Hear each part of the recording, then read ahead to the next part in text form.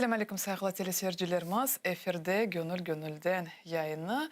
Ve ben sizlerine bugünkü misafirimizni tanış etmegi isteyim. Bu Ukrayna'da Turksit Birleşmesi'nin reisi, Milli Hareketimizin faal iştirakçısı İsmet Ağa Yüksel.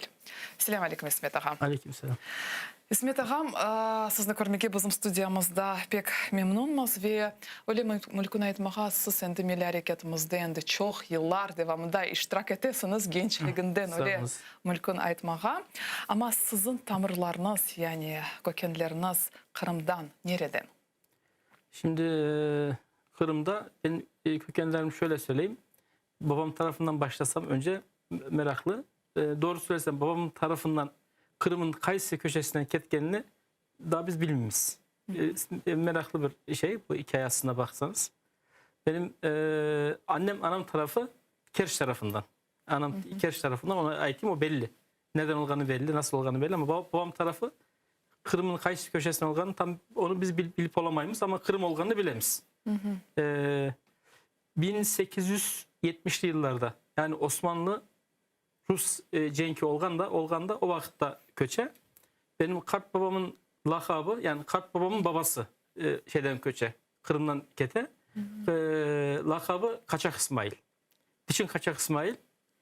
Bu Osmanlı Rus cenki başlayan vakitte Kırım'da bunu Ruslar askerge alırlar. Şeylere karşı. Ben de o da Osmanlı'ya ben Müslümana silah çekmem. Onun için askerlik etmeye istemeyim. Alıp askeri hak ettiler bunu. Son askerler vakitlerde bir Kırım Tatar dostuyla, onu da tam adını şimdi aklıma gelmedi. Bir Kırım Tatar dostuyla birlikte o vakitte bu Rus askerlerinin askeri sıklatları olabilirsiniz. Mermi, bomba koygan vakti. Bir gece vakti bunu patlatıp kaçarlar. Kaçarlar. Ruslar bunun peşine düşer. Yakalasalar alacaklar. Bu işte Kırım'dan köylerde saklana Romanya'ya kadar kele. Romanya'da kala bir müddet. Orada da gerçekten benim kart babam pek yaramaz eken böyle bir öyle bir hareketli bir adam. Orada da Romanya'da da öyle bir kavgalar, kötekler çıkar. Oradan da çıkar Türkiye'ye. Türkiye'de birinci keleler Bursa degen şehirge. Geldiler. Bursa o vakitte karışık Türkiye. Cenk vakti, şeyler vakti, eşkıyalar her bir tarafta. Kart babam yolda doğa. Yani tam kayda doğanı bilmiyor. Yani ama yolda çünkü ben 6 yaşında 7 yaşında olan vakitte kart babam ayta biz diyor kanı yani bilesiniz bu şey vardı. Sığırların çekken kanısı vardı. Tatamla beraber onun içinde biz hatırlayın ben diyor. Aklımda diyor. Yollarda ketemiz diyor. Aylarca yollarda kettik diye. Ne olduğunu bilmiyor musun? Son Bursa'ya geldiler. Bursa'da cenk vakti bir soylarını tapalar. O vakitte Romanya'da evlengen bizim İsmail Kartbaba evlenerken Bursa'ya geldiler. Bursa'da bir soylarında benim Kartbabamın tatasını oraya kaldırar. Çünkü bu kız çocuğu işte yetişkin.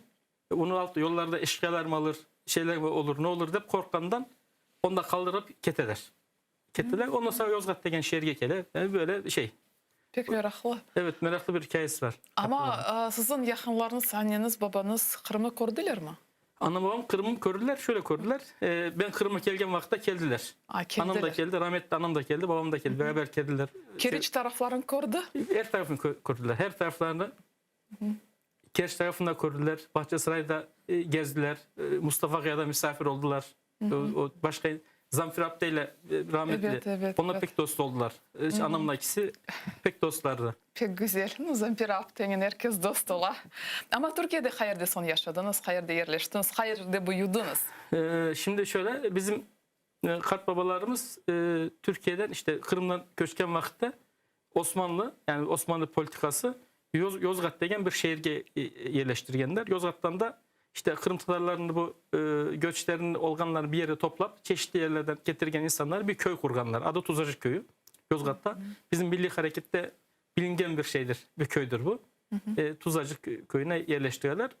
Ondan sonra 1956 yılında Kartbabam ve babam Ankara'ya köçeler. Oradan da Ankara'ya köçeler. Yani şöyle айтmaga mümkün.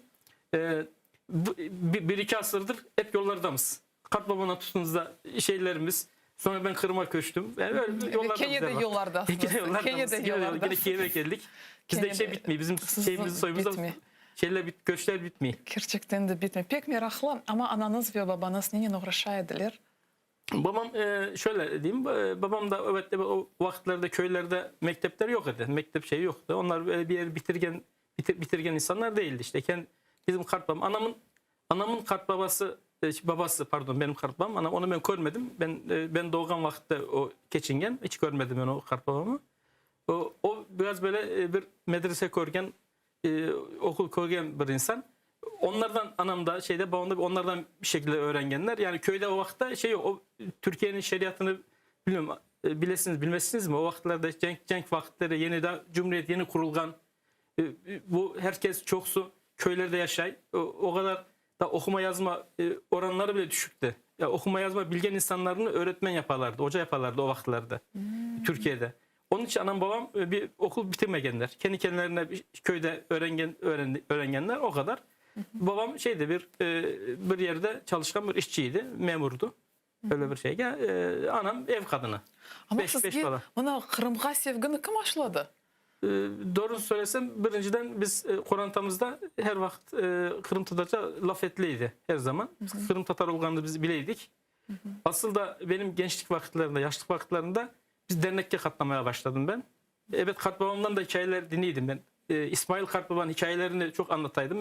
Bir de Koranta'da en meraklı Kırım'a en meraklı insan ben idim. Mesela ağalarım, Tatarlarım o kadar meraklı değildir Kırım meselesine. Ben niçin öyle oldu bilmiyorum. Ama ben meraklıydım. Yani küçük vakitten meraklıydım. Yani şimdi aslında çok meraklı bir şey bu. Bir şey var. Benim asıl Kırım'a nasıl gelgenim, nasıl böyle bir olganım bilirsiniz bu. Bizim evimizde Emel Jurnali keleydi. Evet böyle. Emel Jurnali keleydi. O her Korantaga verilgen bir dernek jurnalde. Biz bunları alırdım. Hep yazılar. Balalık vaktinde asıl yani biz meraklı bir şey yok. Çizgi roman yok. Bir şey değil, resim yok, fotoğraf yok ama yazılar. Hepsi karıştıraydım kelgen vakitte. Kırım orada Kırım yazaydı. Okumaya tırışaydım bir şekiller. Ama onun üstündeki tarak damga. Benim için en meraklısı oydu. Bir tarak damga. Bu tarak damgada bu 80 öncesi Türkiye'de bir şey var idi. Karışıklık, iç savaş desem şey olmaz.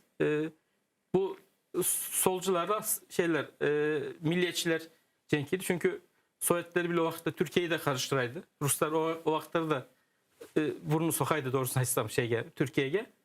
Çok insan her gün sokaklarda insanlar öyleydi gözümüzün önünde. Benim o balalığım vaktinde. Bizim yaşayan yerimiz de Ankara'da bir Kırımtatar mahallesi. Yine Kırımtatarlar bir yere gelgenler, bir mahalle kurganlar. Sağdan soldan gelgenler, Eskişehir'den, Yozgat'tan, Polatlı'dan gelgenler mahalle kurganlar. Ama etrafımız, bizim o köy mahallemiz milliyetçi, daha Türkçü. Etrafımızdakiler de genelde doğulu ve solcular. Yani bu komünist sosyalistke yakın insanlar dedi. Her vakit kavga çıkarırdı. Her vakit. Bizim o zaman balaydık ama bizim ağalarımız, bizden yetişkinler onların biz kavgalarını şeylerini göreydik. O vakitte duvarda bir yazı gördüm. Kırım'a hürriyet. Ve tarak damga. İşte o benim şeyim. Anlaşıldı.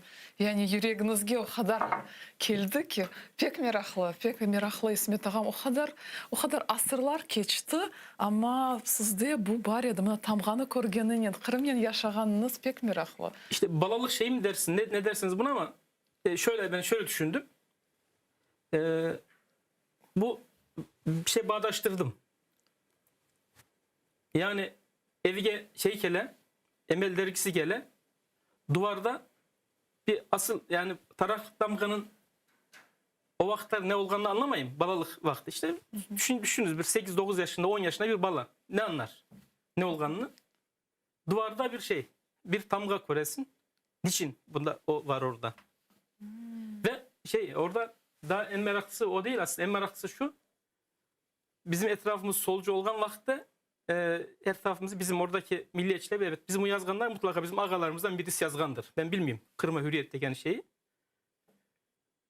Ama oradaki mesele şu, solcular gelip, yani bu komünistler, sosyalistler gelip o taraf damganın üstünü karalganlar. İşte o beni en çok şey yaptı, meraklandırdı. Öyle bir şey işte, yani bu duygulubanlar. Yani çok fazla pek duygulu ikimiz var. duygulanlar. Ama bakınız, mana birinci işgalden son bizim vatandaşlarımızın çoğusu mecbur oldular Kırım'dan çıkmağa. Ve büyük Türkiye'de büyük diasporamız yaşay. Kırım'ını nasıl etip siz yaşatkan ediniz? Mana diasporamız hakkında ne etmeye mümkün? Bugünkü gün mana bizge bakanda biz tez ruslaşıp ketemiz. Yani şimdi şöyle, evet Konata çok önemli. Etkanlık gibi yetişken mühitim çok önemli. Ama bu bakınız 18. asır. 18. asırdan gelgenler. Şöyle, şimdi bizim o köy yine hep şeyden, babamdan, rahmetli babamızdan, anamızdan hep dinledik.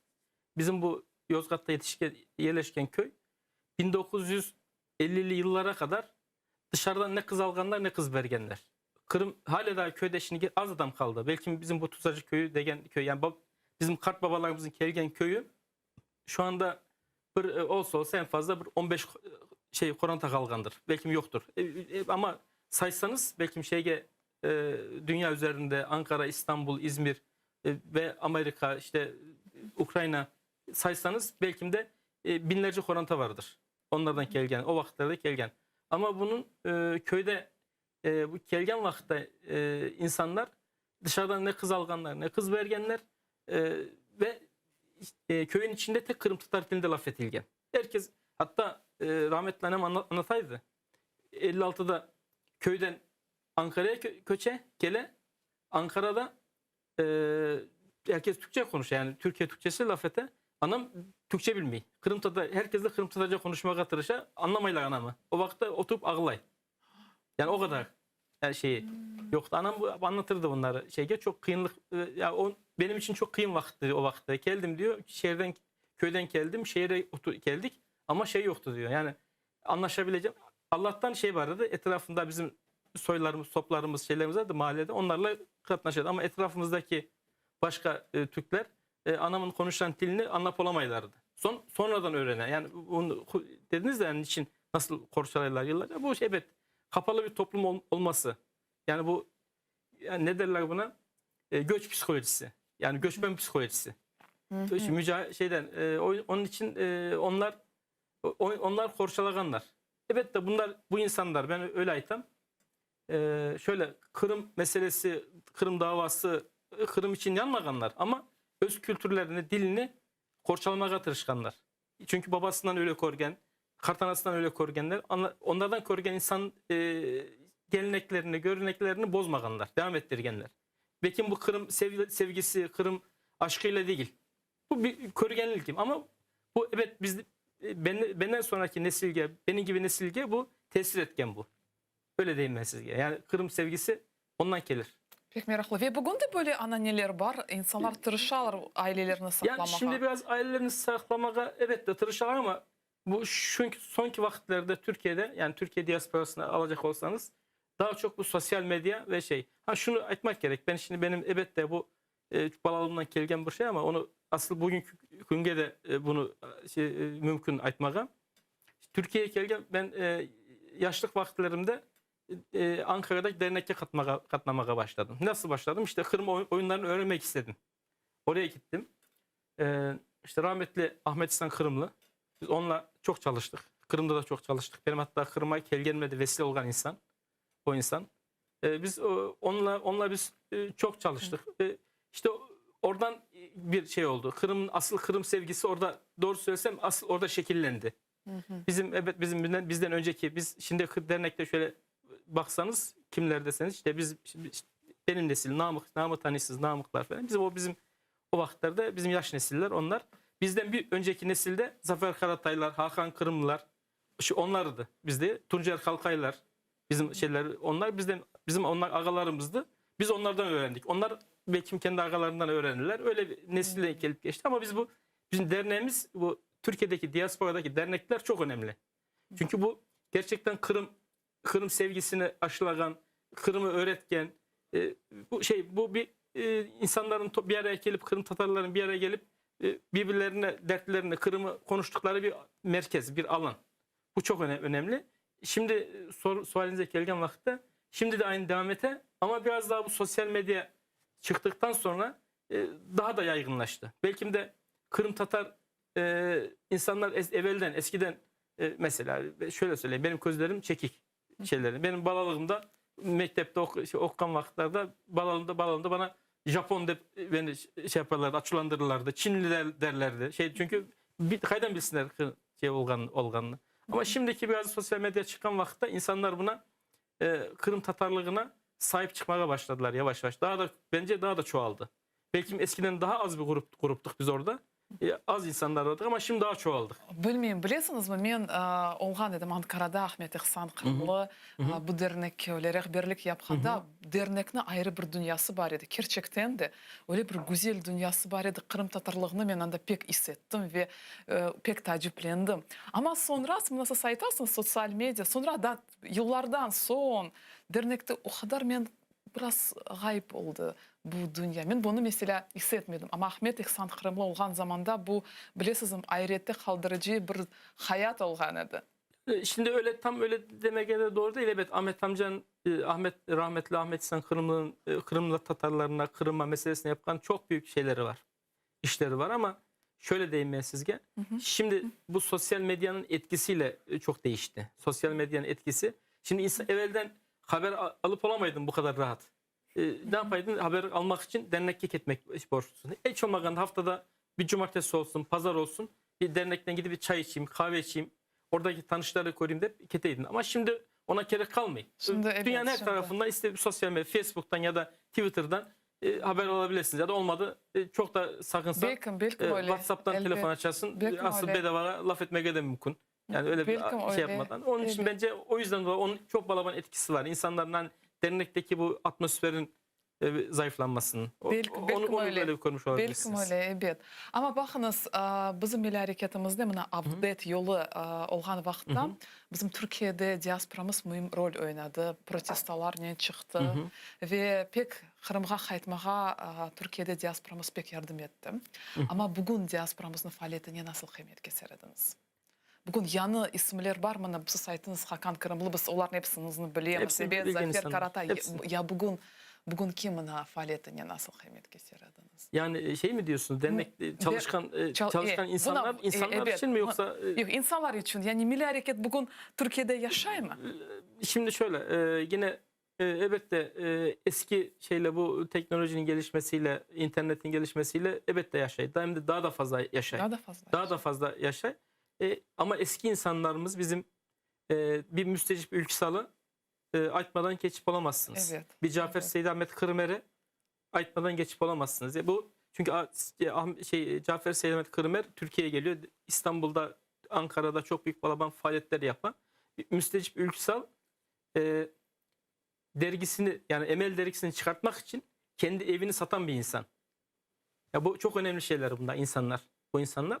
Şimdiki nesil tabii ki ondan çok kıyınlıklar yaşayanlar insanlar. O kıyınlıkta yapabildikleri kadar yapmışlar. Çünkü elinden gelen ne onu yapmış. O kadarlık yapmışlar. Şimdi biraz daha fazla yapılabilir mi? Çok daha şeyler yapılabilir. İmkanlar çok. İnsanlar Kırım meselesinde kendisini Kırım Tatar olarak hisseden insanlar gidebilirler. Mesela bizim çok böyle bir üzüldüğümüz noktalardan bir tanesi Türkiye'de dediğimiz gibi biz ağzımız açılgan vakitte biz 5 milyon Kırım Tatarımız diyemiz. Evet. Ama doğrusunu söylesem yani saysak sağdan saysanız belki 500 kişi, soldan saysanız 500 kişi. Yani bu işte uğraşan insanlar.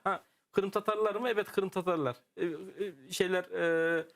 Kart babaları benim gibi Kırım'dan gelgenler mi? Gelgenler.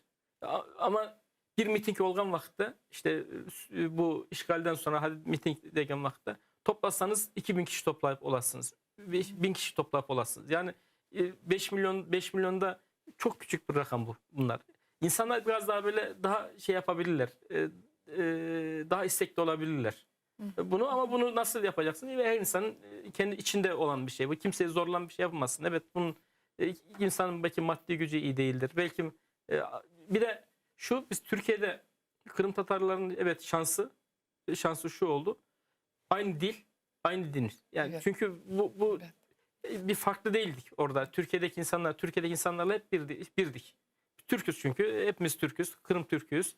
Orada öbür taraftan gelmiş Romanya'dan gelmişler, Bulgaristan'dan gelmişler, Arnavutluk'tan gelmişler, başka yerden gelgenler hep beraber bir Türkiye Cumhuriyeti oluşturulmuş. Çünkü Kurtuluş Savaşı'nda onlarla bizim kart babalarımız da öldü, şehit oldular. Öbür taraftan gittin baktığın zaman başka Adana'dan insanlar da gelgenler orada şehit olganlar. Onun için bu yani toplum şimdiki nesiller Kırım'a daha fazla ilgi duyabilirler mi? Duyabilirler ama maalesef işte bu kadar olabiliyor. Fazla da götüremiyoruz. İleri götüremiyoruz daha fazla da. İsmet ağa, pek meraklı. Ya siz kaçıncı seneye Kırım'a geldiniz? Ben 1995'te Siz şimdi koçtunuz. 95-96'da artık köçtüm. Koçtunuz. Göçmeye karar 95'te ilk verdim. sefer Ama kurdunuz. ilk sefer gelişim benim yanlış hatırlamasam 93 müydü? 93'te geldim ben Kırım'a ilk defa. Birinci geldim. O vakit işte aşık oldum Kırım'a. Öyle mi? Aşk oldunuz Kırım'da. Evet. Türkiye'den geldiniz, aşk oldunuz. Kırım öyle bilesiniz. Ben Özbekistan'da kayıtkanda mağa öyle Sovet bir şiirlerini hatırlatmağa başladı. Ben öyle kasivet etmeye başladım. Ne için Kırım'ız böyle alda? Şimdi 93 ya 94 tam şimdi hatırlayıp olamayacağım 93 diye hatırlayayım ben. Bu Kırım'da ben o vakitlerde hem dernekte hem dernekte gençlik komitesi biz gençlik kolları tarafından organize ettiğimiz gençleri toplayımız. Orada benim soyum olan Ahmet Degen bir dostumuz var, Ahmet Gökdemir. Şimdi onun da kulaklarının içine atalım buradan. Ahmet Gökdemir'le ikimiz dernekte gençleri bir toplamak için üstümüze vazife aldık. Gençleri caydık dernekte. Başka gençler işte gelsinler, Kırım'a meraklansınlar diye. Öyle çalışmalar alıp varaydık. Şu vakitte de aynı bir de Türk Ocakları degen meşhur bilesiniz. Türk Ocakları degen bir dernek var. Türk Ocakları'nın gençlik komitesinde de ben çalışaydım o vakitlerde. Yani hem orada hem burada çalışaydım. O vakitte bizge bir vazife verdiler. Dediler ki biz Türk Dünyası Gençlik Kurultayı yapacakmız. Evet. Birinci sefer. İlk birinci Kırım'da başlandı. O vakitte toplaşlara katıldık. Hatta Kırım'da olganını biz çok istedik. Kırım'da olsun başlasın diye. Onlar dediler ki biz Türk Ocaklarından eğer Kırım'da olacak olsa Ayse dediler oradaki insanların gelmesini, gitmesini, oradaki şeylerin vazifesi siz boynunuza siz alacaksınız dediler. O da bir şey vardı. Çok insanlar vardı dedi. Bizge de dernek olarak yani dernekteki gençlik komitesi olarak bizge de o vazife verdiler. O vesileyle ben hem organize ettim bu işleri hem de birinci sefer Kırım'a geldim. O vaktimiz 15 gündü. 15 günde Kırım'ın her tarafını gezdim. Gezmegen yerimi bırakmadım. Her tarafını gezdim. Ne Kerçin'i bıraktım, ne Sulak, ne Yalta. Ama en meraklısı yine Kırım'da her vakit görüşemiz. Yine bir dostum var. Ta o vakitlerde gelgen vakitte bir dostum, Akim degen bir dostumuz. O vakitte Jugulisi vardı. Jugulisi'yle bizi alıp yürü. Bir Kırım'ı gösterdi bizge. Yalta'ya kırgan vakitte Yalta'da ya diyorum bu Ayu Dağı ben ayttam. Bu olmak gerek. Gelinkaya olmak gerek. Bu Yalta'nın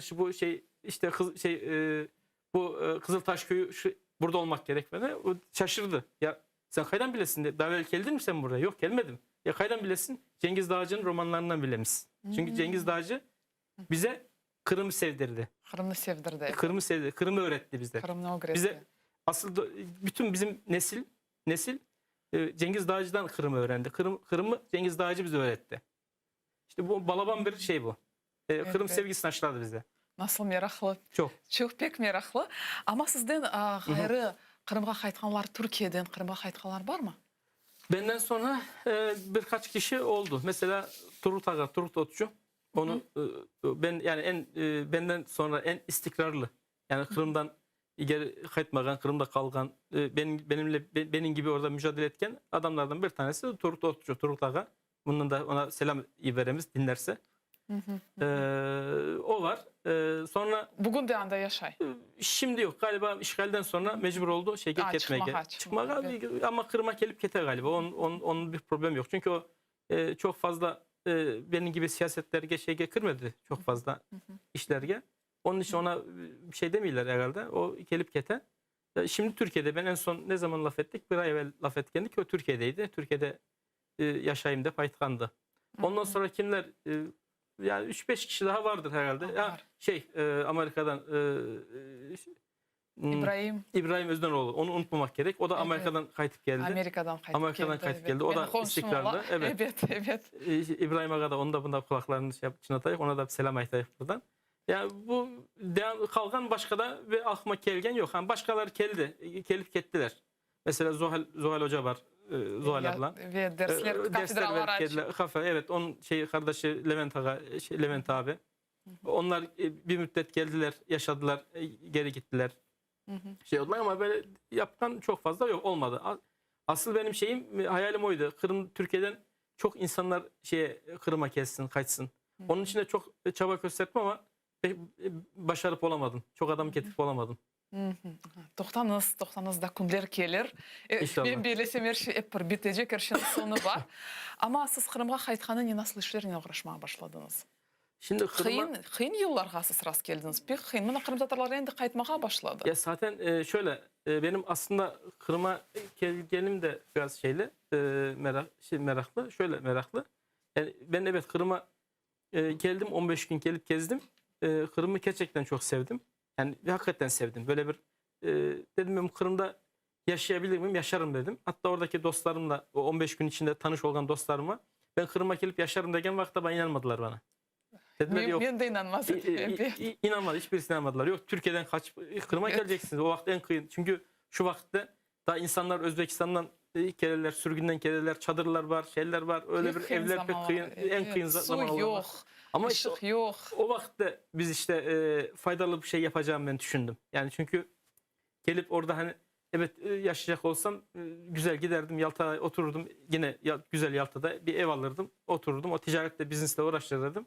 Belki orada yaşardım ama ben öyle değil de biz nasıl faydam olur diye düşündüm. Gelişim de benim çok meraklı. Yani daha doğrusu ilk aklıma düşürken yine Mustafa Aga oldu. Yani 1992 yılında birinci Türkiye'ye gelgen vakitte, o vakitte biz genç. Mustafa Aga'nın gelişi bir hayal gibiydi hepimizge.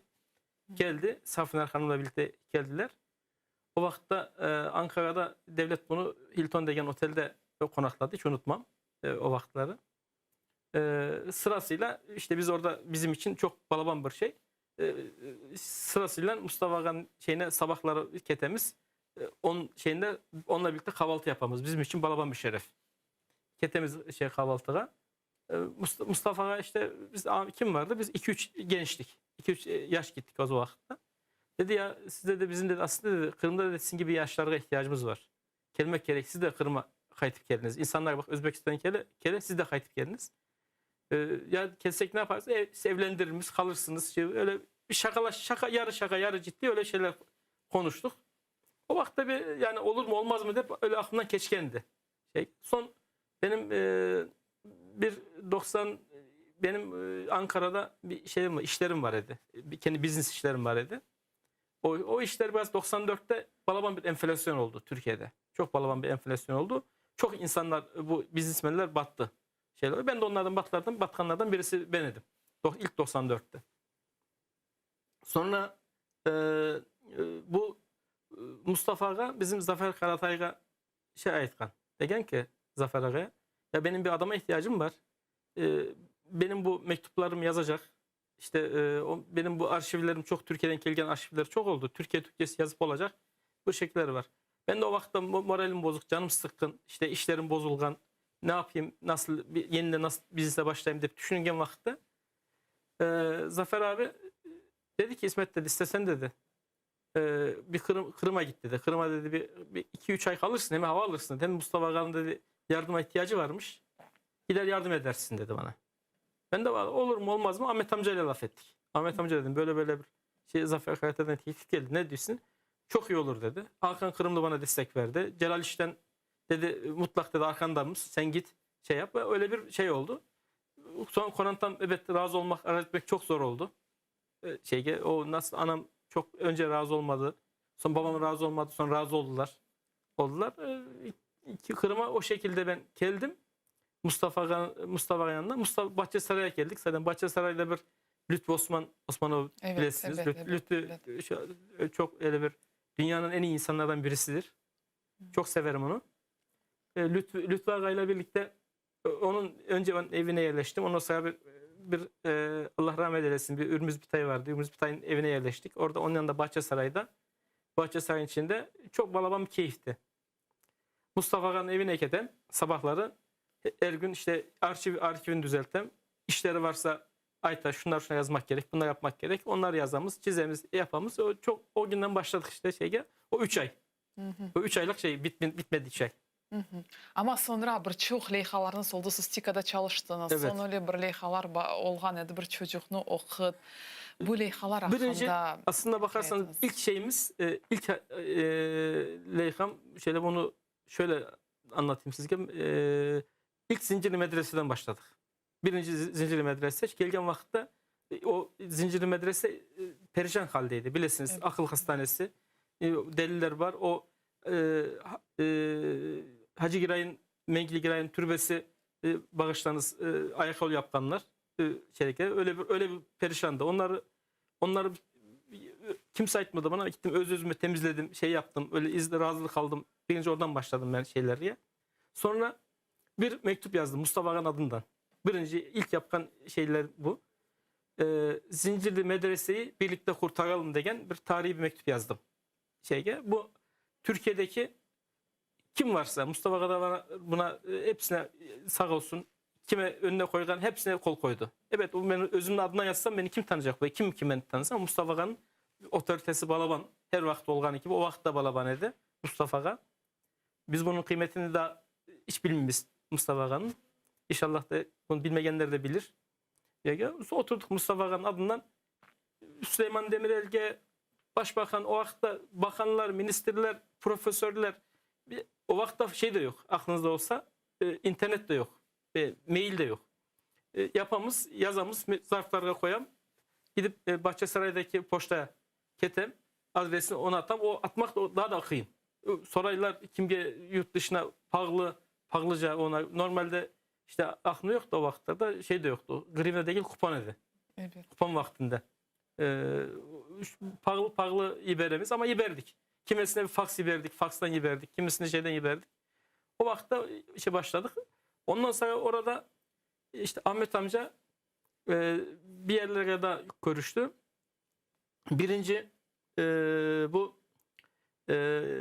Zincir Medrese'yi bilesiniz. Ona kirgen vakitte sağ tarafta Usulü Cedid Mektebi var. Gaspara'dan kalgan Usulü Cedid Mektebi var. Usulü Cedid Mektebi'nin içinde o odalar, bölgenler her bir odada 7-8 tane hasta yataydı. 7-8 hasta. Onları dedik biz bunların ama çatısı şeyle çok yaramay. Mustafa Aga işte oradaki hükümetteki o vakitte Kırım Özek hükümet yetkilileri görüştü. Şey yaptı. Bir şekilde o hastalar oradan çıkartıldı. Ama o çatısı birinci ondan başlamak gerekedi bizge. Ahmet amca o Türkiye'den yardım taptı. Bir şekiller taptı. Ondan sonra biz bunun çatısını aktardık. Değiştirdik. Birinci oradan başladık. Hatta şöyle ben gururla her vakit aytam ben bunu. Zincirli Medrese ilk restorasyona başlayan vakitte ilk başlaganda bunun birinci Bismillah deyip kazmayı ilk ben vurdum. Bismillah diye kazmayı vurdum. Şey oldu öyle benim için bir gurur meselesi o. Ondan sonra işte bu yavaş yavaş da onu değiştirdi. Hükümet yardım etti. Duvarlarını ördüler. Bir şey temizlediler. TİKA restorasyonu yaptı. TİKA restorasyonu yazarken de o vakti ben TİKA'da çalışaydım. TİKA'ya ben bezdirdim çünkü. Artık Zincirli Medrese diye. Herkese onu gösterdim. Herkese ona ayttam. Allah'a çok şükür. Şimdi şu halde. İnşallah bu işgalciler yine bozmazlar. Yine Evet. bozmazlar inşallah. Yani bu ilk başlayan şey bizim bu lehkaydı. Ondan sonra evet daha çok şeyler Ya yapıldı. tahsille bağlı nelerini yapmaya imkanlar oldu? Neyle? Tahsille. Tahsille. Şimdi bir tahsille ilgili milli mektepler elbette. Milli mekteplerin hemen hemen oradaki eski milli mekteplerin müdürleri de çok yakşı çalışaydık. Safira Hanım Allah razı olsun Safira Hanım'la birlikte. Lütfü Osman hep beraber onlar çok şeyler yapaydık. Milli mekteplerin ihtiyaçları çok vardı o vakitlerde. Çok kıyın vakitler. Milli mekteplere derslikler yok idi. Balların üstüne ekecek urbaları yok idi. Sumkaları yok idi. Yani çok şey yok idi. İşte eski Kırım Milli Mektebi'nden tutun, Büyük Onlar'dan tutun. Büyük Onlar'da restorasyonlar, çalışmalar yapıldı. Kimer şeyler yapıldı ama en meraklısı, en önemlisi birinci Milli Mektepler'e nereden başladık? Şeylerge. Lütfü ile o vakitte Lütfü Osman'la beraber en çok benim görgən vakitte gözlerim açılgan, şaşıp kalıp o Sovyetler vaktinden kalgan tuvaletler var idi. Çünkü bizim için Kırım Tatarlar için tuvalet kültürü pek önemli. Çok önemli. Evet milli mekteplere yapkanlar sağ olsunlar. Çünkü o çok kıyınlık vakitlerinden geçtiler. Öyle bir kömürlük yani bir Rusların kullanmagan binalarını bizge vergenler. Bizimkiler de onu gül gibi yapkanlar. Ama içinde kanalizasyon yok, tuvalet yok. Tuvaletlerini azbarın bir köşesine koyganlar. Ballar, keleler, kapılar olmayan tuvaletler. Yani çok affedersiniz bağışlarınız. Sadece teşikler var. Başka bir şekli yok. İlk ondan başladık. Dedik ki bu bir tuvalet ilk başta insanlar, ballar, bizim insanlarımız edebi öğrenmek borçlular.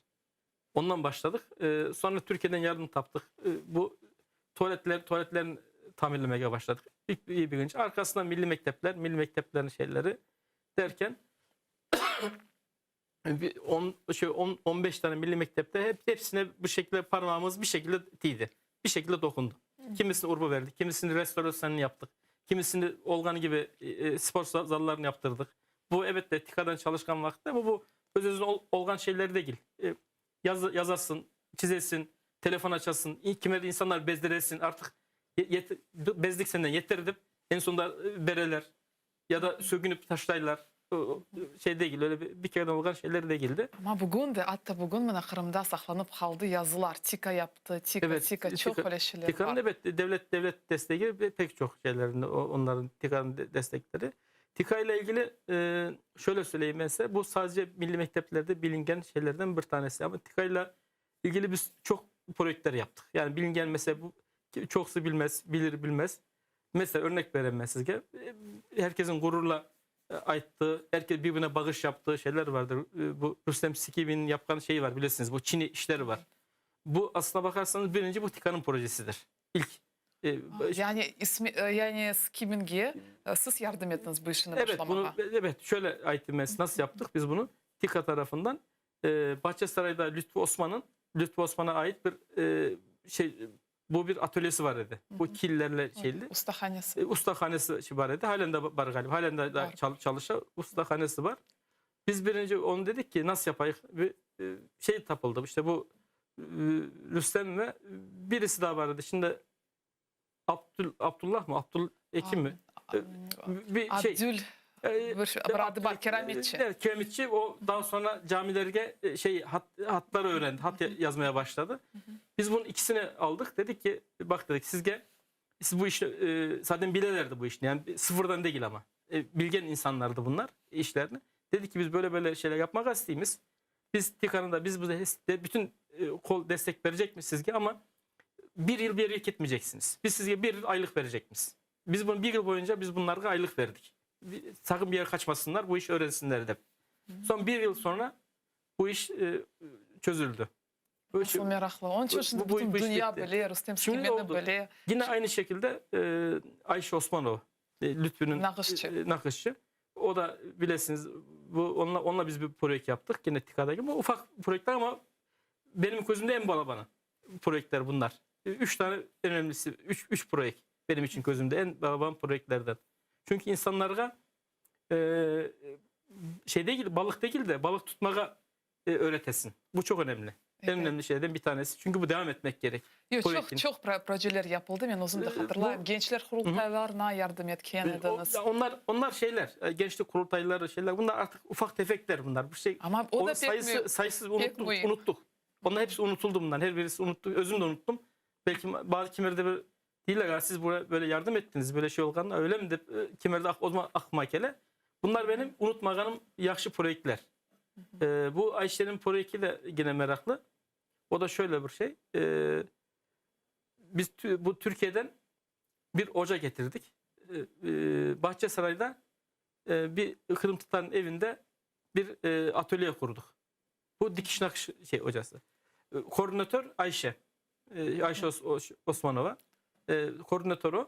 Bahçesaray'dan 10 tane bu işi bilgen insan, onlara da aylıklar verildi. Son bu 10 kişi, her bir öğretilen her 10 kişi Kırım'ın 10 yerine dar katıldı. Ve onlar da 10'ar kişiye yetiştirdiler, öğrettiler bu işte. Ve 2 yıl sonra bütün Yalta'da, Bahçesaray'da, turistik yerlerde artık bu nakış Kur'an kapları, cep telefonları nakışlı yapılgan, fesler, şeyler, onları görmeye başladık. Ve bu birçok insana Korontaga bir etkileri oldu. Halıcılık projesi, halı örmege öğrettik, kilimler öğretildi çok insanlara. Bunlar hepsi şeyler. Demek Kırım'da bu ameli sanatını siz başlattınız. Sizin desteğiniz ile şöyle başlandı. demek, yani böyle bir maktanmaga değil de ama bunun fikirler benden çıktı ya, böyle bir şey olsun deyip işte Ayşe ile beraber oturup böyle Lütfü ile Koronta ile birlikte. Ama pek meraklı, çünkü birçok insanlar bugün zenat kazandılar ve bugün de bu zenatın Yine bir şey daha var. O da çok meraklı ve yine onunla da gurur duyduğumuz bir projektlerden bir tanesi. Çok yapıldı ama bu en önemlisi bunlardan bir tanesi. Bu kuyumculuk projesi, bilirsiniz. Bu kuyumculuk, evet. Altın Aydar Allah rahmet eylesin, Edip Hasanov'un babası. Bu Kırım'da bu işini bilgen bir kişi kalgan o vakitlerde. O da Aydar Usta. Belki var dedi ama bizim dediler ki başka insan ölmek üzere bu şey. Bana öyle bir şey geldi. Oturdum. Aydar Ağa o vakitte Kerş'te oturaydı. Kerş'te. Oturdum, keşkek ettim. Kerş'te Aydar Ağa'yla konuştuk. O vakitte yaramay bir evdi. Pek yaramay bir evde oturaydı. Şu vakitte biz Türkiye'nin yaptığı 1000 konut projesi vardı. Kırım Tatarlarına 1000 tane ev darkataydık. Vereydik. Toplam 1000 ev oldu. Dedik ki Aydar Ağa dedim, sizge eviniz pek yaramay. Sizge dedik Bahçesaray'a ev alsak. Sizge ne dersin dedim, ayttım. O dedi şaka mı yaparsın dedi. Sen ne aytasın dedi. Yok şaka yapmayayım, gerçek aytam dedim. İsterseniz geliniz. Size şeyde alayım size. Olurdu olmazdı. Sonra ama dedim bir şartım var dedim. Biz sizge ev alacak mıyız orada? İsteyen yerinizde ev alayım. Lakin sen elindeki bu kuyumculuk şeyine bir 10 tane balaga öğreteceksin. Razı mısın buna? Dedi siz benim evimi o Bahçesaray'da doğan yerimi alınız dedi. Doğan yerinde mahallemde ev alınız, ben size yaparım dedi onu dedi. Ama dedi bir problem var dedi. Ne problem? Bunun için dedi alet gerek dedi. Şey gerek. Ondan sonra bu gümüş gerek, şey gerek. Onlar nasıl olacak? Onlar da biz akçasını veririz, tika olarak. Karşılarımız dedim. Projekt yaparız. Razı olsanız olur. Sonra yaptık. Lütfü'nün şeyinde, bu ustahanesinde ona bir bölüm verildi. Orada öyle de oldu. Ona evde doğan yerinde değil ama evinde değil ama onun yanında ev aldık. Ev verdik. O da söz vergeni gibi 10 tane balağa kuyumculuk öğretti. Sonra bu da darkalıp gitti. O da yani ölmek üzere olan bir şeyini kurtardık. Bu projektlerle, bunlarla. Pek meraklı. Gerçekten de pek meraklı. Endi biz de bileceğimiz bu leyhalar mnatika sayesinde sizin gayretiniz ile oldu. Ve şimdi siz Ukrayna'da Turksit teşkilatının reisi olasınız. Bu proje ne maksat ile kuruldu? Ve şimdi buna pek az vakit geçti. Nege erişmege imkanlarınız oldu? Şimdi aslında bir şey daha var da bunu Türkçe'de geçmezden evvel. Bir de bizim burada Kırım'da bir çocuk okut kampanyası var. Evet. O da çok şeyli. Yine onu da ayıp geçecek. Ondan sonra belki Türkçe'de geçecek. Elbette. Öyle vaktimiz var herhalde şeyimiz. Var. Vaktimiz var. Şöyle Kırım'da bir çocuk okut kampanyası da yine meraklı bir başlangıçta başlattık. O da tamamen yine benim bir yaptığım, bu TİKA'yla bağlı değil. Tamamen kendi inisiyatifine ve sağ olsun daha sonra Özgür Karahan ve Celal İşten, onların desteğiyle bu işler köteledik. Daha çok adam yardım etti, evet de.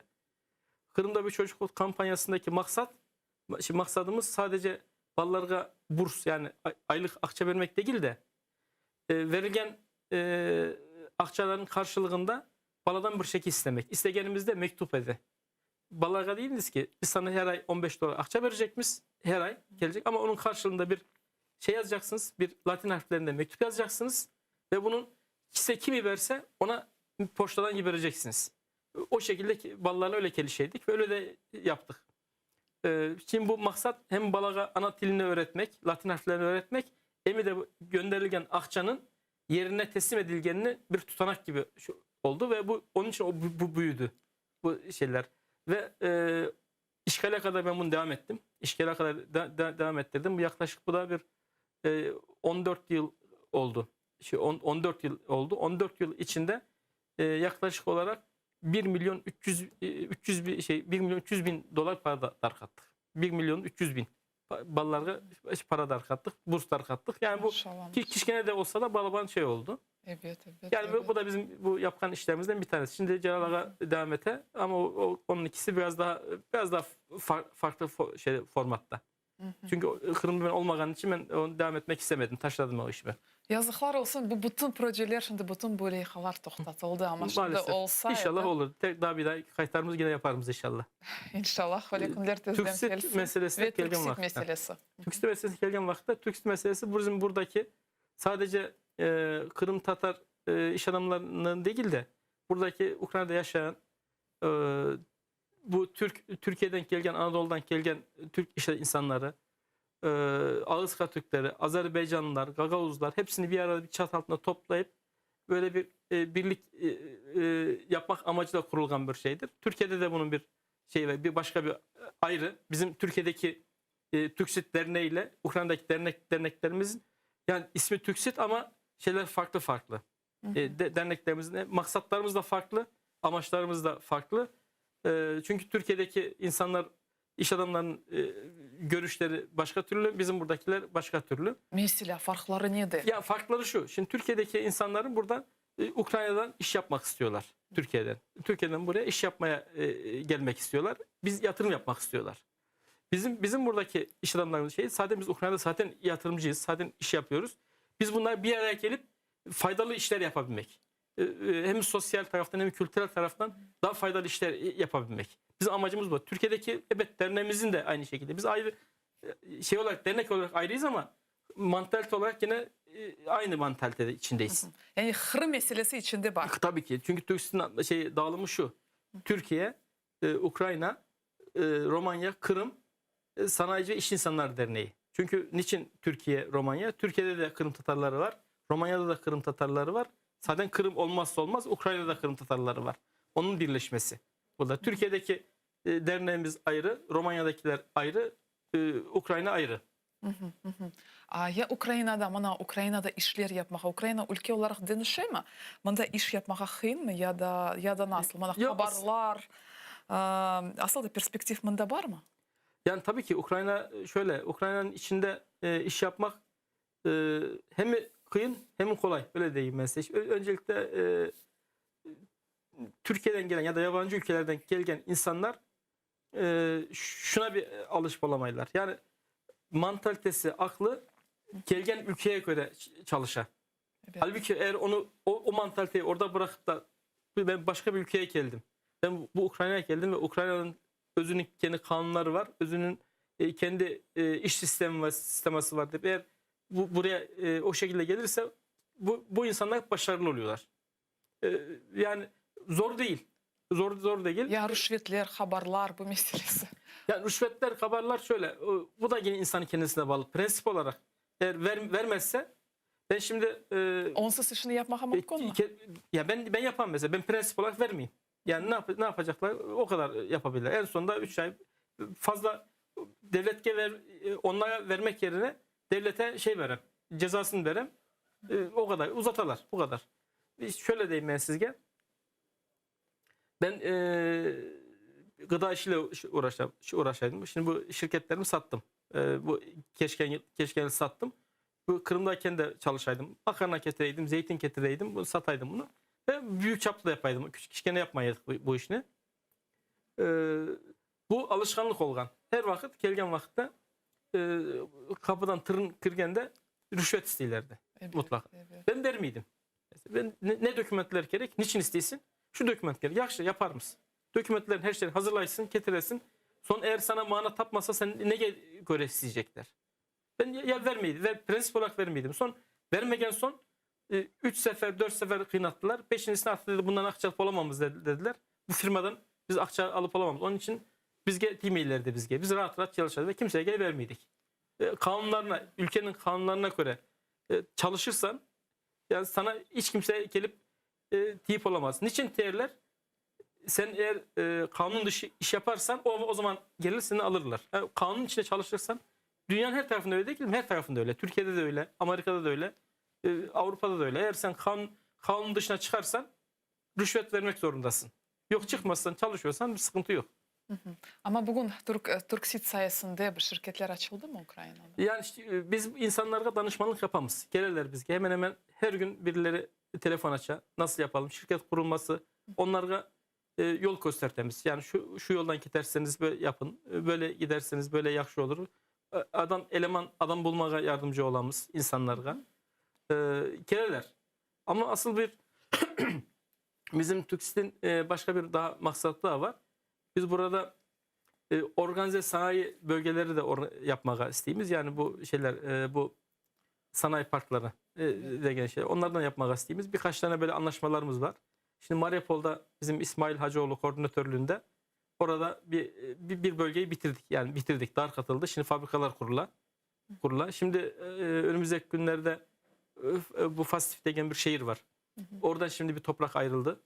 Orada bir çalışmalarımız olacak. İnşallah arkadaşlarla beraber. İşte belki herhalde bir hafta içinde, 10 gün içinde oraya ziyarete gideceğiz. Onu biz daha başka bir projemiz. O Fastif şehriyle Eskişehir Odunpazarı Belediyesi'ni kardeş şehir yapıyoruz şimdi. Onun çalışmasına başladık. Fastif Belediye Başkanı'nı Eskişehir'e gönderdik. 2 gün orada misafir ettiler. O sanayi bölgelerini gezdirdiler. Beğendiler, geldiler. Yani bizim bu yaptığımız dernek işi buna uşagan işler. Yani işte bunu çoğaltmak isteğimiz. Ama Kırım'da bütün işler olsaydı pek faydalı olurdu. Yani çok şey olurdu, çok faydası Pek olurdu. faydaları olurdu. Ama Kırım Tatarlar bana Türksit'in içinde Kırım Tatarlar çok mu? Var. Var. Yani tabii ki. Yani şöyle söyleyeyim, bizim yönetim kurulu, yani bizim bu kurulan şeylerimizin yarısı Kırım Tatarlarında. Ha, güzel. Yarısı Kırım Tatarlarında oluşuyor. Azerbaycanlılar var. Türkiye'den gelen şeyler var. Gagavuzlar var aramızda. Varlar. Yani Ukraynalılar da var. Ukraynalılar da. Biz çünkü kapımız herkese açık. Kimseye yok dememiz. Kim kelse ona kapımızı açamız. İsmet Ağa ve sonki sualim olacak. Bana gelecekte nasıl umutlar besleysiniz? Gelecekte umudum Kırım kayıtması. En balaban Amin. şeyimiz bu. Amin. İnşallah Allah kısmet etse. Çünkü bütün planlarımız, çünkü şöyle aytayım ben sizge. Elmas Hanım, nasıl anlatayım ben size? Şimdi evet, biz Kırım'dan geldik, mecbur olduk. Bizi almadılar, yasakladılar gelgenimizi. Biz burada çalışmalarımızı devam ettiğimiz ama hepsi bir aklımızda, fikrimizde Kırım.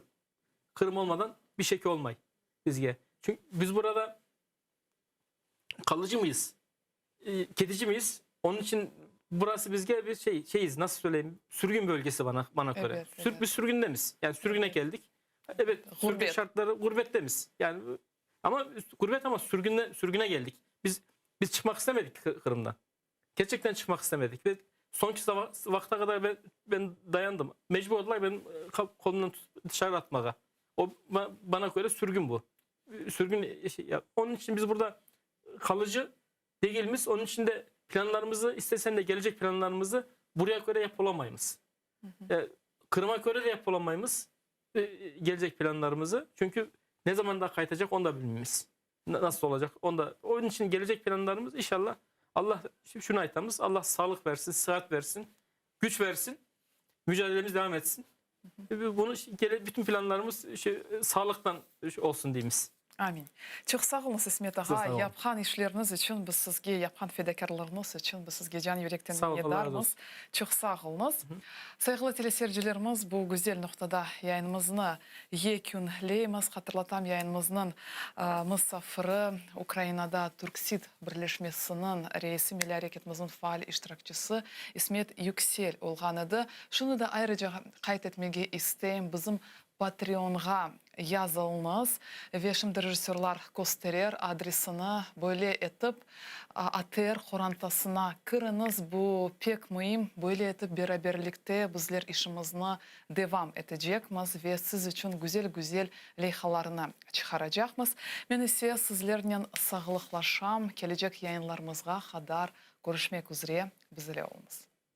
Відтепер телеканал АТР є на Patreon. Patreon – інтернет-платформа, що надає незалежним проектам можливість прямої фінансової підтримки від небайдужих людей за системи підписок. Стати частиною великої родини АТР дуже просто. Крок перший – зайти на сайт patreon.com. Крок другий – у пошукове вікно ввести телеканал АТР. Крок третій – обрати рівень членства. Їх 6. Перший рівень – наречений-наречена – $5 щомісячно. Другий рівень – дядько-тітка. Третій рівень – брат. Четвертий рівень – батьки. П'ятий рівень – бабуся-дідусь. Шостий рівень – ата-предок – $200 щомісячно. Крок четвертий – авторизуватись. Крок п'ятий – переказати кошти. Просимо кожного з вас, де б ви не проживали, чим би ви не займались, долучитися до спільної справи і стати частиною великої родини АТР. Підтримайте нашу спільну боротьбу за повернення Криму.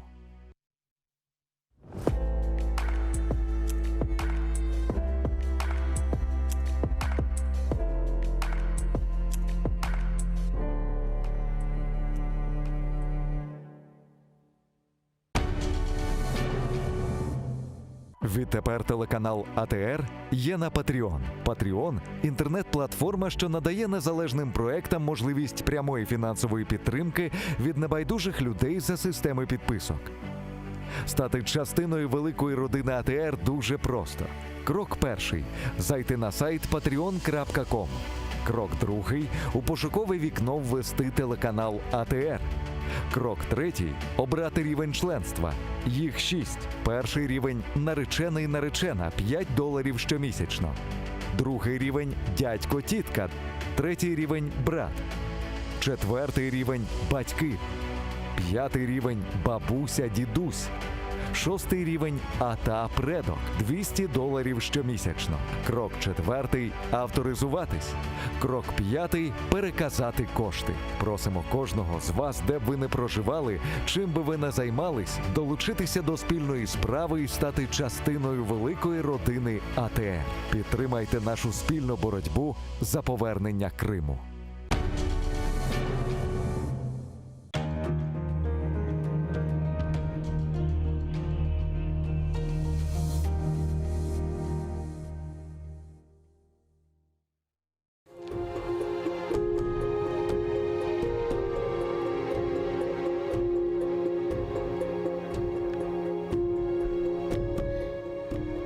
Сем Дефне Еленас мені қабірде.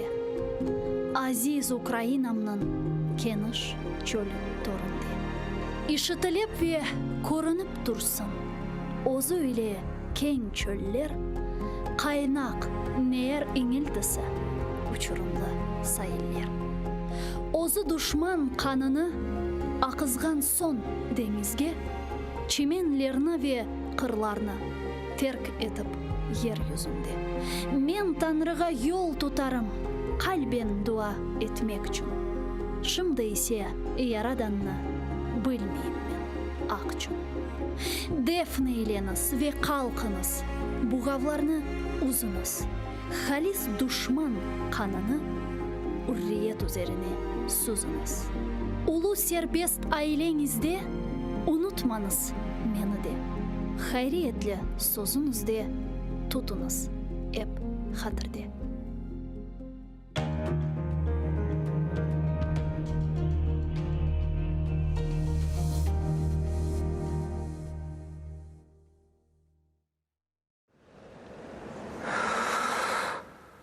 Ишітесіңіз ма? Мен ақта ұмыттыңыз ма?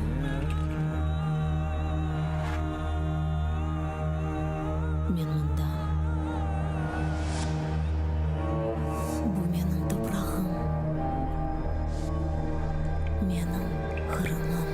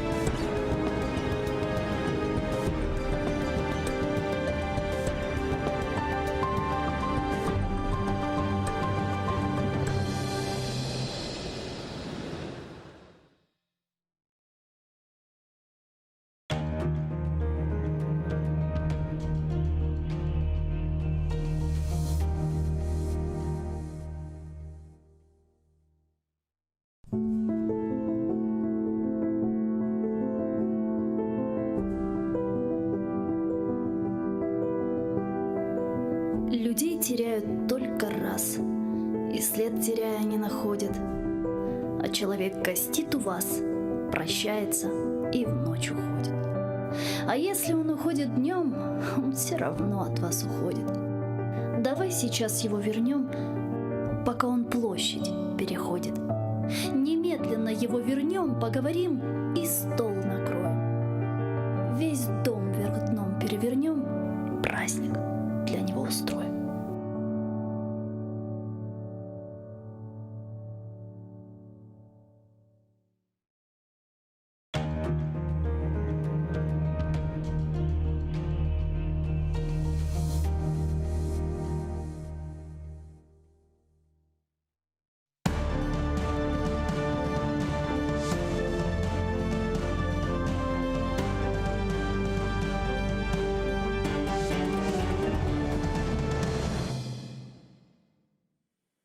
Я приветствую всех зрителей, кто подсоединился к нашему эфиру. Я Роман Спиридонов, и вы смотрите программу «Бугунь». И в ближайшие 2 часа мы будем говорить о самых актуальных и важных темах как для оккупированного Крыма, так и для материковой Украины. Вы можете подписаться и на наш YouTube-канал для того, чтобы просматривать наши программы в удобное для вас время, и подписаться на наш Patreon. Вы сейчас его сможете увидеть на нашем экране, потому что ваша поддержка нам очень нужна для того, чтобы мы могли работать для вас. Начинаем мы наш эфир с нашим гостем. Это Александр Салантай, директор программ практичной политики Института политического образования. Приветствую вас. Приветствую. И начнем мы с темы визита нашего президента Владимира Зеленского в США.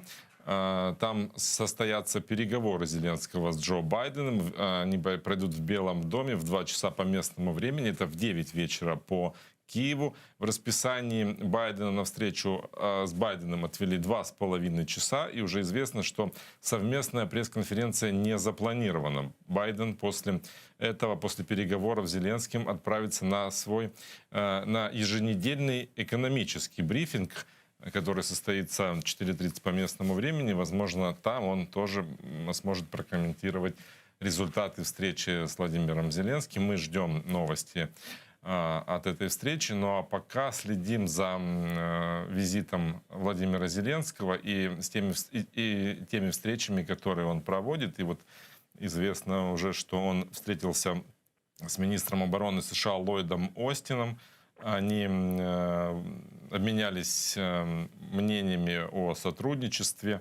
Наш президент выразил соболезнования в связи с гибелью американских военнослужащих во время теракта в Кабуле.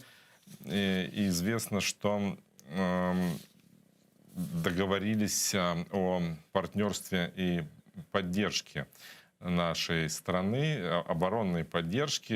Министр обороны США Ллойд Остин подчеркнул, что правительство Соединенных Штатов выделило $60 миллионов в этом году на поддержку нашей армии. Кроме этого, были встречи и с другими представителями американского правительства, были подписаны энергетические соглашения, связанные с инвестициями в строительство атомной энергетики в Украине. Вот об этом мы поговорим с нашим экспертом, с Александром Салантаем, которого я уже представил. Как вы оцениваете вот такой старт переговоров, старт визита Зеленского в США? Я думаю, что эти визиты заполняют паузу, которая возникла из-за того, что Украина и Соединенные Штаты Америки в лицах 2 президентов очередной раз должны были встретиться, увидеться, на этот раз на самом высоком уровне, но встречи переносили. То есть между Украиной и Соединенными Штатами Америки постоянно проходят встречи. Постоянно работают дипломаты. Недавно была Крымская платформа, на которой Соединенные Штаты Америки тоже были представлены, и тоже был министр, только другого направления, не обороны, энергетики, насколько я помню. Но постоянно идет какое-то сотрудничество. Но вот такая встреча на очень высоком уровне, она очень давно готовилась, она очень важна. В Украине президент 2,5 года, новый, в Соединенных Штатах Америки еще меньше. хотя оба ну, как бы, ну, хоть и новые как бы президенты, но можно сказать, что Байден занимается политикой по поводу Украины больше, чем Зеленский занимается в Украине вообще всей политикой.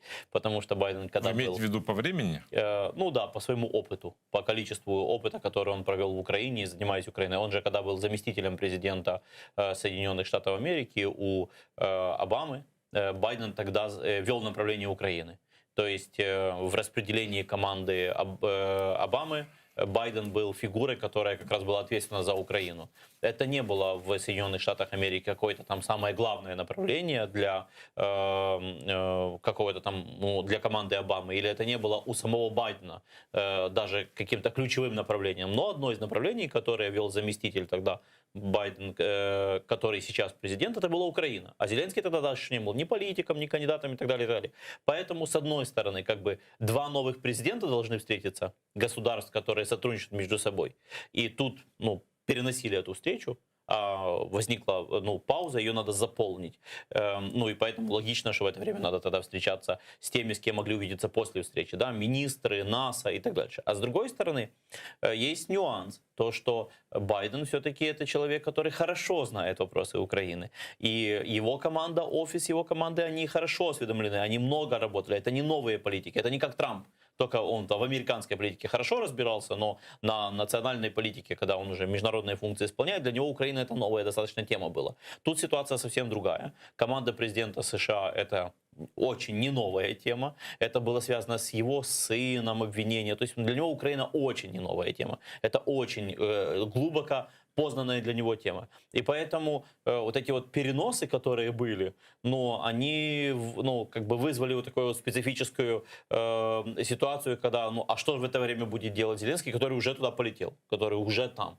Вот. Ну и то, что эта встреча именно с Министерством обороны, и обсуждают в том числе вопросы углубления сотрудничества, вступления страны в кандидатский формат по НАТО, вооружение и так далее, это приятная часть, что это не какие-то такие встречи, которые просто маловажные, которыми просто бы заполнили время, пока ждет, когда Байден освободится. Это какой-то позитивный момент для Украины, потому что после Байдена или до Байдена все равно Украине встреча с Министерством обороны нужна. А каких, кроме заверений в поддержке и обнадеживающих оптимистических заявлений, каких результатов мы можем ждать от встречи с Министерством обороны США? Ну, смотрите, всегда самое лучшее, как бы, кроме слов и деклараций, самая лучшая поддержка – это деньги. Деньги пришли в Украину от Международного валютного фонда, от распределения вот этой помощи, которую Международный валютный фонд решил дать всем бедным и средним странам в мире еще до поездки в Вашингтон. И как бы напрямую эти вещи не связаны. Но, с другой стороны, Международный валютный фонд, который базируется в Соединенных Штатах Америки, и который тесно связан с американской политикой, и конкретные деньги, которые пришли в Украину, ну, это как бы знак, сигнал хорошей подготовки разговора. Но, с другой стороны, если говорить о деньгах, и уже не просто на государство, а деньгах, о военных деньгах, то вообще-то после этой встречи в Конгрессе и в Сенате в рамках рассмотрения бюджетов на следующие годы, 2022-2023 год, успешность того, успешно или неуспешно поговорили, то есть вот так вот реально, правдиво, будет увеличение или уменьшение бюджета военной помощи с государственного бюджета Соединенных Штатов Америки и Украины. Это и будет реальная правда. Потому что сейчас, понятное дело, что Зеленский выйдет и скажет, что, вы знаете, Украина и США много лет работают вместе, и мы сейчас договорились, еще больше будем работать, еще лучше будем сотрудничать и так дальше. А потом, по факту, может оказаться, что все на самом деле только хуже стало. Потому что доля, если Украины в государственных тратах США по бюджету уменьшилась, это значит, что мы только меньше на внимание. И может быть ситуация совсем другая, что сейчас даже они могут не рассчитывать, насколько Зеленский вышел, сказал, мы нормально поговорили, нормально договорились, будет увеличение сотрудничества, а в следующий год будет существенное увеличение, например, там в Афганистане начали меньше тратить, а в Украине решили больше помочь. Может быть и так. Не так от обстоятельств, что мы так хорошо поработали и договорились, как нам внешние обстоятельства помогли. Но то, что сейчас они выйдут, обе стороны, и США выйдет, и Украина выйдет, скажут, что у нас все хорошо, мы только углубляемся еще больше будем сотрудничать, это точно. А вот как оно будет по факту, увидим через несколько месяцев, когда увидим бюджеты, государственные бюджеты. Для США эта встреча и ее результативность и оказание, усиление помощи Украине в данном контексте историческом выгодно? Ну, смотрите, Соединенные Штаты Америки, даже если бы они хотели бы как-то с нашими, ну, как бы врагами, можно так сказать, Кремлем, Россией, как-то там торговаться, воевать и разменивать интересы Украины, даже в этом контексте им сейчас выгодно с нами усиливать сотрудничество, но чтобы потом было что менять. Даже с такой точки зрения. А если не обвинять Соединенные Штаты Америки в предательстве, если не считать о том, что они там одной рукой нам типа жмут руку, а другой рукой там нам держат и торгуются дальше с Кремлем и так дальше. А почему я так говорю? Потому что предпосылки, к сожалению, после ряда встреч на высшем уровне Кремля и Вашингтона, после переговоров, после торможения санкций, после объявления запуска Северного потока и так далее и тому подобное, эти все подозрения существуют. Это острая дискуссия, она вылилась в дебаты в середине Конгресса, Сената, на международных площадках, в заявлении украинских политиков и экспертов, которые занимаются Украиной, о том, что, слушайте, мы что-то не понимаем, насколько Вашингтон последовательный в поддержке четко Украины, и до тех пор, пока не будет освобожден там Крым, не приостановлен будет ситуация на Донбассе и так дальше, то мы не поддерживаем Кремль и ничем им экономически не помогаем, потому что они вот нарушают все международные правила. Вот так это подозрение, что в Вашингтоне начали на два ветра, на две стороны, они же существенные, эти подозрения. Но даже если это так, вот даже если взять, что они сидят, американцы, и думают, ладно, мы не хотим мы ради Украины там, ссориться с Кремлем, с Путиным, для нас только свои интересы интересны, там, его, вот эти все постоянные передряги, это уже длится, там, 8-й год, вот нам это 7-й год, нам это все существенно поднадоело. То даже если они так мыслят, им все равно сейчас выгодно углублять сотрудничество с Украиной. Для того, чтобы потом сильнее от Кремля выбивать то, что они хотят выбивать уже для себя, тогда, когда они торгуются в энергетической сфере и в других разных сферах. Поэтому тут такое дело, что с точки зрения внешней конъюнктуры, вот с точки зрения возможности заключать какие-то хорошие договоренности, точно между Украиной и Соединенными Штатами Америки состояние на сегодня хорошо. По конъюнктуре. А вот с точки зрения того, реально ли в следующем году и через 2 года увеличится реально поддержка Соединенных Штатов Америки, я не имею каких-то радужных надежд, что Соединенные Штаты Америки как-то намного больше начнут помогать Украине, намного больше поддерживать нас. Осталось бы на том уровне, на котором уже было бы нормально. Почему так может быть? Потому что у нас у самих нет никакого прогресса. Я думаю, первое, где наша слабая сторона, которую, если бы мы исправили, мы бы могли бы говорить по-другому, это нормальная должна быть информационная кампания по поводу Украины в мире. 7 лет тому, когда оккупировали Крым, и 7 лет тому, когда начались боевые действия, мы были, конечно, на всех главных новостях мира. Ясное дело, что такая ситуация, то, что произошло, военная техника, которая выходит за пределы Севастополя, и строящиеся мосты в Керченском проливе, в следующие 2 года это попадало в национальную повестку дня. 7 лет назад были одни конгрессмены, сенаторы, министры иностранных дел, эксперты и так далее. Часть из них еще больше разобралась, часть из них и разделилась на разные мнения. Там за Украину, за Кремль, нейтральные, сбоку и так далее, и так далее. Но между ними постоянно обновление происходит. Время идет, меняются президенты. То был Обама, потом уже Трамп, теперь уже Байден. Меняются вице-президенты, меняются работники разных учреждений, меняются эксперты, профессоры, меняются военные генералы. Время идет, 7 лет. Время меняется. Если все новые люди, которые приходят, они бы Украиной нормально обрабатывались, и это задача Крымской платформы, которую создали, нормально информировались, нормально подавалось, Украина вела бы нормальную информационную мировую кампанию по поводу ситуации в мире, то это была бы одна ситуация. А когда мы до сих пор едем на том энергии того паровоза, который был в 2014-2015 году созданный, из-за того, что, это мировой скандал был, то, что произошло. И это все, кто тогда были активны, все, кто тогда понимают, они все хорошо, все понимают. Но как это проиллюстрировать, что время идет и как понять? Вот сегодня 1 сентября, дети пошли в школу. некоторые выпускаются из школ последний год. Ты их спрашиваешь, какое отношение у тебя к Ленину? Они говорят, Кто это? кто это? Да. И для нас, вот наш возраст, мы улыбаемся. Ну, в смысле? Ну, а они ну, это кто? То есть, вот это я показываю пример, что такое 20 лет. Да, что такое 15, 20, 30 лет. То есть 8 лет будет в следующем году. 8. Это 2 избирательных поколения, 2 поколения полного изменения. Это первая наша слабая сторона, которой пользуется Кремль. Но мы же участвуем и во всех международных площадках, и в Парламентской ассамблее Совета Европы, и в Генеральной Этого мало. сессии Этого мало. ООН. И как раз площадка Ассамблеи Совета Европы доказывает то, что этого как раз мало. Что произошло в повестке, в парламентских делегациях? Россия, Кремль, что 5 лет, 7 лет тому не покупали политиков в Европе для того, чтобы они там не реагировали.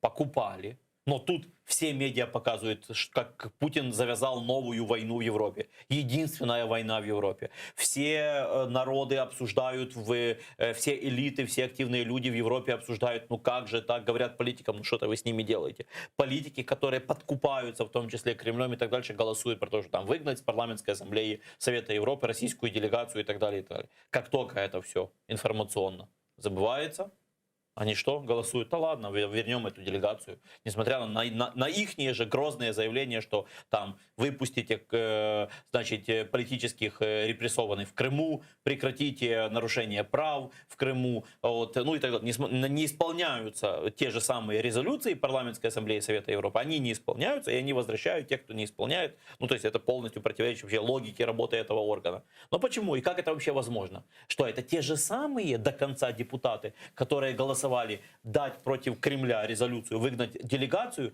теперь они же лично голосуют вернуть. Некоторые такие есть, но в основном состав делегации поменялся. А что нам нужно делать? Если вы говорите, что нужно прилагать усилия, то, ну, наверное, нужно и говорить, о каких усилиях идти речь. Как поддерживать тему Крыма, тему Донбасса в мире?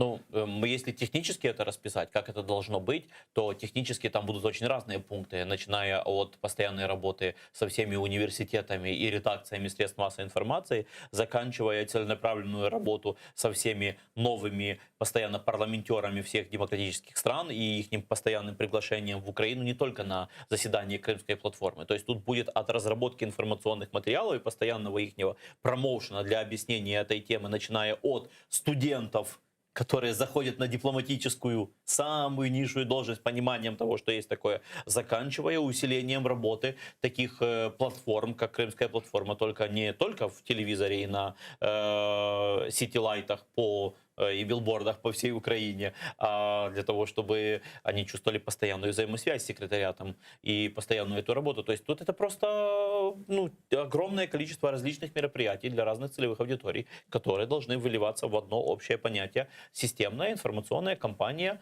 Украины о Крыму и Донбассе в мире. Будет ли эта информационная кампания эффективной, учитывая, что, ну, вот есть такое мнение, что Европа немножечко устала от этого конфликта, от нашего конфликта. Он затянулся, они понимают, что это надолго, что как бы решения вот быстрого нет, о том, что это может тянуться, еще может долго тянуться, а они несут экономические убытки, даже вводя санкции против России, что вот формально они будут поддерживать, они будут как бы заявлять о своей обеспокоенности, требовать прекратить нарушение прав людей, но при этом не предпринимать никаких действий. И очень трудно представить, какая информационная кампания может их сдвинуть вот с такого аморфного состояния. Ну, информационная кампания — это то, что можно делать сейчас, независимо от того, какая у нас экономическая ситуация в нашей стране. Конечно бы, если бы в Украине была экономическая ситуация получше с точки зрения динамики развития экономики, то это в дополнение с информационной кампанией, или было бы наоборот, информационная кампания в дополнении с экономическим развитием нашей страны, было бы, конечно, намного эффективнее. Например, ситуация выглядела бы так, что украинская экономика, Украина, ситуация в Украине динамически растет по 10-15% в год. все международные компании, все инвестора, особенно европейские страны, смотрят, что рядышком на границе с ЕС есть дикорастущая экономика прямо вот у них под носом. Мы хотим тоже зарабатывать, подумают все европейские бизнесмены и политики, и все начнут участвовать в этом процессе инвестирования. Ну и, конечно, самая прекрасная ситуация для наших дипломатов, политиков, информационщиков и так далее. Хотите работать с Украиной? Вы всегда подписываетесь о том, что Крым украинский, с Россией не работаем, с Украиной работаем, и с Украиной выгоднее работать, больше заработаете и так далее, и так далее. Конечно, деньги и экономика решили бы намного больше, чем любая информационно-просветительская кампания. А в совокупности, когда и деньги, и экономика, и информационно-просветительская кампания, то это было решило еще бы больше. Потому что пока гуманитарии бы до конца выясняли всю ситуацию, юристы до конца свою ситуацию, бизнесмены строили бы социально-экономические связи. Но реалии такие, что Украина не является дикорастущей экономикой. Она вообще не является такой планово-системно хорошо растущей экономикой. Конечно, у нас там вот сегодня, 1 сентября, опубликовали такие неплохие ведомости про ситуацию в Украине, вот там про то, что у нас там 57 миллиардов на казначейских счетах. Ну, про экономику денег, давайте да, чуть-чуть там, попозже. Ну, я коротко, чтобы закончил. Ну, там, благодаря тому, что 40 миллиардов просто не потратили по бюджету, то есть там сэкономили по бюджету, и плюс еще немножко сверху рост был экономики за эти месяцы, но это мало. Ну, то есть это не такой, мы параллельно там с кредитами стоим, да, ну и у нас тут чуть-чуть небольшой экономический рост. Если бы ситуация была так, что весь мир знает, ну хотя бы Европа четко понимает, что Украина была страна, которая была на кредитах, которая просто, чтобы страна не умерла. А теперь это совсем другая ситуация. Страна берет мировые кредиты, ну потому что запускает экономику, но это хорошо, они там зарабатывают. То тогда было бы другое реноме, ну это другое восприятие. А ведомости, что мы там страна, которая растет там по 0,5%, 1,5%, 2,5%, ну это не аргумент, это не обращает внимания на Украину. Ну, у нас есть оправдание, война. Война, коронавирус, вредительство. С нами на связи Игорь Кози, военный эксперт. И мы продолжим тему обсуждения военной безопасности. Игорь, я вас приветствую. Вы слышите нас? Доброго дня, студия. Я вас чую дуже добре. Доброго дня. Во время визита президента Украины Зеленского в США были подписаны соглашения, в том числе и стратегического оборонного партнерства с Министерством обороны США. Это в научно-техническом сотрудничестве, безопасности космических полетов, защиты информации и приграничной безопасности. Вот если у вас есть возможность расшифровать, что за этими словами скрывается, о каком сотрудничестве идет речь? Ну, перш за все, Україна становиться партнером, да? Принаймні не по всіх напрямах діяльності, але по деяких напрямах діяльності з Міністерством оборони Сполучених Штатів Америки. Ясно, що це дуже позитивний момент. Він пов'язаний з тим, що він надасть певного пожвавлення не тільки, будемо казати, що стосується військово-технічних моментів, тобто це в першу чергу і питання пов'язане з нашим оборонно-промисловим комплексом. Крім того, це пов'язано із, решті-решт, сподіваюсь, деякими моментами, які підуть на користь Збройним силам України, які знаходяться сьогодні на передовій з точки зору модернізації озброєнь, з точки зору, будемо казати, отримання необхідної інформації, особливо в таких моментах, які пов'язані з проведенням навчань, і в таких моментах, які пов'язані з безпосередньо з діями на сході України. Тому однозначно це підсилює деякі моменти, зв'язані із дипломатичною діяльністю України. Тобто однозначно Російська Федерація буде розуміти, що у нас є таке партнерство, і однозначно вони будуть дуже прискіпливо вивчати ці моменти, наскільки вони будуть фактично серйозною протидією тим діям, які Російська Федерація запланувала на цей найближчий період і на подальшу діяльність. свою. Ну вот как это можно пощупать, грубо говоря? Во что это выльется? Ви знаєте, для того, щоб це, як вам сказати, пощупати, треба в першу чергу отримати кінцевий результат. Тому що не забувайте, що забагато, ну як можна пощупати Будапештський меморандум? От як сказати, навіть скільки років пройшло з моменту його підписання, як його можна пощупати? Який позитив чи негатив він нам приніс? Тому, знаєте, такого роду оцінювання, воно є передчасним. Передчасним саме через те, що ми чітко собі усвідомлюємо, що не тільки ми робимо певні, встановлюємо певні партнерські відносини, але і Російська Федерація проти тих партнерських відносин буде грати дуже серйозно. І це ми неодноразово чули, і вплив Росії на вибори в Сполучених Штатах, і решта, і багато чиновників, які були підв'язані під фактично деякі речі в Сполучених Штатах, які йшли не на користь України. Тому давайте, знаєте, все-таки витримаємо певний час для того, щоб дати команді президента фактично або показати результати цього партнерства і продемонструвати суспільству, або врешті-решт суспільство просто-напросто скаже, що, на жаль, ми не очікували тих результатів, які, наприклад, повинні бути. І це буде, на мій погляд, дуже демократично і дуже правильний підхід. А можно ли уже судить о том, приблизило ли нас этот визит, эти встречи с Министерством обороны к Североатлантическому альянсу? Можно ли говорить, что в ближайшей перспективе появится ПДЧ? Ви знаєте, я би не пробував змішувати ці два поняття. Ми з вами маємо позицію Німеччини.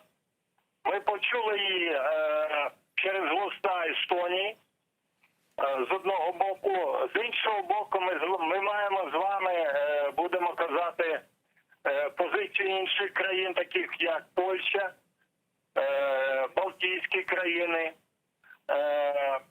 які, на мій погляд, цілком повністю слушно хочуть надати Україні ПДЧ. Разом з тим ми маємо реалії, які пов'язані з іншими складовими, такі як судова система, такими як, вибачте, корупція. Да, ми от, знаєте, ну, буквально десь місяця ще не пройшло, як побачили скандал, який розвернувся в департаменті кадрової політики, де побачили, вибачте, певного чину не зовсім адекватний підхід. Тобто ми розуміємо, що треба змінювати прийняття тих стандартів НАТО, які ми приймаємо. Тобто ми приймаємо, ну, не ті стандарти, що потрібно. Ми приймаємо, да, дійсно, стандарти тактичного рівня, але стандарти стратегічного рівня, стандарти в тому числі кадрового менеджменту, що стосується на самому верхньому рівні, ми не бачимо. І це, на мій погляд, це гальмує в сумі надання і нашій з вами державі плану дій щодо членства. Тому я сподіваюся, що все це буде переоцінено знову, і фактично держава Україна зрозуміє, що їй треба значно більше зробити для того, щоб врешті-решт отримати план дій щодо членства. Знаєте, сьогодні у нас в громадському суспільстві виникло чергова ідея, черговий проект. Тобто взяти, оцінити всі стандарти НАТО, які на сьогоднішній день прийняті державами, членами НАТО, і просто замість того, щоб чекати, коли нам держави-члени НАТО скажуть, що нам треба робити, просто показати ті стандарти, на які, на мій погляд, сьогодні стратегічний, оперативний рівень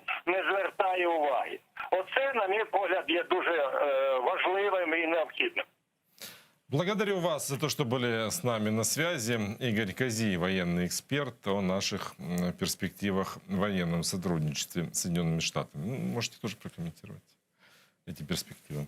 Я просто думаю, что когда мы говорим о представлении Украины в мире, мы затрагиваем аспекты, мы с вами говорили о аспекте то, как воспринимает Украину как экономика. Вот на карте мира это место, где зарабатывают деньги, или это место, где надо помогать какое-то, такое слабое место в мире, чтобы там не было какой-то катастрофы гуманитарной. Да, от этого же зависит восприятие. Не за нас или не за кого-то другого в конфликтах. Ну и также вот эти сферы, которые начали вы обсуждать с Игорем по поводу ведомостей про коррупцию, ведомостей про боевое состояние и так далее, и так далее. Вот за это время про Украину приходили там и позитивные новости, да, как там наши военные в Украине провели спецоперацию по вывозу людей в Кабуле, да, это дополняет там в позитивном контексте. Ну вот это баланс такой. И здесь это доказательство того, что информационная кампания очень важна. Как бы не была критически там ситуация с коррупцией или с экономикой плоха, как бы не была ситуация в Украине по многих аспектах, есть что и показать хорошее, и есть что чем воспользоваться. И это поводы, которые надо использовать для того, чтобы получать и поддерживать состояние союзников. Мы уже с вами заговорили о деньгах, и вот уже сегодня стало известно о том, что был подписан меморандум о взаимопонимании с экспортно-импортным банком Соединенных Штатов Америки, Эксимбанком, и он предоставит Украине помощь в размере $3 миллиардов. Как это повлияет на нашу экономику? Но если $3 миллиарда зайдут под кредиты для наших бизнесов различных, которые работают в Украине, это и может помочь изменить отношения в баланс позитивов, негативов, например, экономическую ситуацию в Украине. Потому что сейчас, когда мы говорим там про сильные стороны Украины, почему с Украиной стоит дружить и что такое Украина, это там акценты, что молодое государство, новое, это в плюс там, что Украина имеет сильную армию, которая выдержала, которая идет там, развивается и выдержала, ситуацию на фронте и имеет всю перспективу превращаться дальше в боеспособную, влиятельную армию, силовой блок в мире, с которым, значит, соответственно, надо дружить. Потому что еще и кто противник? Противник, соответственно, который, это интересно. С Украиной сотрудничать. Это всем армиям мира. Там второй аргумент. Третий аргумент про то, что там Украина имеет какие-то сильные свои стороны в разных средах экономики. Это мы в лидеры, в первых местах по аграрной сфере, по Алии, или как Маск говорил, в космических технологиях. Я пользовался разработками Украины по каких-то вопросах, он называя конкретно Днепр город. Да? То есть вот есть такие вот моменты, которые дают нам позитив. Или как наши паралимпийцы выступают, и так далее. Есть набор позитивов. А есть вопрос негативов. В этот набор негативов в первую очередь относится то, что у Украины оккупировали Крым, есть война, на линии фронта актуальная в Донецкой и Луганской области. Это то, что в Украине коррупция, и это не просто коррупция, во всем мире есть коррупция, это такая зашкаливающая коррупция в масштабах. Да, и вот про экономику доходит вопрос. И когда говорят про экономику, отображают в первую очередь темпы экономического роста. То есть темпы того, насколько люди с бывшей постсоветской экономики, насколько они насколько они живут лучше, и насколько они экономически развиваются. И там разные показатели. Один из показателей это того, что вообще-то не хватает денег для того, чтобы запускать новые заводы, фабрики, производства, от маленьких аграрных до больших серьезных предприятий. И в этом плане сотрудничество Украины с подобными банковскими финансовыми учреждениями, которые могут давать эти инвестиционные деньги для различных серьезных проектов, это, конечно, перспектива. Это, конечно, очень хорошо. Но оно еще больше будет обострять вопрос того, что окей, в Украину готовы заходить серьезные проекты, делать хорошие, серьезные инвестиционные проекты, но все-таки возвращаемся к внутренней ситуации в Украине. Право, суд, рейдерство, правопорядок. Извечные наши проблемы, которые не дают возможность превратить 3 миллиарда в 30 миллиардов таких же инвестиций за такой короткий период времени. Владимир Зеленский во время визита встретился еще с министром энергетики США Дженнифер Гренхольм. И на этой встрече он поднял тему Северного потока-2 и сохранения транзита газа через Украину. Вот давайте послушаем, что об этом сказал Владимир Зеленский. Російський газ є найбруднішим у світі через значні викиди метану в процесі видобутку та транспортування, а також через корупцію, шантаж і маніпуляції. Тема Северного потока-2, как заявил Владимир Зеленский, будет подниматься и на встрече с Джо Байденом. Есть ли надежда, вернее, на что надеется президент на этой встрече? На какой результат? Что мы можем получить? Ну, вопрос о объемах, вопрос о том, насколько украинская труба останется воспользованной, вопрос о том, насколько, собственно, Украина потерпевшая сторона уже от этого Северного потока. Это факт, это уже произошло. И вопрос о том, насколько смогут говорить о компенсациях, об альтернативах, о том, чтобы удержать ситуацию хотя бы на какое-то время. Разные варианты развития пути. Но то, что это произошло, это в том числе и вопросы полупоследовательной политики Соединенных Штатов Америки. Они то останавливали строительство Северного потока, то не до конца останавливают. То встречаются с Путиным, говорят, то не говорят. Конечно, они вообще могли бы нас кинуть, и вообще этим не обсуждать раньше. Но это же вопрос и их интересов. Тогда чего удивляться, что Украина, которая останется сам на сам, падет, и их все методы по наведению порядка в мире тоже, соответственно, будут даром потрачены, огромное количество усилий, денег и так далее, и так далее. И мы тут в одной лодке, нам есть о чем говорить, как двум государствам, о том, что мы против этого были, они были против этого, останавливали Конгрессом, Сенатом, санкциями и так далее, и так далее. Состоянием на сегодня ситуация такая. Северный поток готов почти к запуску. Но почти. Это почти, оно может иметь разные оттенки. Когда вы говорите о компенсации, на какие компенсации мы можем рассчитывать? И, собственно, кто нам эти компенсации должен выдавать? Смотрите, вопрос нам никто ничего не должен. Вопрос совпадения интересов, вопрос экономических интересов. Вопрос в том, чтобы сделать так, чтобы это было одновременно интересно и им, и нам. Потому что это единая мировая энергетическая сфера, это единый мировой рынок. И в этом мировом рынке Кремль использует энергетические ресурсы не с экономической точки зрения, а как оружие. Он использует это давление и эти рычаги для того, чтобы развязывать себе руки и уничтожать Украину, и чтобы блокировать вопрос возвращения Крыма, чтобы вообще даже не поднимать его, и так далее. Поэтому это все совокупно по совпадению интересов и по совокупности всех совместных интересов. И должно рассматриваться не с позиции того, что вы нам должны, и мы вас просим. Так результата не будет. Это понятно. Но тем не менее, можно же говорить о каких-то цифрах, да, о каком-то конкретном объеме помощи. Вопрос, например, если говорить о цифрах, цифра, сколько через Украину может остаться транзита газа. И после этого ли достаточно для того, чтобы не превратить нашу трубу с прибыли в убыток? Потому что недозаполненная труба – это проблема. Или, например, можно в цифрах говорить о цене транзита газа и цене объема прокачки. Да?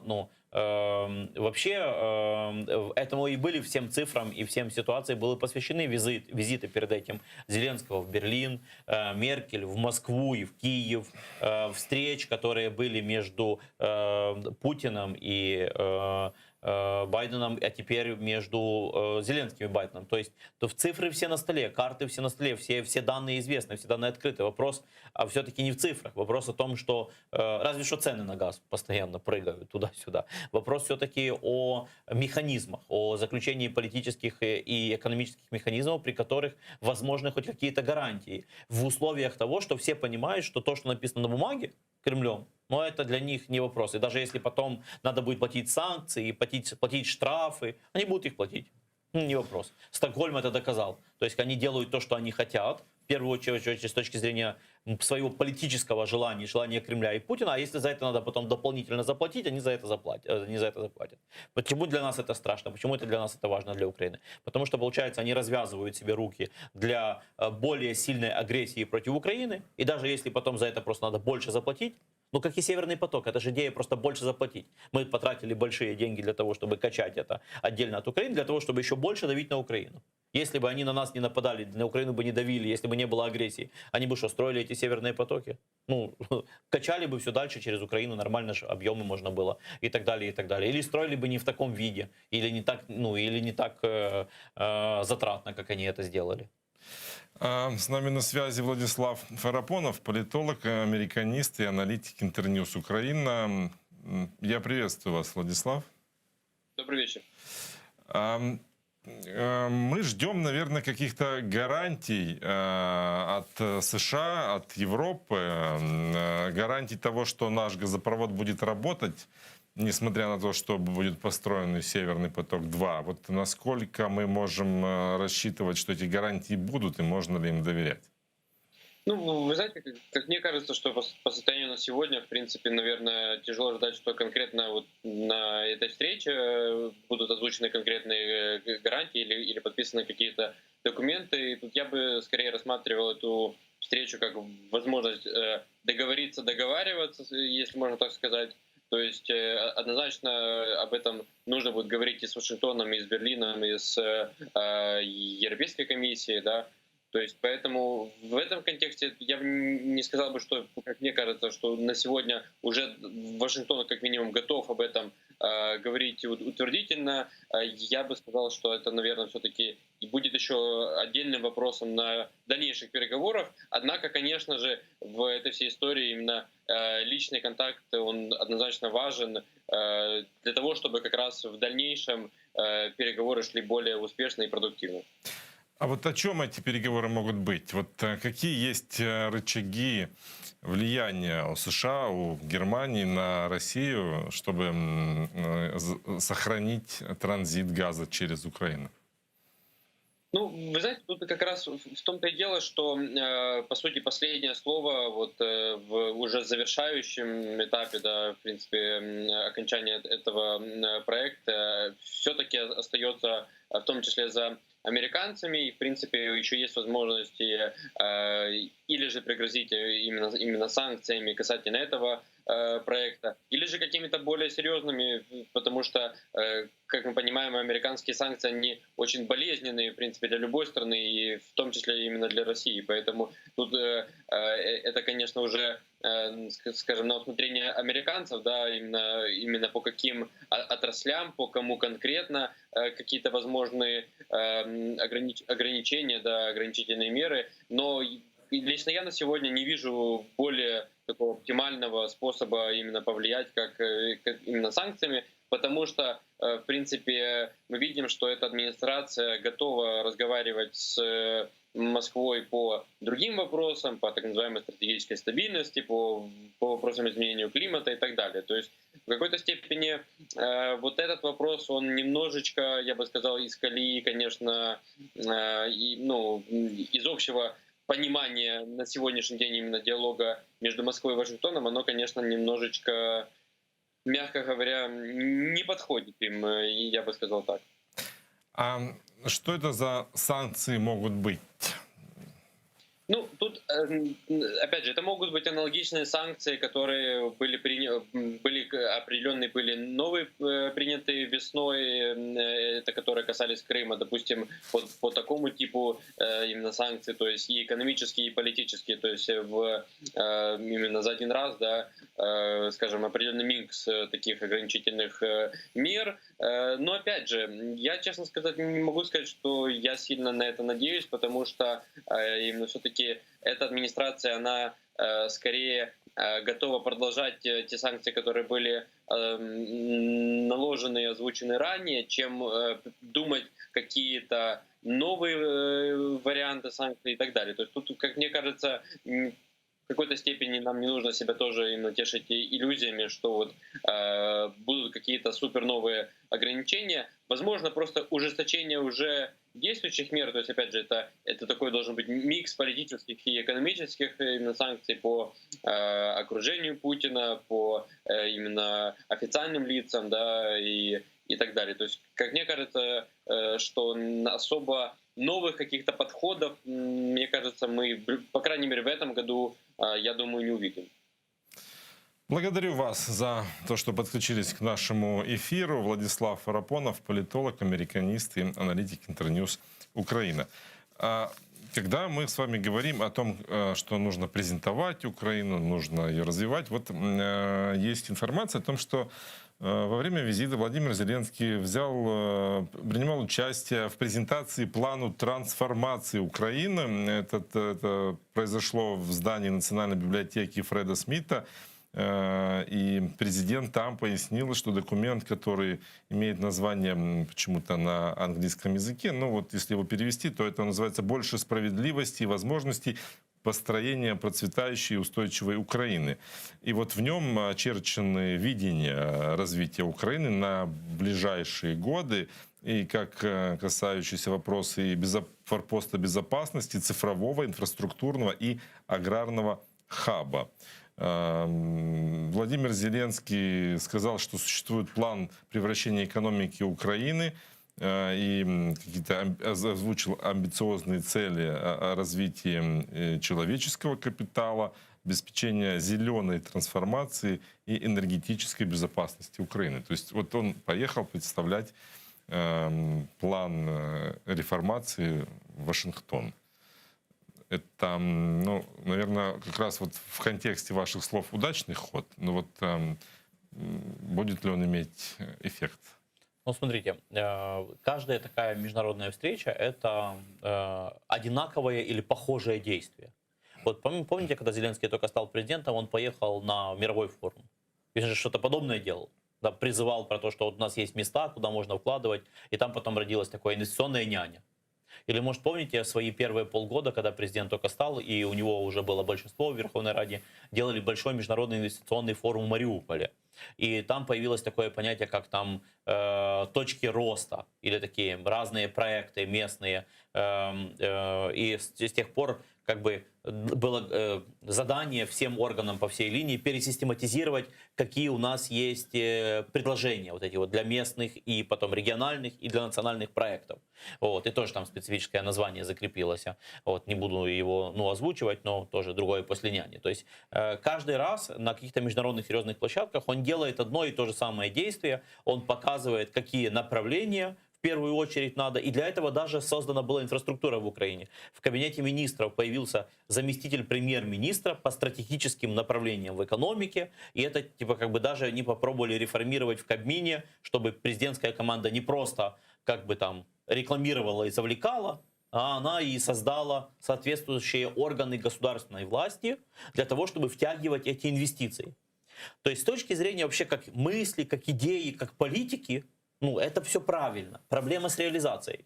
Проблема с техническим воплощением это в жизнь. Потому что как это технически должно выглядеть? Что вот как у нас премьер-министр иногда выступает и говорит, у нас создано столько-то новых там рабочих мест. И говорит про цифру. И типа, люди такие говорят, так стоп, у нас что-то не стало там лучше жить, а столько-то плюс новых рабочих мест. Ну потому что это же вопрос, что одни рабочие места возникают, другие падают. Возникает. Должно, насколько увеличилось рабочих мест. Не сколько новых. Потому что когда там 300 тысяч новых создано, а 290 тысяч умерло, то новых сколько плюс? Реально. Ну, тут 10. Главное умение оперировать статистикой. Но это же политики оперируют. А мы с вами ну, зрим в корень. Потому что вот так поверхностно, вы правильно говорите, поверхностно, ну все правильно. Ну то, что надо делать, надо, ну как бы все правильно. Но как понять, что реальный результат есть? Реальный результат это насколько увеличилось количество рабочих мест, насколько больше стало в Украине вакансий различных, которые можно занять, и насколько эти вакансии отображают именно эти сектора. То есть не какие-то другие предприятия в неозвученных сферах, например, там в Украину там увеличилось количество там мелких, там очень затратных производств, где люди там делают технически там руками работу, потому что роботы еще дороже, чем люди наши. Вот. Или потому что это какие-то экологически вредные, поэтому предприятия переезжают с Западной Европы куда-то на восток и так далее. И тут в Украине там за счет этого растет количество рабочих мест. Возможно. Но главное же не это. То есть и проверить, действительно ли все правильно делает команда президента, можно только следующим образом. Берем все эти направления стратегические, которые декларирует. Там, вспомню еще один пример. Когда только очень ранний президент был еще Зеленский, помните, первый визит его был вообще в Стамбул. И в Стамбуле он тоже презентовал туристическо-готельное направление, которое будет дополнено игральным бизнесом. То есть это тоже, это все, то есть там на разных формах разные акценты. Там где-то про промышленность, там где-то больше про космос, там где-то про аграрку больше, где-то про транспорт, про инфраструктуру, про игральный бизнес, про отели, про зеленую энергетику, разные экономические направления. Но как это реально проверить и поднять объективно? И на самом деле не так много информации через телевидение, не так много информации через publicity реально для наших людей донесено, чтобы это не было с точки зрения там, вот мы там за зеленых, поэтому у нас все хорошо увеличивается, или мы там оппозиция, поэтому все плохо, все зрада и так далее. Вот реально объективная информация для нашего общества не донесено в достаточном количестве и в достаточном обработке, чтобы понять, что вот 2 года декларировали инфраструктурно-транспортные проекты. Есть большая стройка и так далее. Теперь конкретно. В Украине сколько увеличилось рабочих мест в сравнении за последние 2 года?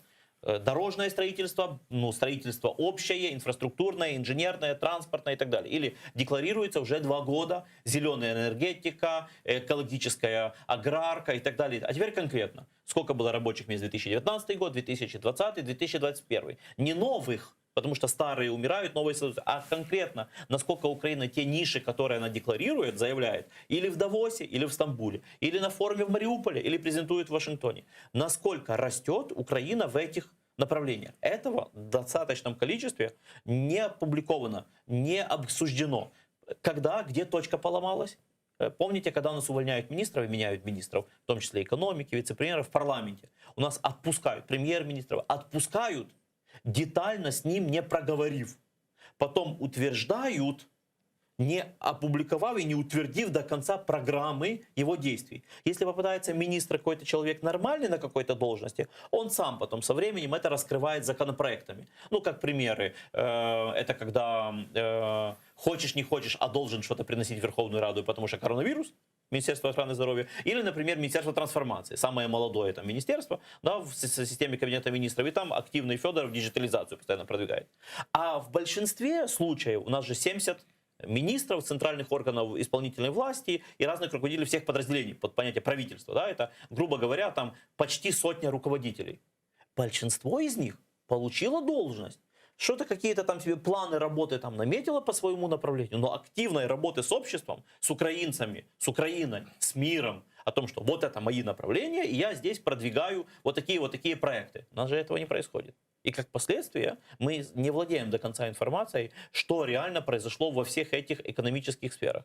Поэтому, теперь коротко подытожу, поэтому с точки зрения внешне все хорошо, но я переживаю за реализацию. Почему переживаю за реализацию? Не потому что имею какое-то там негативное отношение к подобным вещам, а потому что уже были подобные, похожие Давосы, Мариуполи, Стамбулы и другие площадки. И после этого нет четких ведомостей, какая имплементация, какая реализация. Поэтому я боюсь очень хороших деклараций без практических реализаций. Ну вот, собственно, презентуя план трансформации, вот Зеленский говорил вот по той же схеме, о которой вы говорите, о том, что созданы 80 проектов, очень амбициозные проекты на 277 миллиардов долларов. Они предусматривают финансирование из госбюджета и привлечение программ международной помощи, кредитов, инвестиций. Но пока, как в пример удачно, вот Владимир Зеленский привел большую стройку, где уже реализовано много масштабных инвестиционных проектов и проложено 9,5 тысяч километров дорог. Ну вот наверное, если было чем еще можно было похвастаться, было в этот список был бы, наверное, побольше.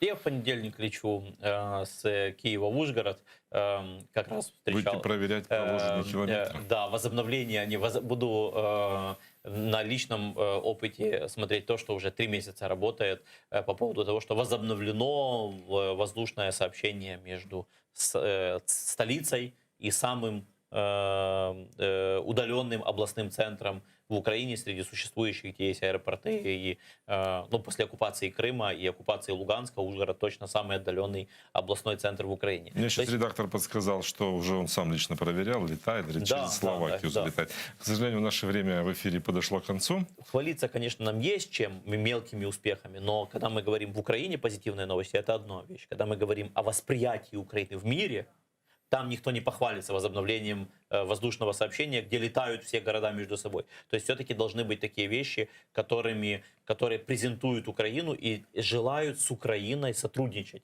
которые делают Украину интересной, привлекательной. Вот об этом надо работать. Благодарю вас. Наше время в эфире подошло к концу. Я благодарю Александра Солонтая, директора программ практической политики Института политического образования, за то, что он пришел к нам в студию. Буквально мы продолжим через 5 минут. Небольшой перерыв. У вас есть пока время подписаться на наш YouTube-канал, чтобы можно было в удобное для вас время посмотреть те программы, которые вам интересны, или пересмотреть, которые понравились. Ну и подписаться мы призываем вас на наш Patreon. Поддержите нашу роботу для вас. Спасибо, що з нами.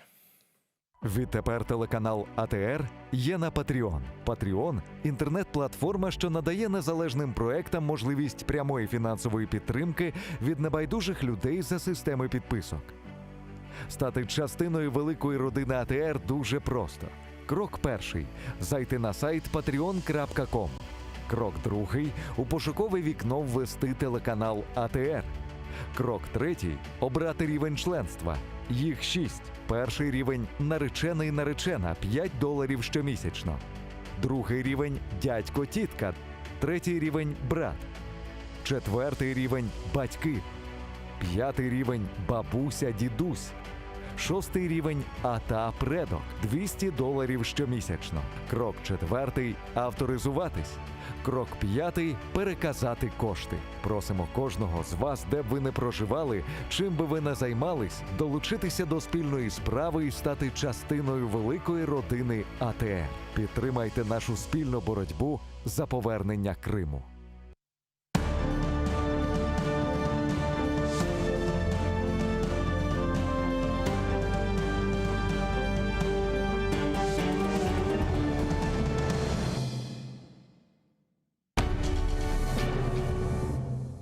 Відтепер телеканал АТР є на Patreon. Patreon – інтернет-платформа, що надає незалежним проектам можливість прямої фінансової підтримки від небайдужих людей за системи підписок.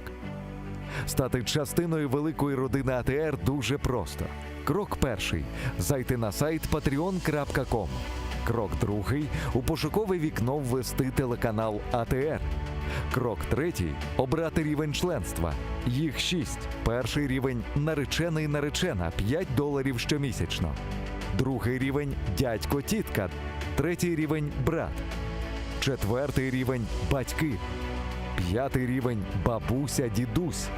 Шостий рівень – ата-предок – $200 щомісячно. Крок четвертий – авторизуватись. Крок п'ятий – переказати кошти. Просимо кожного з вас, де б ви не проживали, чим би ви не займались, долучитися до спільної справи і стати частиною великої родини АТР. Підтримайте нашу спільну боротьбу за повернення Криму.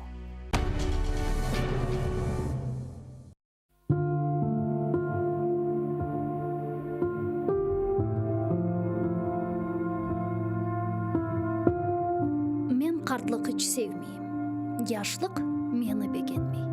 Миллетке қол аяқлıyım, амма о да іч білмей. Өз башыма қалам yolda бір şey келмей елімден. Ағлайым. Айтам алымны kimse аңламай тілімден. Көкке ұчачағым келе, көк менден ұзақ қача. Ерде мені ютмақ істей, йыландай ағызын ача. Үрке ютылмақтан жаным, яшамақ істейм мен. Душман олса жаныма халық, валлай, достайым мен. Шаштым артық, білмейм мен не ішлемек керек. Пек айлана башым билля, тітре içimде юрек. Көзлеріме перде ола түрлі шейлер, авалар, көзім илек көрамайым, кімлер мені саралар. Юмсам егер көзлерімні, içim янмақтан көе. Açsam, birçok osallıklar tap bebegime diye. Böyle çeke kulaklarım burnun dünyanın zorun tapmay gönlüm hiçbir yerde. Tutmağa rahat orun. Çölge çıksam tek başıma ağlanam ölenlere. Aylanam taf kenarların yaslanam çerenlere. Duygularımны toplayım kökке yerge bakınam. Her şeyde bir hoşluk görem deyim. Ne için sıkınam? İşte tavlar, işte göller bir-birine bakışa. İşte sular yerden çıka her bir yakka akışa. İşte güneş hiç kızganmay, sıcak yaraklar saça. İşte kuşlar toplanalar, korkmayıp uça, uça.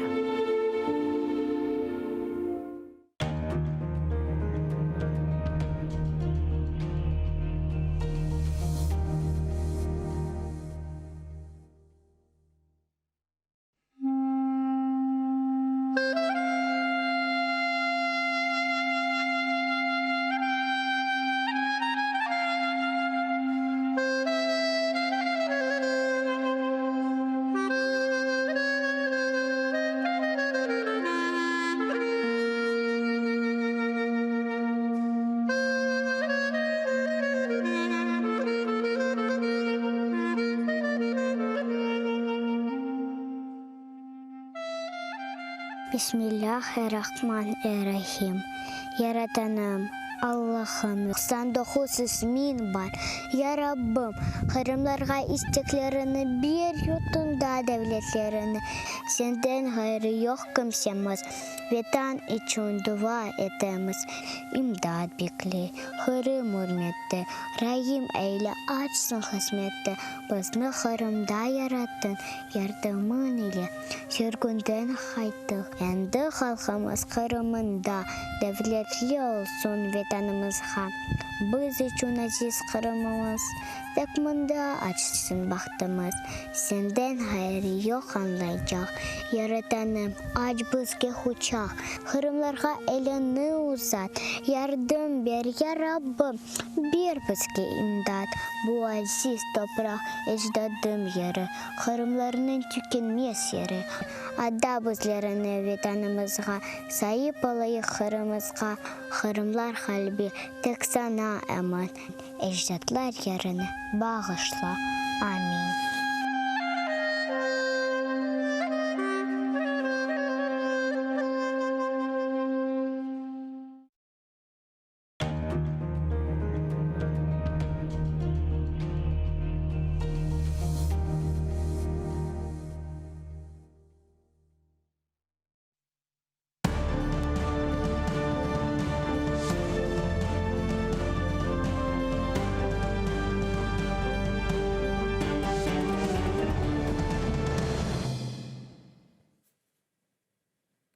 Эфир телеканала АТР продолжает программа «Бугунь». Я Роман Спиридонов. И в ближайший час мы будем говорить о самых важных и актуальных событиях, связанных как с оккупированным Крымом, так и с материковой Украиной. Но перед тем, как начать разговор, призываю всех подписаться на наш YouTube-канал телеканала АТР и подписаться на наш Patreon, для того, чтобы поддержать нашу работу для вас.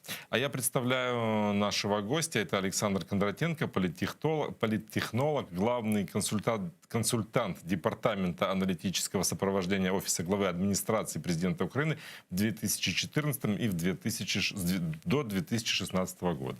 Приветствую вас. Здравствуйте.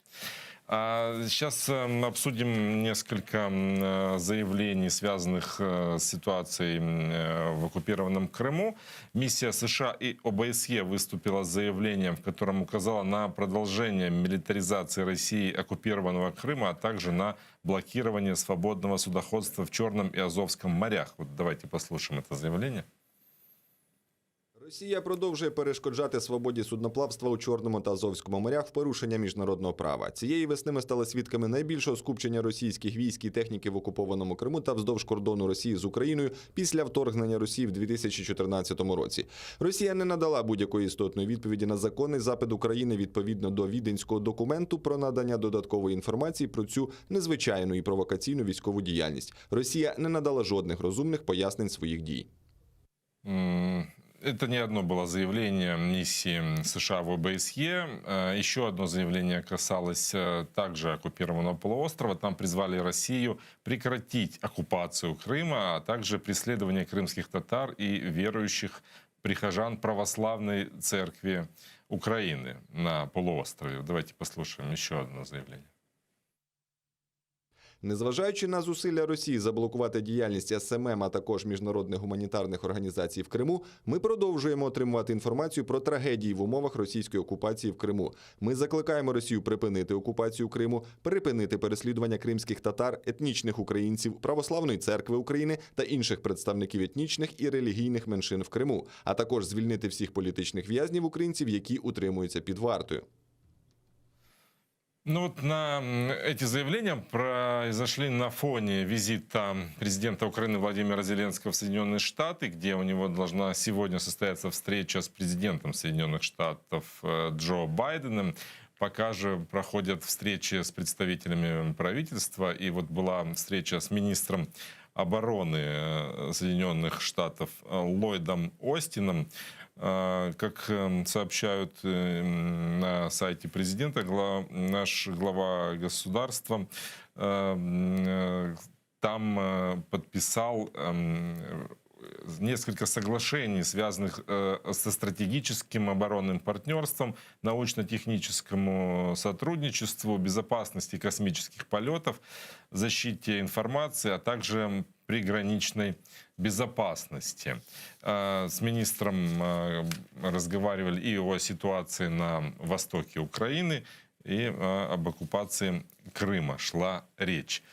Как вы думаете, каких результатов все-таки стоит ждать? Будет ли усиление сотрудничества? Можно ли рассчитывать на увеличение помощи Соединенных Штатов, военной помощи в том числе, после таких встреч? Дело в том, что помощь должна будет быть, но, скорее всего, это будет какая-то часть на откуп, потому что главные ключевые вопросы, связанные со встречами Зеленского с Байденом, они связаны исключительно в энергетической сфере. Я имею в виду «Северный поток-2», и как глава государства Украины Владимир Александрович интерпретирует, что это является угрозой национальной безопасности нашей страны по поводу транзита через нашу ГТС. Что касается в оборонной сфере, сложности даже вот переговоров, очень удивительным был тот момент, что именно министр обороны США по каким-то там причинам, я, к сожалению, не знаю, не хотел встречаться с нашим министром Тараном. И вот как бы абсурдная ситуация в том, что сам Зеленский лично завел Тарана на встречу, хотя вот не договаривались. И они, собственно, есть фото, где Зеленский стоит за спиной, и они между собой там подписывают ряд документов. Единственное, что вот этих документов я еще в глаза не видел, насколько это документы декларативного характера, или какие-то меморандумы, или это же конкретные контракты для наших предприятий. Собственно, было бы очень интересно увидеть, как дальше будут разворачиваться события в оборонной сфере. Если вспомните, у нас был такой вот инцидент с китайцами по поводу Мотор Сичи. И тогда по звонку нашего старшего брата, так называемого США, мы этот момент прикрыли. Собственно, Китай, на нас там судебные тяжбы будут, и они чуть ли не на $3 миллиарда будет иск. И, скорее всего, они этот иск выиграют. То есть возникает вопрос, кто будет компенсировать эти деньги. И на месте, например, президента Зеленского, если мы уже к этому подходим, то, возвращаясь со Штатов, хотелось бы увидеть, ну, условно, если мы Мотор Сич наши, те, кто работает на предприятии, вы дайте инвестиции, конкретные инвестиции США, загрузите мощности оттуда, чтобы мы здесь занимались производством, а не у нас там не был непростой или еще что-то в этом роде. Вот. Если же нам дадут там, безоплатную помощь в виде какого-то вооружения, как у нас было с «Джавелинами» в свое время, которые в Западной Украине хранятся на складах, Это тоже, как бы, с одной стороны, показывает для Российской Федерации, что Запад от нас не отказывается, и мы будем дальше поддерживать вас. И, собственно, заявление по Крыму, это тоже вот декларативное заявление, я не знаю, уже на протяжении последних 7 лет, сколько их было. Их было Очень не много, одно, да, но да. в результате нету какой-то дорожной карты, которая бы приводила из точки А в точку Б. Если мы определили какие-то стратегические ориентиры, должны быть такие-то тактические шаги. Но если этих шагов нету, то это все просто разговоры в пользу бедных. С нами на связи Александр Левченко, заместитель представителя президента ВРК в 2006-2007 году и надзвычайный полномоченный посол в Республике Хорватия, Боснии и Герцеговине с 11 по 17. Добрый вечер, Александр. Добрий вечір, вітання щирі. А можете ли вы, вот как дипломат, по каким-то признакам проходящего визита в США Владимира Зеленского оценить его результаты, ну, хотя бы косвенно? Можно ли назвать это историей успеха, как об этом говорят в нашем МИДе? Ну, дивіться, це все-таки другий європейський лідер, всього другий, який зараз побуває в овальному кабінеті. Через декілька годин проведе широкомасштабні переговори. Звичайно, це дуже добре, що відбувається зустрічі на вищому рівні, де можна підняти питання, обговорити і вирішити, які турбують, перш за все, Україну. В контексті подій в Афганістані у нас відкривається вікно можливостей. Я з певним оптимізмом дивлюсь на те, що Україна може презентувати себе з тим, що ми можемо бути надійним союзником, передбачуваним, з армією, яка готова, так би мовити, боротися і захищати територіальний суверенітет не тільки України, а і межі європейської демократії, яка фактично є всіми сусідями України. Ті ж зустрічі, що пройшли, було згадано, так би мовити, зустріч між міністром оборони, міністром енергетики, зустріч з главою, так би мовити, Світового банку, представлення стратегії розвитку країни на наступні 5-10 років. Ну, свідчить, що, так би мовити, невеликий уже заділ зроблено. І підходимо до самої головної події, вирішальної. Це вечірня сьогодні зустріч двох глав держав. Є певний оптимізм щодо результатів цих зустрічей, але вона має пройти і зафіксувати деякі речі. В будь-якому випадку це візит історичний, в будь-якому випадку він потрібний.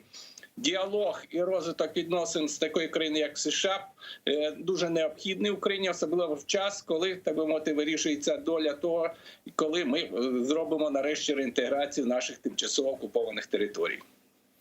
Ну, это мы себя так презентовали. А воспримут ли нас так, как мы себя показываем? Ну, побачимо. За нами уважно слідкують.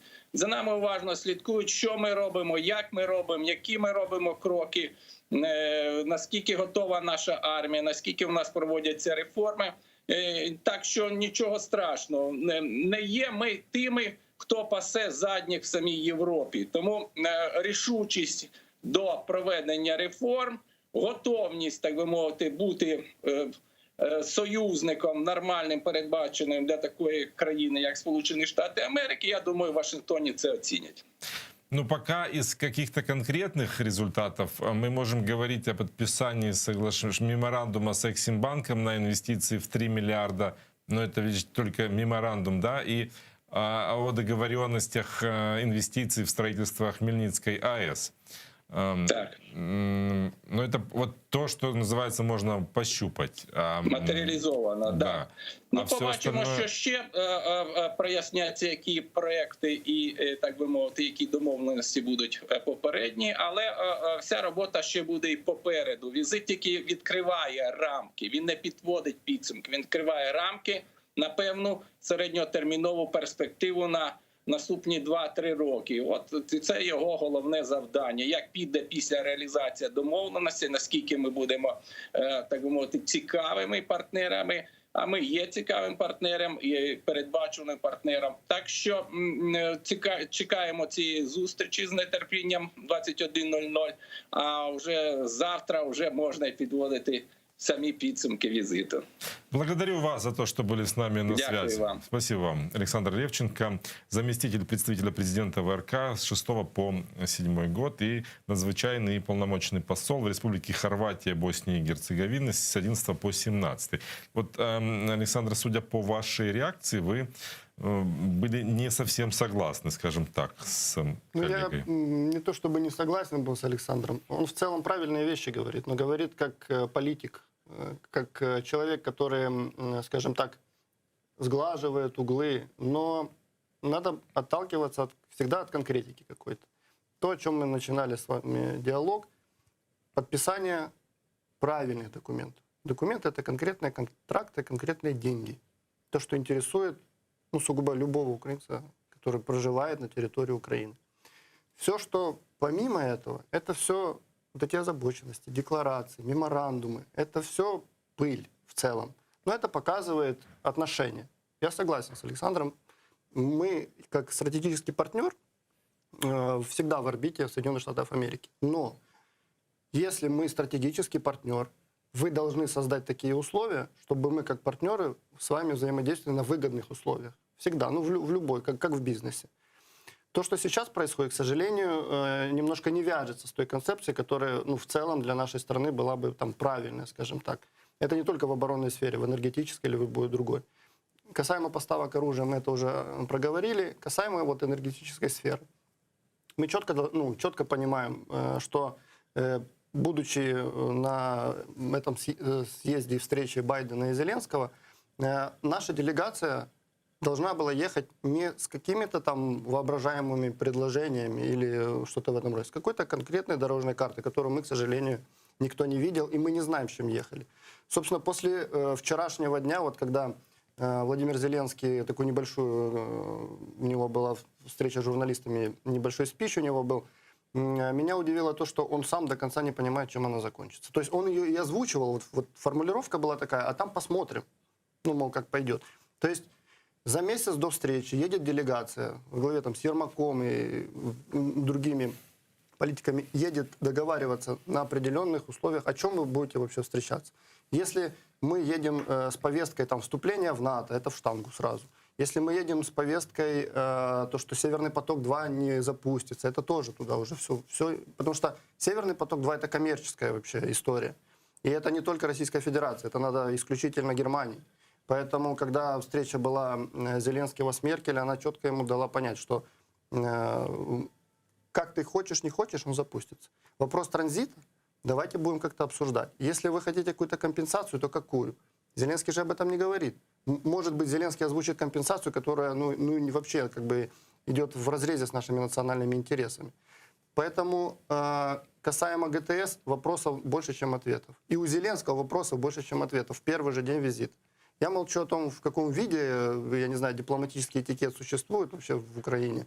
В нашем парламенте, бог с ним, пусть футболка ходит. Но когда вы приезжаете к президенту США и в первый же день даете какую-то мини-пресс-конференцию, грубо говоря, даже для своих СМИ в футболке, это как минимум неуважение. Я так Может, считаю. мир меняется? Окей, пусть он меняется, но в моем понимании, если вы делегация, которая дипломаты и высшие, скажем так, сливки общества, которые показывают, как мы здесь в Украине, то мне не очень это понравилось. Суть остается другая. Зеленский встретится с Байденом в 9 часов вечера. На фоне того, что сегодня пик афганского кризиса, то, что там происходит, встреча Зеленского и вообще вся администрация Байдена, они сейчас заняты этой историей. И когда встретятся Зеленский с Байденом, я не исключаю, что та часть, которая официальная, это будут разговоры ради разговоров. Меня больше интересует неофициальная встреча. С кем будут встречаться из нашей делегации, кто с кем, какие министры с кем будут встречаться, какие документы будут подписаны. Возвращаясь опять к реальности того, что нам необходимо конкретное, сегодня тактическое действие, такое. Мы вливаем финансирование в это. А не то, что вы будете опять нам рассказывать, у вас коррупция тотальная, а вы должны с этим побороть, у вас реформы должны быть судебные и все остальное. Но это логично. Когда у вас в стране, во-первых, военный конфликт, во-вторых, у вас не работает ни одна институция в плане судебной, какой инвестор пойдет туда, если он знает, что завтра поменяется власть, и все опять у нас на круги своя. То есть никто не защищен. Для того, чтобы строить правильное государство, необходимо, чтобы любой инвестор был уверен в том, что если я завожу сюда деньги, допустим, 1,5-3 миллиарда долларов, и знаю, что в течение 50 лет я их верну и приумножу свой капитал, тогда это работает. А не тогда, когда я на волю случая инвестирую. Да любой человек здравомыслящий подумает 1000 раз, стоит ли мне это делать, если в этой стране бесконечная смена власти, и все борются за власть, а никто не думает, как именно, грубо говоря, как развивать дальше то или иное предприятие или ту или иную сферу, связанную, допустим, с той же энергетикой. Потому что Штаты заинтересованы исключительно в наших подземных газовых хранилищах. Они через поляков, а Польша — это сфера влияния Соединенных Штатов, чтобы так не получилось, что наши ГТС уйдет просто... Что такое ГТС? Это труба и хранилище. Мы договариваемся условно с Соединенными Штатами Америки, чтобы они гарантировали нам транзит и тому подобное. Вы поймите, газ идет же с Российской Федерации. Как Штаты могут гарантировать, что завтра Владимир Путин не закроет вентиль? Или окей, по договору, который подписан, он может заплатить, но газ не пустить. Что дальше? Как отопительный сезон будем проходить. Но вы же сами сказали, что США заинтересованы в наших хранилищах, значит, может, у них есть аргументы, как повлиять на Российскую Не исключаю. Федерацию? Это все геополитика, и повлиять на Российскую Федерацию. Знаете, есть в геополитике, грубо говоря, ключевые точки, где происходит борьба Запада с Востоком. То на данный момент это Украина, Сирия, Ливия, и вот сейчас появился еще Афганистан. В Афганистане вообще ситуация очень напряженная, и до того момента, как было озвучено то, что будут выводить войска Соединенных Штатов Америки, я уже тогда себе задал вопрос, если вы планируете выходить, это длительный процесс, это тоже затратная часть, даже вывести просто войска. Вы оставляете там колоссальное количество техники, вооружения на, если я не ошибаюсь, на 11 миллиардов долларов. Вопрос, кому это выгодно и кому это надо. Если брать, грубо говоря, что такое Афганистан? Это наркотрафик, это разные исламистские банды формирования, которые на разные вообще истории. Это ИГИЛ и вот все вот в эту вот штуку. Если мы смотрим на карту мира, то вот есть Афганистан, он граничит с Пакистаном, Узбекистаном, Таджикистаном. Таджикистан граничит с Китаем. Дальше идет Казахстан, и потом идет Российская Федерация. И Российская Федерация и Китай имеют свою сферу и зону влияния, они вливают туда деньги, на самом деле, вот в эти вот государства. То, что будет в Пакистане волнение, это уже вот сегодня новость вышла, там, если я не ошибаюсь, тоже или министр обороны, они, как это говорится, вызывают озабоченность, то, что вот такая история развивается, и она будет развиваться семимильными шагами. Если вы думаете, что талибы остановятся, грубо говоря, на Афганистане, то очень сильно ошибаетесь. Эти люди 20 лет ждали того, чтобы это произошло. И дальше эта история будет только усугубляться. И будет усугубляться в соседних граничащих государствах. Там, где есть сфера влияния РФ и Китая. То есть, если подытожить ваши слова, то американцы специально оставили оружие, чтобы оставить очаг напряжения для России и Даже Китая. не оставить, а воспламенить его там. Вот по логике вещей, если бы я, например, условно, мы представляем себе пятиэтажное здание, да, и мы хотим это пятиэтажное здание разрушить. Мы же не будем его с 5-го этажа разбирать. Мы на 1-м этаже подожжем. Понимаете? И вот эта вот история, которая находится в этот центрально-евразийский регион, который является в какой-то степени ключевым. Противоборствующие стороны, грубо говоря, если мы берем Запад и Восток, то вот сейчас еще одна точка, которая будет горячей точкой. Причем, где в следующий раз бомбанет, а я имею в виду по поводу терроризма конкретного, вот то, что было, какое количество людей погибло. Вы думаете, что разведка и ЦРУ США не прогнозировали то, что это может быть? С кем они, собственно, договариваются, если Талибан во многих странах признан организацией, которая несет за собой всякие экстремистские и разные террористические угрозы. Последние теракты приписывают это ИГИЛ. Да, но Талибан поддерживает ИГИЛ. Тут очень сложно вообще прогнозировать в восточных вот этих вот странах, именно на религиозной почве, очень сложно прогнозировать, как они дальше будут развиваться. Но в данном случае, имея это количество вооружений, я не беру там вертолеты или танки, им это не надо на самом деле. Они же не будут идти войной на какую-то другую страну. Но то количество оружия, которое у них осталось, им просто развязаны руки. С ними теперь будут договариваться, да, там кто-то сразу начинает с талибами договариваться. Но это же не закрывает вот ту брешь, которая реально будет расползаться по всей Центральной Азии, грубо говоря. Но ведь это достаточно рискованный шаг, собственно, для самого Байдена. Он же теперь подвергается критике внутри страны. Да, Его вот рейтинг упал, поддержки американцев нет, даже однопартийцы это как бы огромный минус, с одной стороны. С другой стороны, эту историю тоже можно обыграть по-другому. То есть мы выводим войска, и нам уже не надо вливать туда такое колоссальное количество средств, которые налогоплательщики США, собственно, платят, чтобы мы финансировали там свои базы и тому подобное. Поэтому здесь тоже можно обыграть эту историю, но почему-то она не сработала. Минус будет, но я думаю, что осознанно они пошли на этот шаг. Возвращаясь к геополитике, это всегда шахматы. То есть если в какой-то момент там США и Германия говорят: окей, бьем по рукам, Северный поток будет достроен, то в другом месте противоборствующие стороны связываются в какую-то там войну, так называемую. Здесь нету, скажем так, врагов. Всегда есть либо партнеры, либо конкуренты. Вот они на всей этой шахматной доске просто переставляют.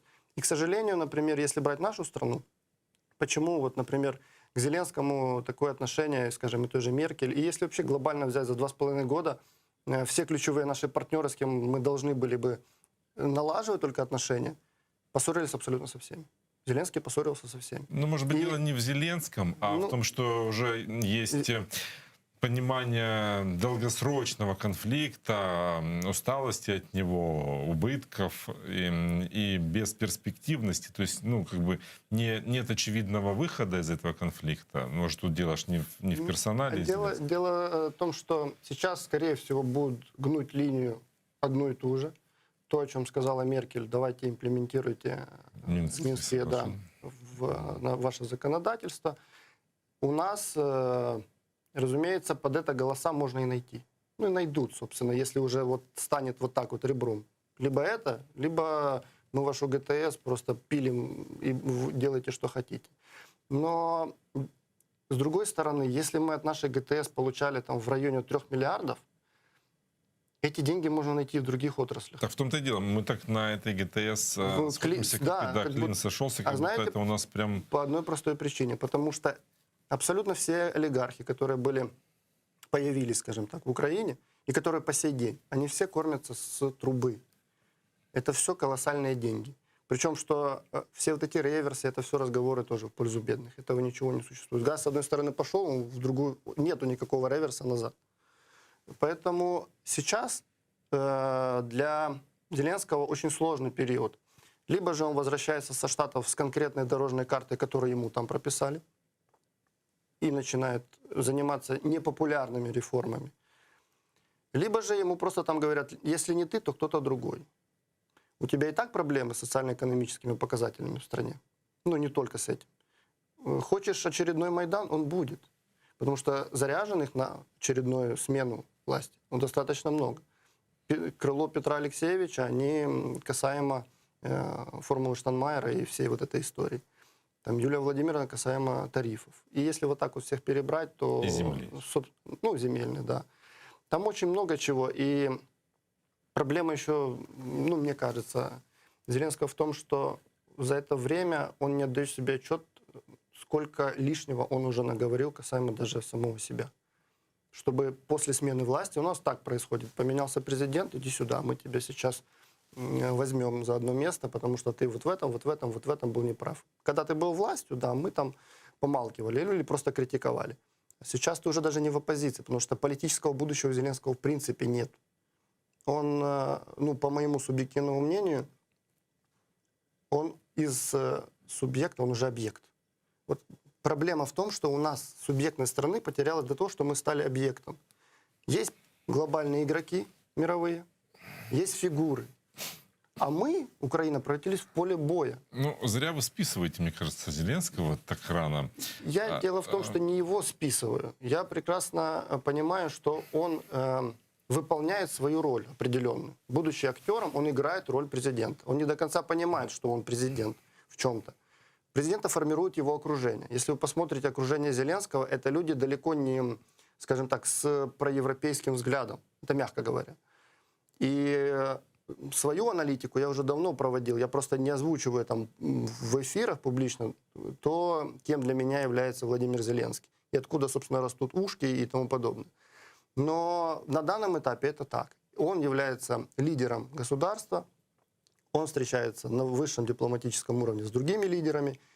Меня, как гражданина страны, интересуют конкретные действия, которые улучшают здесь инвестиционный климат. Не только разговоры там вот в Одессе, если помните, или не в Одессе, был у нас форум «Инвестиционные няни» и все остальное.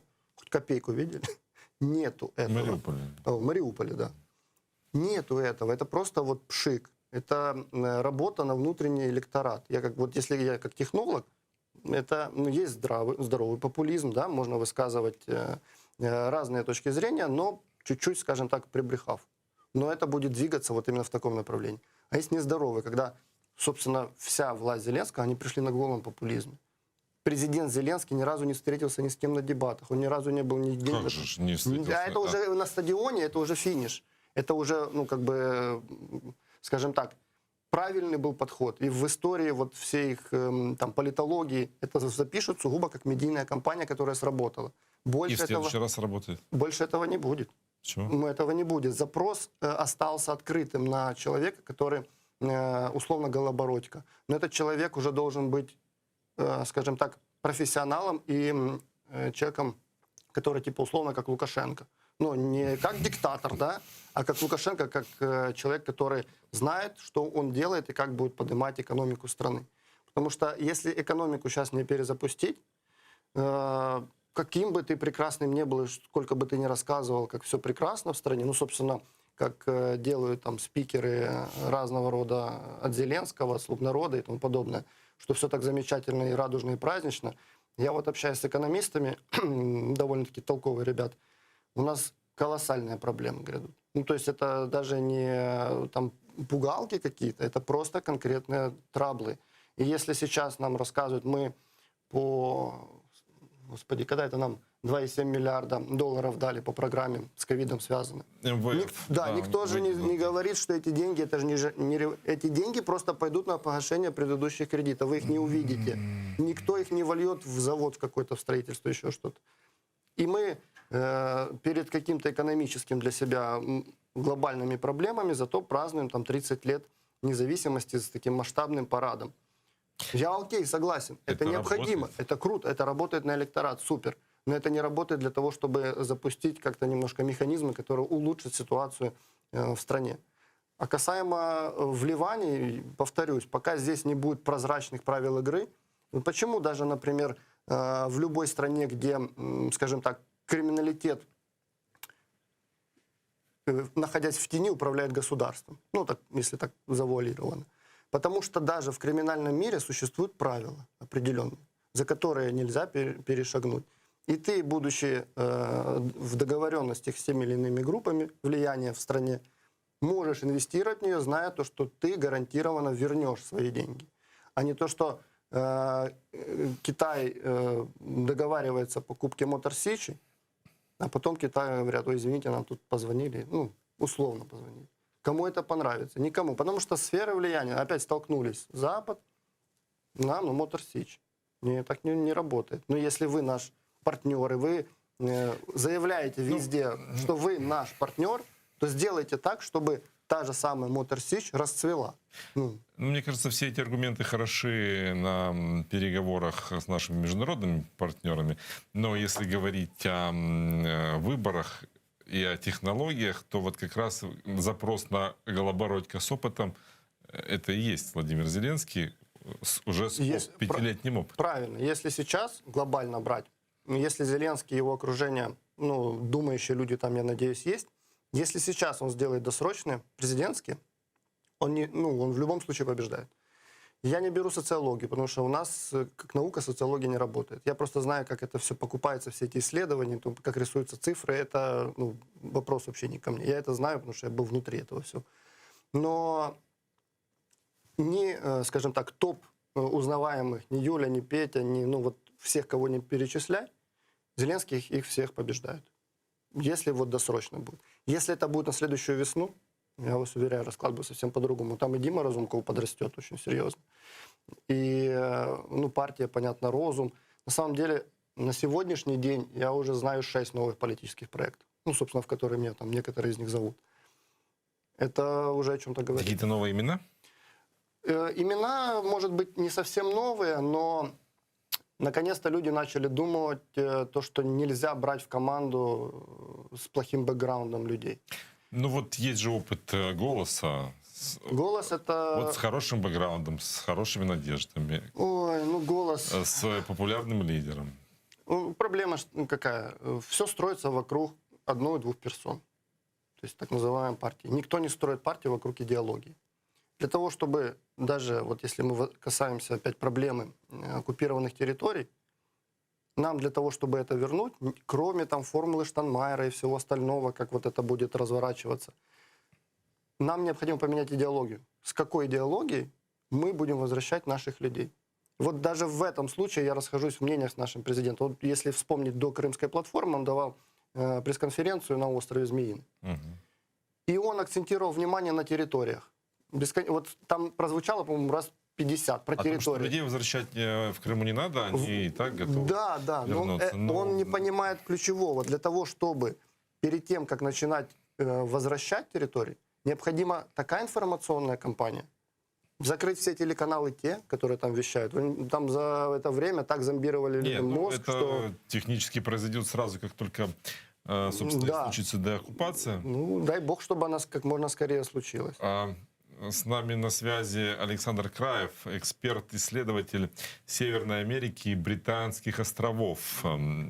Я приветствую вас, Александр. Да, здравствуйте, добрый вечер. Совсем недавно, перед визитом, мы в этой студии с вами строили прогнозы. Я не буду ловить вас ни на каких словах и оценках, потому что еще не состоялась все-таки встреча. Но вот по вашим ощущениям, оправдались ли ваши прогнозы? Что вы подметили от уже произошедших встреч и договоренностей?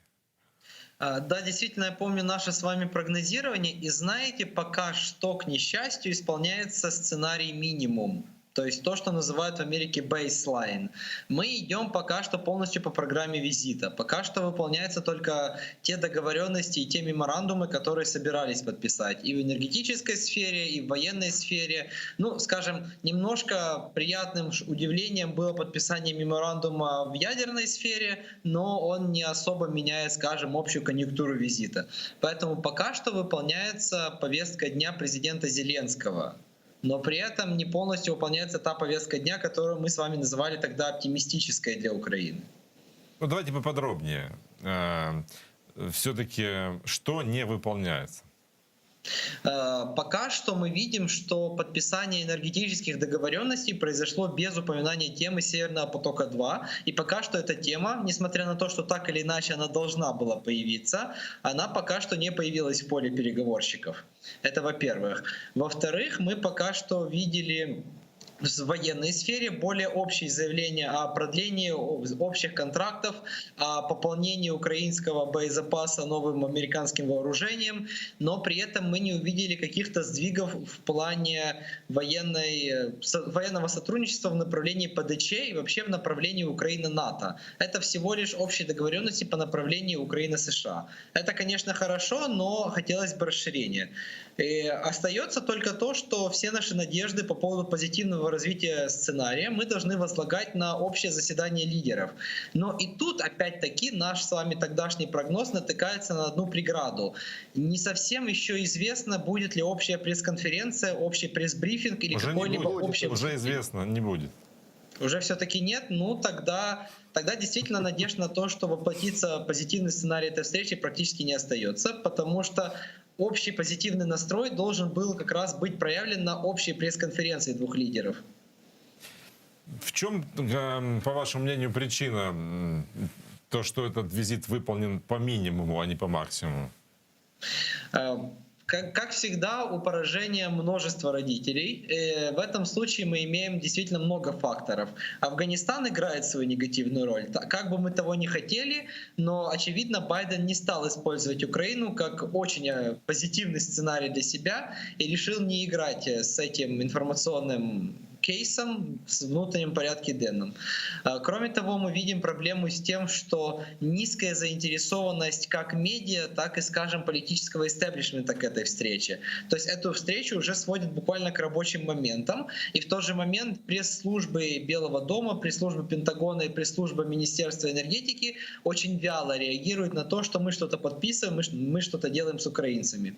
Ну и третья такая более массивная причина, как я это вижу, отсутствие инициативы с украинской стороны. То есть мы приехали на визит, ожидая, что нам все подадут и с нами будут сотрудничать априори. Притом при всем, что, кстати, когда мы даже тогда с вами говорили, мы закончили на том, что все будет зависеть от Украины. То есть подаст ли Зеленский и его делегация какие-то предложения, принесет ли Зеленский какие-то стратегии, с которыми Украина и США будут работать.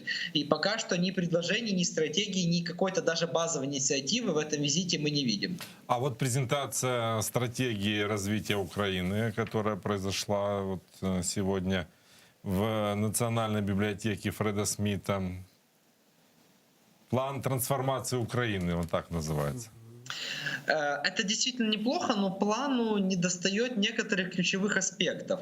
Скажем, действительно то, что это произошло, то, что эта презентация была, это знак хороший, это как бы мы показали, что мы слышим то, что от нас спрашивают американцы, что они хотят стратегии, вот вам, пожалуйста, хоть некая репрезентативность.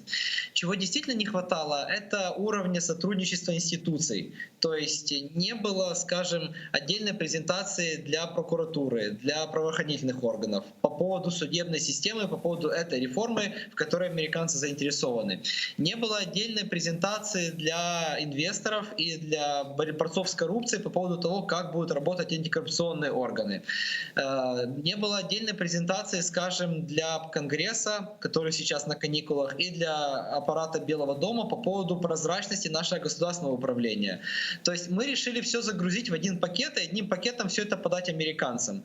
Но это не совсем тот формат, в котором американцы привыкли работать. Действительно классно, что наш президент может отвечать вообще за все повестки дня, за все вопросы, за всю политику. Но как бы хотелось увидеть и то, а как профессионалы в каждом отдельном направлении могут работать с этим. Благодарю вас за то, что подключились к нашему эфиру. Александр Краев, эксперт, исследователь Северной Америки и Британских островов, был с нами на связи со своими оценками, предварительными оценками визита Владимира Зеленского в США. Вы согласны с этим? Вот Саша, я во многом согласен, на самом деле. Он правильные вещи сказал, но просто поспешные выводы, мне кажется, Александр сделал. До встречи говорить о том, что, скажем, после нее не будет вот этих вот, разумеется, каких-то официальных площадок может уже и не быть, но вы же должны понимать, что реальная политика, она всегда строится за закрытой дверью. Мы как партнеры можем без лишних глаз и камер сесть с вами за стаканом воды и переговорить о реальности. Поэтому я бы не делал поспешных выводов, что все прям вот настолько плохо.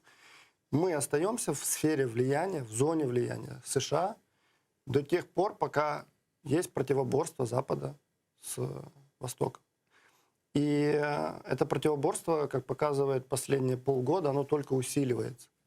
И усиливается по разным направлениям. Если со стороны Российской Федерации, то они по своему договору ДКБ, даже взять тех же белорусов, и, кстати, в Таджикистане та же история, они же в один этот военно-политический договор входят. Они имеют право размещать там на территории союзного государства под разными причинами. Пусть это будет терроризм, контингент своих миротворцев, как хотите, так и называйте. То есть представить себе ситуацию, что вдоль границы нашего соседа Беларуси будут стоять части Российской Федерации, причем абсолютно законно. С другой стороны, есть негласные договоренности тех же британцев и США. Они в свое время, перед тем, как Байден встречался с Путиным, Байден залетел к Джонсону в Британию. Они подписали некое такое соглашение, новая Атлантическая хартия Такой же документ был подписан в конце Второй мировой войны. Собственно, потом к этому документу присоединились другие государства. И вот с одной стороны у нас получается на одной чаше весов британцы, США и некоторые политические элиты Европейского Союза. С другой стороны это Россия, Китай и, как ни странно, Германия и Франция. И вот эти вот две противоборствующие стороны, мы находимся на вот, расколе, как хотите, так и понимаете. Мы географически так находимся. Вопрос, да. Географически мы можем находиться и в другой части. Но если там встречаются зоны интересов одних и других, там происходит точно так же, как происходит в Украине, или в Сирии, или в Ливии, или в другой горячей точке, где есть незаконченный военный конфликт. А у нас конкретно военный конфликт с Российской Федерацией. Просто никто не говорит о том, что мы объявляем войну России. Потому что мы прекрасно понимаем, что даже имея спустя 7,5 лет гораздо лучше укомплектованную армию и гораздо большую численность войск, мы четко понимаем, что с авиацией Российской Федерации нам сейчас особо тягаться нечего. Потому что если мы объявим войну России, бомбардировщики, я вас уверяю, там до сих пор летают и летают каждый день, и учения проходят не только, когда это в средствах массовой информации, да, может, какие-то большие учения афишируются, но так они каждый день тренируются. Поэтому... Кстати, участились случаи катастроф российской авиации. Это было всегда, потому что техника тоже имеет свойство устаревать. Поэтому... это говорит о том, что не очень-то и безусловно, современная. А у нас, если так глобально взять, у нас есть хотя бы один полк каких-то стратегических истребителей. Полк, допустим. Такого нету. Да, на параде показали прекрасная авиация у нас есть. Я обеими руками за, чтобы она только развивалась. Просто у нас даже пилотов не учат. Я не знаю, вот если взять сейчас открыть интернет и попробовать найти какую-нибудь программу, по которой можно стать пилотом боевым, скажем так, с пеленок. Не интересовался я этим вопросом, но помните, был случай трагический, упал самолет с курсантами, как раз авиационными курсантами, значит, учат в Харькове, по-моему. Значит, учат, но я повторюсь, для того, чтобы усилить боеспособность государства, это не только армия, это в первую очередь экономика. Это запустить опять... Знаете, в чем цинизм партнерства с нашими западными партнерами? У нас есть там трубопрокатные заводы. Я, к сожалению, не назову четко какое-то предприятие. И американцы повышают пошлину на наши трубы. То есть неконкурентоспособны становятся наши предприятия в Штатах. То есть раньше была торговля. Возникает вопрос, вы партнеры, либо вы нас подставляете? Что это происходит? Я прекрасно понимаю, что в масштабах геополитики мы как сырьевой придаток, они нас видят во всяком случае так. Точно так же нас видит Европейский Союз. Зачем плодить себе конкурентов? Но с другой стороны, если мы, например, производим пшеницу на экспорт, что нам мешает добавочную стоимость делать те же самые макароны и на всю Европу эти макароны отправлять? А не так, что мы отдаем туда пшеницу, а потом польские макароны покупаем. Логики в этом, понимаете, нету. А им это выгодно. Нельзя плодить конкурентов. Мы должны быть постоянно, вы знаете, как корова, которую доят, но которая еще не сдохла. С нами на связи Ярослав Черногор, участник АТО и член правления Совет внешней политики «Украинская призма». Я приветствую вас, Ярослав. Вы меня слышите? Да, я вас чую хорошо. Мы начали обсуждать безопасность, в том числе и возможность противостояния военного нашего и России. И происходит это все, собственно, во время визита Зеленского в США, где тоже поднимаются вопросы безопасности, сотрудничества с Министерством обороны США. В то же время на Востоке ситуация накаляется. Совсем недавно там произошел массовый обстрел Авдеевки. Огромное количество погибших наших солдат только за последний месяц. И это при объявленном перемирии. Вот по вашему мнению, с чем это обострение связано?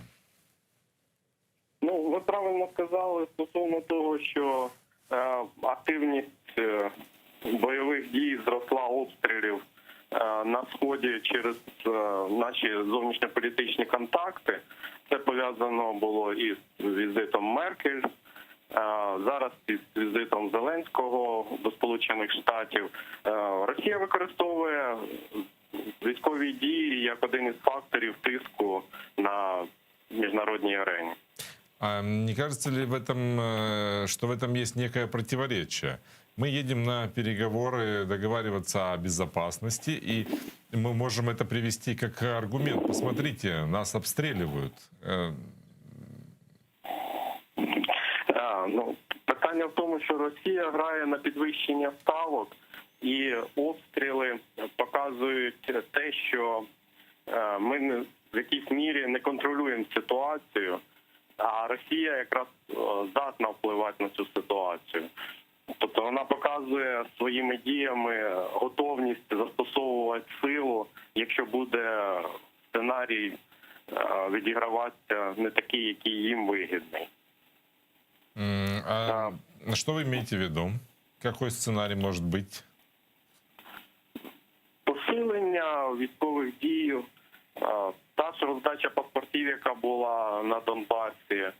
Це все фактори впливу на Україну і на її союзників. Эти обстрелы как-то отличаются от того, что там происходило раньше? Что это за виды вооружения? Из чего по нам стреляют? Зараз посилилися обстріли із артилерії і мінометів заборонених калібрів 120 і 122 міліметри.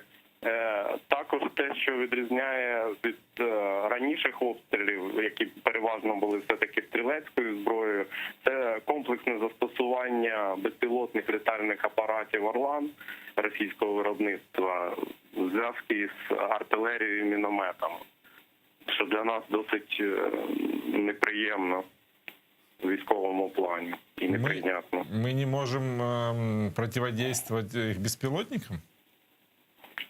Взагалі, за умовами перемир'я, застосування безпілотних літальних апаратів заборонено. Але так виходить, що ми граємо за певними правилами, а інша сторона ці правила ігнорує.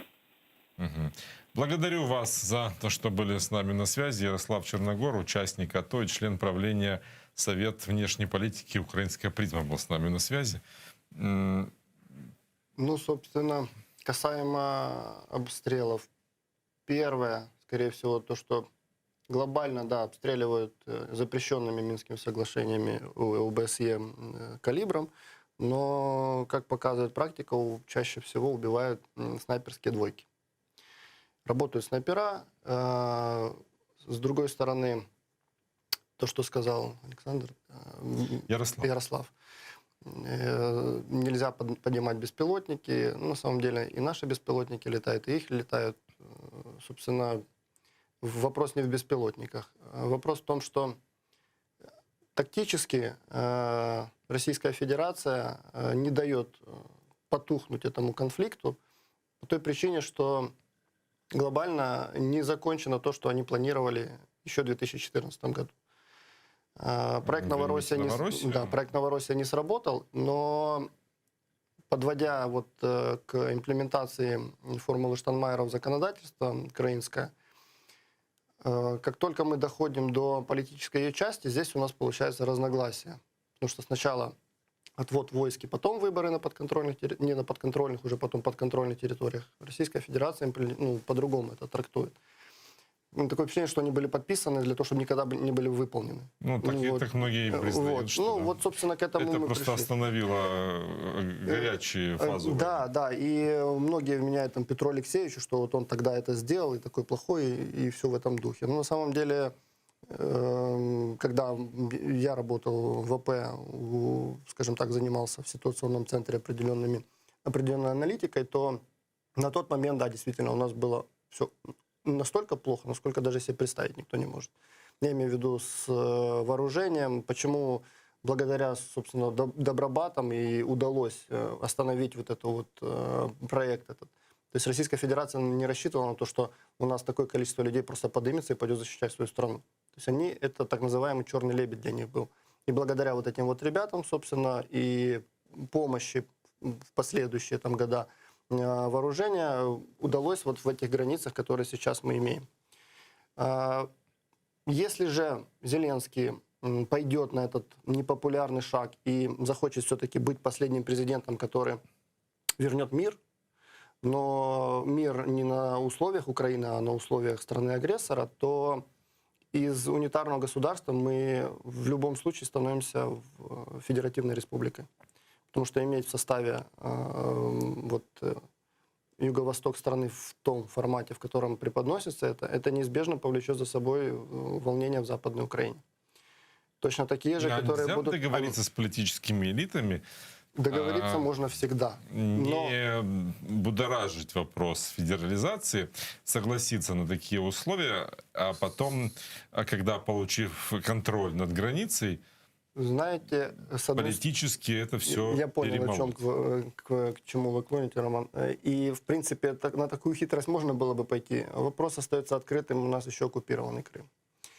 И проблема в том, что, мне кажется, это там глобальная проблема. Мы разделяем наши оккупированные территории. Юго-восток страны, Луганская, Донецкая область неподконтрольная, и Крым отдельно. В Конституции Украины Крым у нас прописан как автономная республика. То есть мы Конституцию открываем и смотрим автономная республика. Я поддерживаю мнение, это одна из версий, которая, может быть, были бы правильной, по моей точке зрения, это неплохой ход. Мы оккупированные территории присоединяем, даем такой же юридический статус, как и Крыму. То есть, грубо говоря, Крым и юго-восток страны – это одно целое. В Конституции даже ничего не надо будет менять. И в случае, если мы возвращаемся опять к выборам, да, проводим выборы и возвращаем оккупированные территории в состав Украины, то тогда автоматически Крым должен вернуться. Если мы на юридическом уровне это сделаем. Но почему не дают ход этой истории, я не знаю. Кстати, Александр Антонюк, он давно уже, наверное, года полтора пытается продвигать эту историю, но она почему-то где-то буксует. Хотя логика в этом есть, определенная логика есть, и если с правильными юристами этот документ такого рода подготовить, это не составит труда, во-первых. Тогда немножко подгорит у товарищей из РФ касаемо Крыма. Будем смотреть, как дальше будет развиваться ситуация. Единственное, что не хотелось бы, чтобы политический сезон новый, осенний, превратился в какой-то политический пожар. Потому что предпосылок достаточно много для того, чтобы дестабилизировать ситуацию именно в центре Киева. Я имею в виду, выводя людей на улицы, которые не согласны с политикой, которую ведет Владимир Зеленский, на его окружение. И повторюсь, когда человек начинает открывать холодильник и понимать, что там намного хуже стало, он начинает задумываться о тех лозунгах и тех словах, которые звучат с экранов ТВ, и, собственно, не сильно им начинает доверять.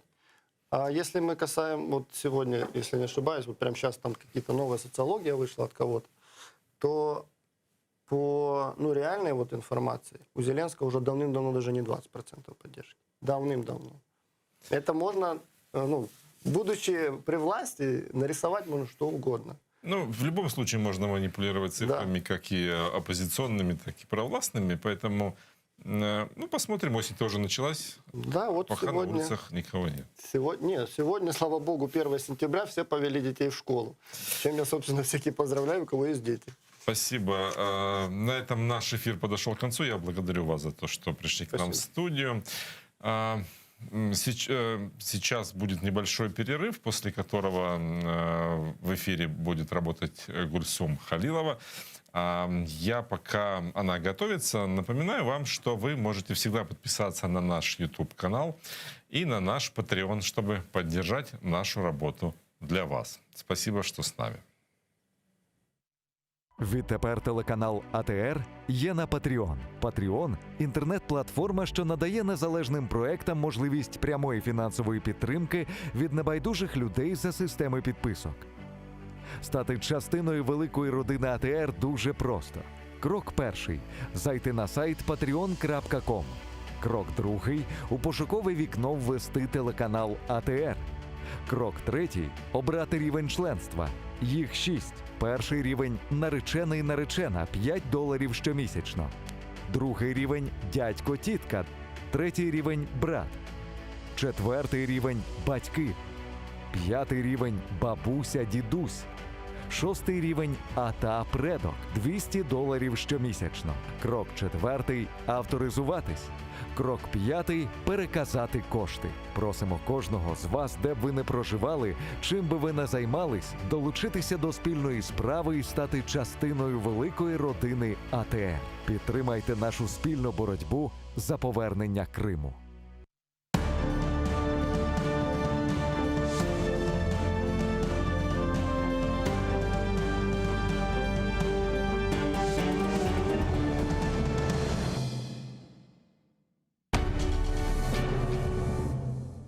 Відтепер телеканал АТР є на Patreon. Patreon – інтернет-платформа, що надає незалежним проектам можливість прямої фінансової підтримки від небайдужих людей за системи підписок.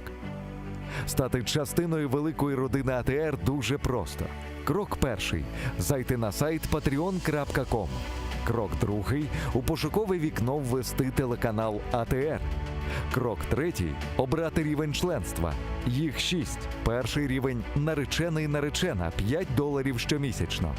Другий рівень – дядько-тітка. Третій рівень – брат.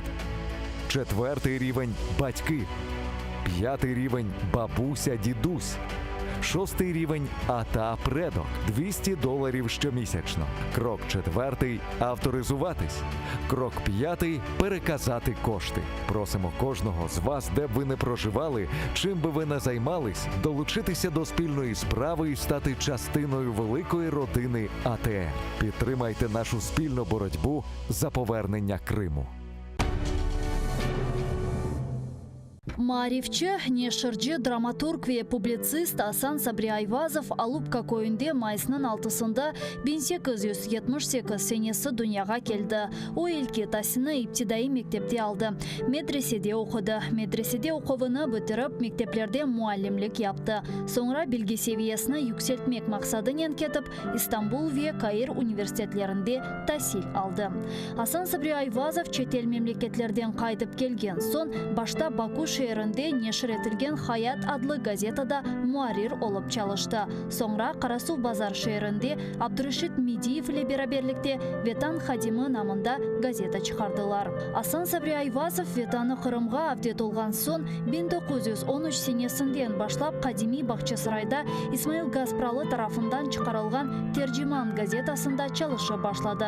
İsmail Gaspralı 1914 senesi vefat etken sonra Асан Сабри Айвазов tercümanın baş muariri oldu. Sonra o Ahmetçit şehrinde Millet dep adlandırılgan gazeta neşir etti ve aynı zamanda Kırım Milli Kurultayı reisi vazifesinde bulundu. Асан Сабри Айвазов publitsist olmak ile beraberlikte hem yazıcı, hem dramaturg, hem de acayip edebi tercüman edi. Anneciğim neredesin? Kel, neden bu alga kaldık? Gibi bedi eserlerle bir sırada Ivan Turgenev, Anton Çekhov, Lev Tolstoy, Avrupa edebiyatından Knut Gamsun, Longvili gibi müelliflerinin işlerini Kırım Tatar tiline tercüme etti. Асан Сабри Айвазов'ның icadi umur faaliyeti gayet gürlegen vakitte o Bolşevikler tarafından represiyaga uğrab 1938 senesi aprelinin 17'sinde vahşice öldürüldü. Асан Сабри Айвазов'ның Neden bu alga kaldık piyasasından küçük bir parça. Seyitbek, şimdi biz ne işleyelim? Avrupalılarının kulturası fenadır diye cahil mi kalalım? Abdülislam, hayır evladım. Hoşa sim hoşa. Hazreti Fahir-i Kainat Efendimiz sallallahu aleyhi ve sellem beşikten mezara kadar ilim aranız buyurdukları gibi ilim nerede olsa da gidip alınız buyurmuştur.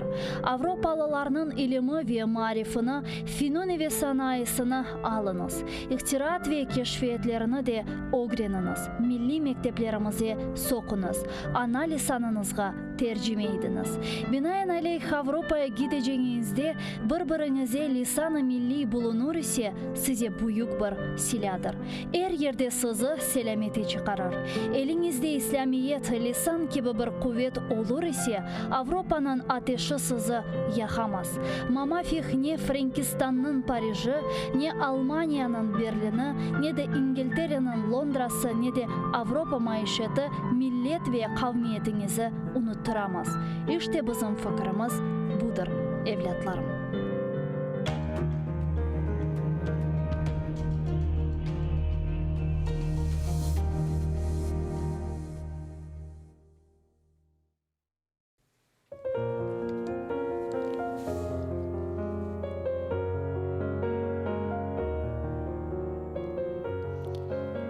Дерендір денізін, суында қайық. Не güzel адасın, мақтауға лайық. Yüksектір дағларын, серіндір аван. Білмейм, не вақыт, бақылыр даван. Савар ма туманым, башында чатырдақ. Көрер ма окунны, менің башым сақ.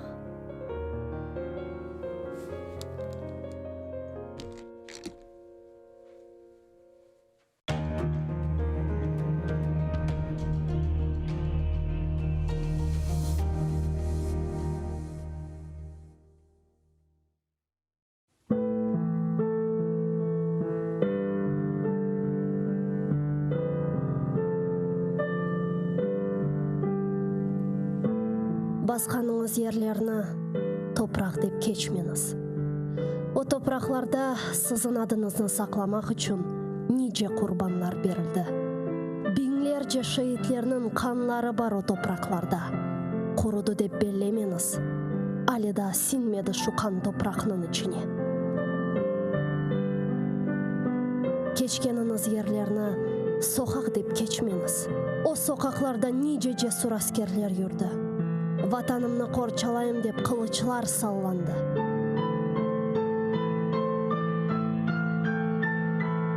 Юргеніңіз аралықларда иханетлер де олды үлбет. Сапланды ханчерлер сыртларға. Көтергеніңіз байрақны тамғалы басма деп кечмеңіз. О байрақның үстінде шерефіңіз, намысыңыз, итибарыңыз бар. Көтеріңіз ең yüksекlerге, ең төпелерге, көк yüzüyle paylaşsın ренкіні. Керек олса оның үшін нишан олыңыз. Бір кеткен жан недір ки? 1000 жан кетсе феда олсын ona. Қиямет өлім ма? Бұ му фелакет? Асыл фелакет байрағымыздың ерде саврылмасыdır. Утаныңыз, эфенділер, егіңіз башларыңызны. Тітрейдір шымдалымызға бақып еждатларымыздың кеміклері. Кірді евімізге дұшман қуа алмайық. Сесіміз жықмаз олды қорқуға далдық. Утаныңыз, эфенділер, ғайып болған рухыңыздан утаныңыз. Байрағыны көтеріп оламаған еллеріңізден утаныңыз. Мен утанам.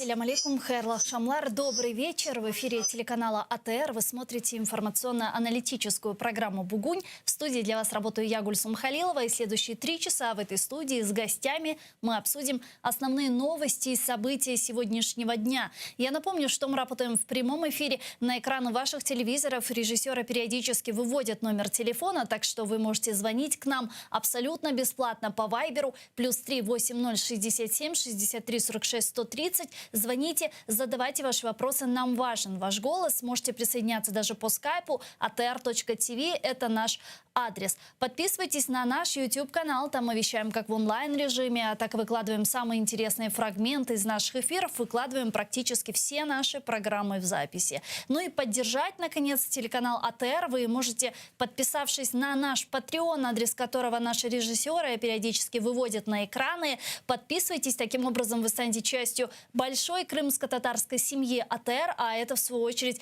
поможет нам продолжить работу на информационном фронте. А этот блок я бы хотела начать, естественно, с основных новостей сегодняшнего дня, а это визит президента Украины Владимира Зеленского в Соединенные Штаты Америки. Он сегодня находится там, и известно, что президенты начнут переговоры в Белом доме в 2 часа по местному времени, то есть в 9 по Киеву. В расписание Байдена на встречу отвели 2,5 часа. Уже известно, что совместная пресс-конференция не запланирована. Байден после переговоров с Зеленским в Белом доме отправится на еженедельный экономический брифинг. Ну что ж, коротко о том, что уже удалось президенту Украины Владимиру Зеленскому.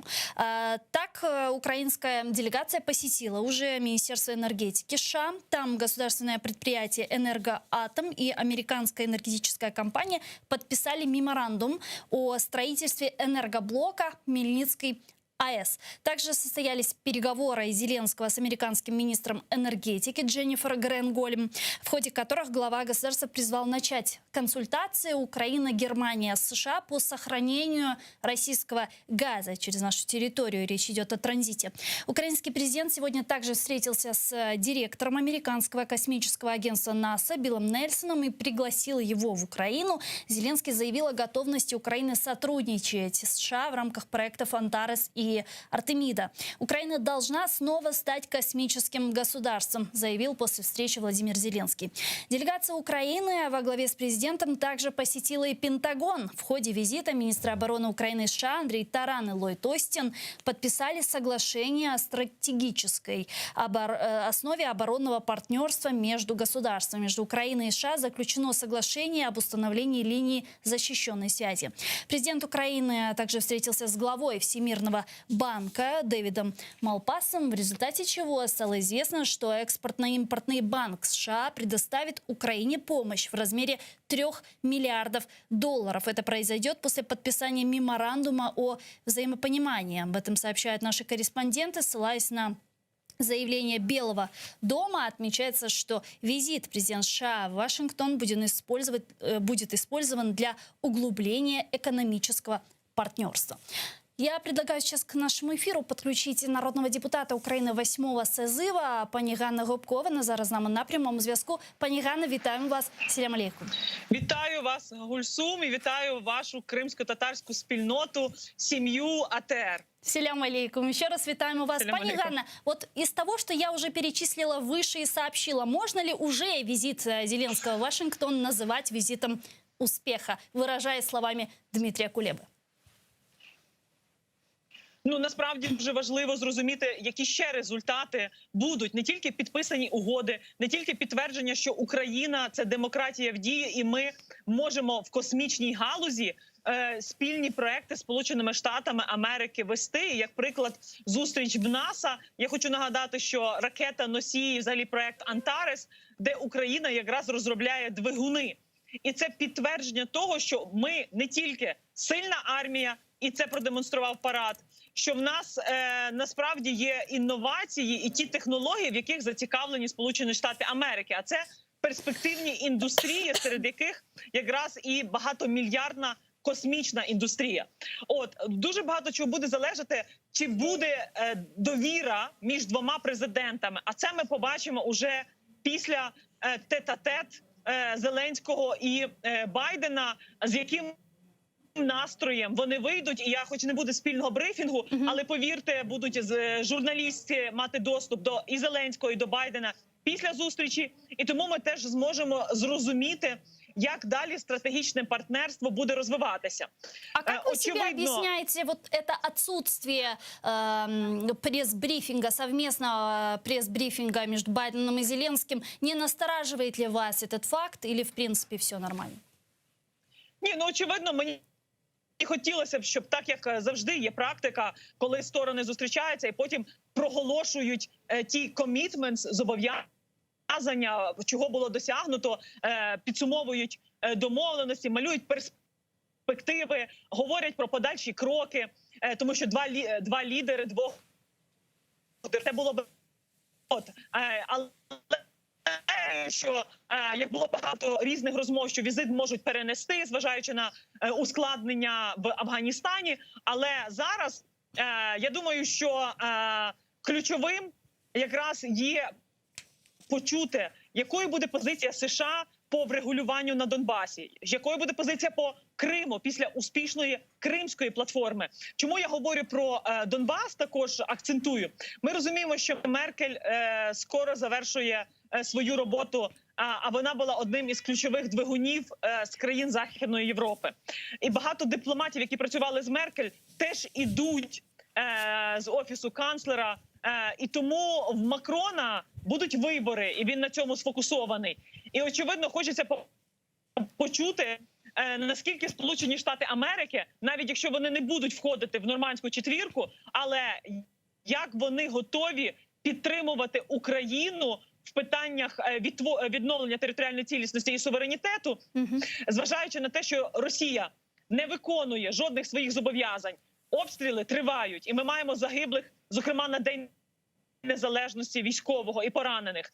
Немає військовополонених. Давайте я нагадаю, що питання взагалі звільнення бранців Кремля на порядку денному, і недавно Блінкен, держсекретар, дав відповідь на лист Олексія Бесарабова, де це в їхньому фокусі.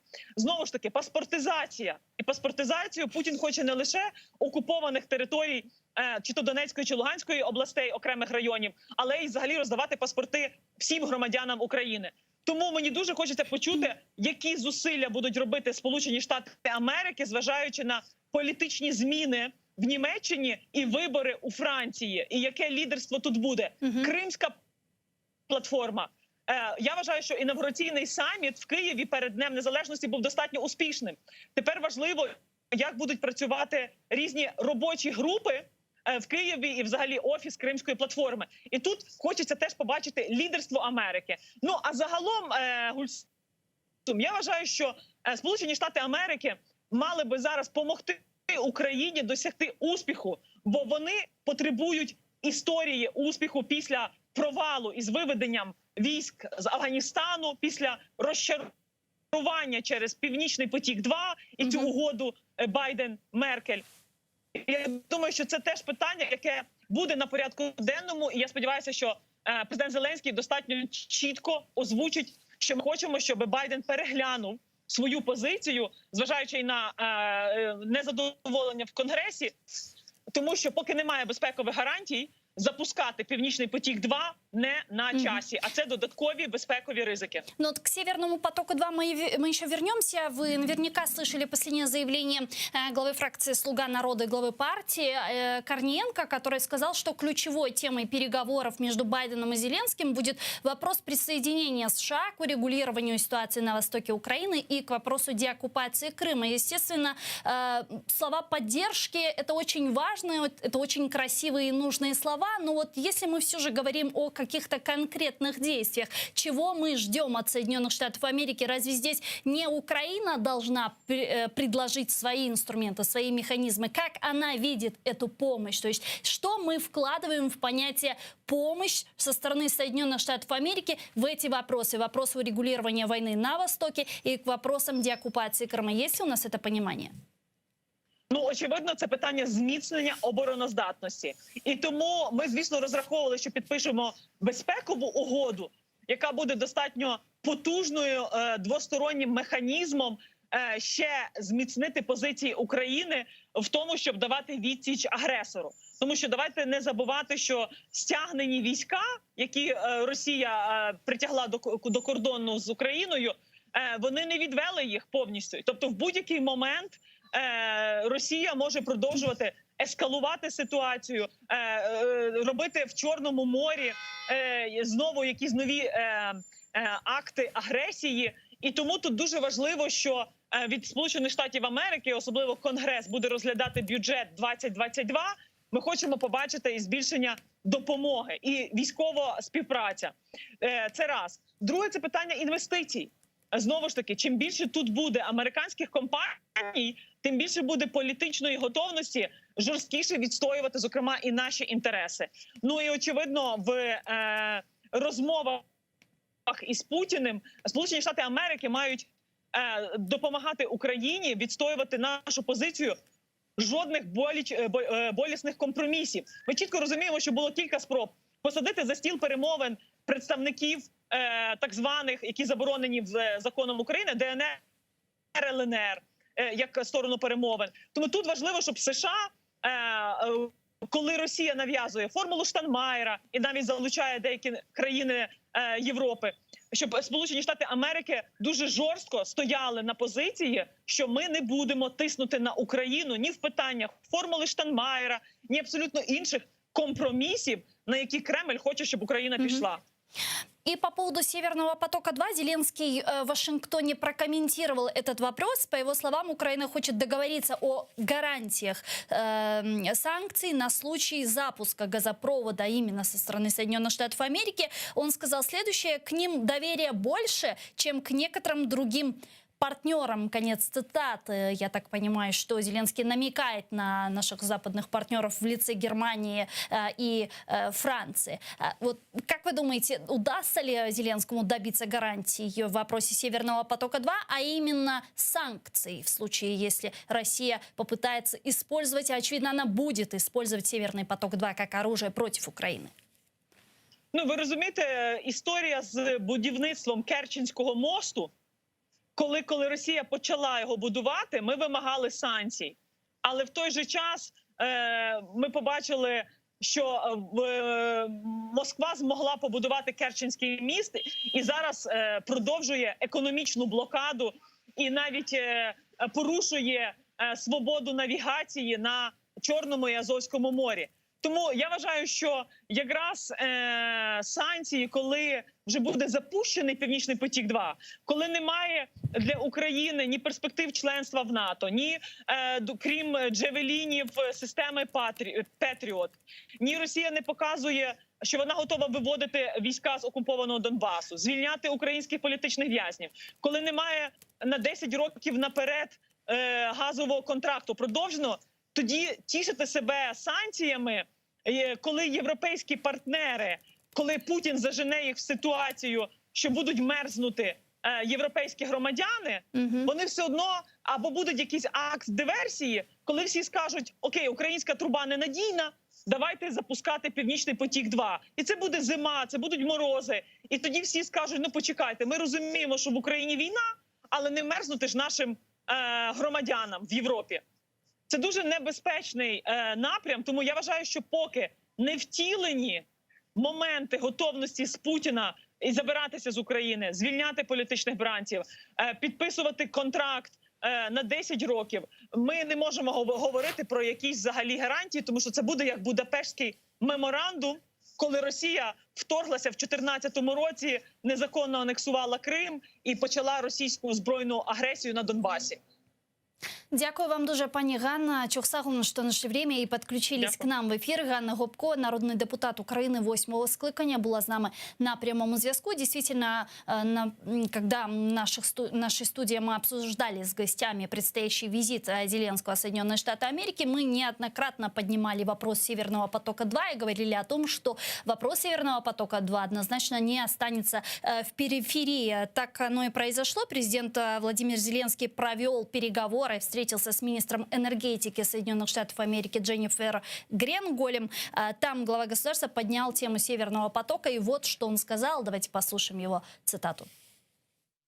Російський газ є найбруднішим у світі через значні викиди метану в процесі видобутку та транспортування, а також через корупцію, шантаж і маніпуляції. Также президент Украины Владимир Зеленский в рамках рабочего визита в Вашингтон встретился с министром обороны Соединенных Штатов Америки. Там Украина и США подписали соглашение о стратегической основе оборонного партнерства. Об этом заявил президент Украины Владимир Зеленский. В Министерстве обороны Украины добавили, что это соглашение усиливает прочное стратегическое оборонное партнерство между ведомствами двух государств. В частности, углубление сотрудничества стран в Черноморском регионе для эффективного противодействия внешним угрозам, усиления сотрудничества в кибербезопасности. Давайте послушаем цитату. Новий етап у співпраці України та США в оборонній сфері. У Міністерстві оборони США підписано угоду зі стратегічних основ оборонного партнерства. Для нас дуже важлива підтримка з боку США, територіальної цілісності України, членства в НАТО і спільна протидія агресії Росії. Олег Жданов, військовий експерт, полковник запасу Збройних сил України, зараз з нами на прямому зв'язку. Пане Олеже, вітаємо вас. Салям алейкум. Добрый вечер. Еще до визита Зеленского в Вашингтон в офисе президента в Министерстве иностранных дел Украины сообщали о том, что будет подписано ряд документов оборонного характера. И вот сейчас мы видим какие-то результаты. Вы ими довольны? Ну, да, не те, що очікувалось, але ж є позитив в тому, що ми підписали договір. Це не меморандум, це не декларація, це саме договір, який передбачає якісь зобов'язання обох сторін. І договор їм саме в оборонному партнерстві. А чего вы ожидали? Ну, я ожидав більшого в тому, ми подивимось головне, це ще не головна зустріч. Мої сподівання ще залишаються, тому що зустріч почнеться о 9-й годині за київським часом в овальному кабінеті між президентом Сполучених Штатів і президентом України. І я сподіваюся на те, що там буде проговорено питання щодо модернізації і переозброєння наших Збройних сил за допомогою тих же Сполучених Штатів. Также президент Украины Владимир Зеленский в ходе встречи с главой Министерства обороны США Ллойдом Остином обсудили ситуацию на Донбассе. В контексте этого речь шла о российских военных учениях «Запад-2021». Давайте послушаем цитату президента Украины и вернемся к нашей беседе. Сторони обговорили ситуацію на сході нашої держави, яка залишається напруженою попри зусилля України щодо досягнення деескалації мирним дипломатичним шляхом. Зокрема, напруженість посилюється у зв'язку з проведенням Російською Федерацією військових навчань «Захід-2021». До этого мы не раз слышали и в офисе президента, и в Министерстве иностранных дел Украины, что ключевым вопросом во время переговоров Байдена с Зеленским не только будет вопрос безопасности, вопрос ситуации на востоке Украины, на Донбассе и вопрос деоккупации Крыма. Вот как вы видите решение этого вопроса? Возможно ли привлечение Соединенных Штатов Америки к нормандскому ли формату или созданию какого-то другого формата, в результате которого бы Соединенные Штаты Америки более активно включались в эти процессы? Или же это будут вот такие просто декларативные заявления, слова поддержки и так далее? Ну, я думаю, в даному випадку треба досягнути хоча б підтримки, офіційної підтримки від Сполучених Штатів тих прагнень, які ми намагаємося втілювати в життя. А саме це повернення Крима. Про деокупацію не може бути мова, тому що офіційно Крим не визнано окупованою територією. Про припинення війни теж не може йти мова, тому що офіційно війни не існує. Всі знають, що вона є, але немає жодного документу про це. То на даному етапі ми можемо від Сполучених Штатів вимагати, навряд чи таке слово підходить, але хотілося б, щоб Сполучені Штати висловили свою позицію щодо підтримки прагнень України внести зміни в Мінські домовленості, тому що в даному контексті вони неможливо їх виконати, і підтримки намагань повернути Крим в склад України. Нормандскому формату. Алло.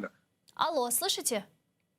Я питання не почув. Есть ли возможность сегодня привлечения Соединенных Штатов Америки к нормандскому формату, ну или созданию какого-то другого формата, вот как предлагают, например, многие политические аналитики, формат Будапештского меморандума, как стран, которые гарантировали нам территориальную целостность, чтобы садились и вырабатывали некие действенные механизмы по деоккупации Крыма и урегулированию войны на востоке Украины? Ну, це, я думаю, що це цілком можливо, особливо дуже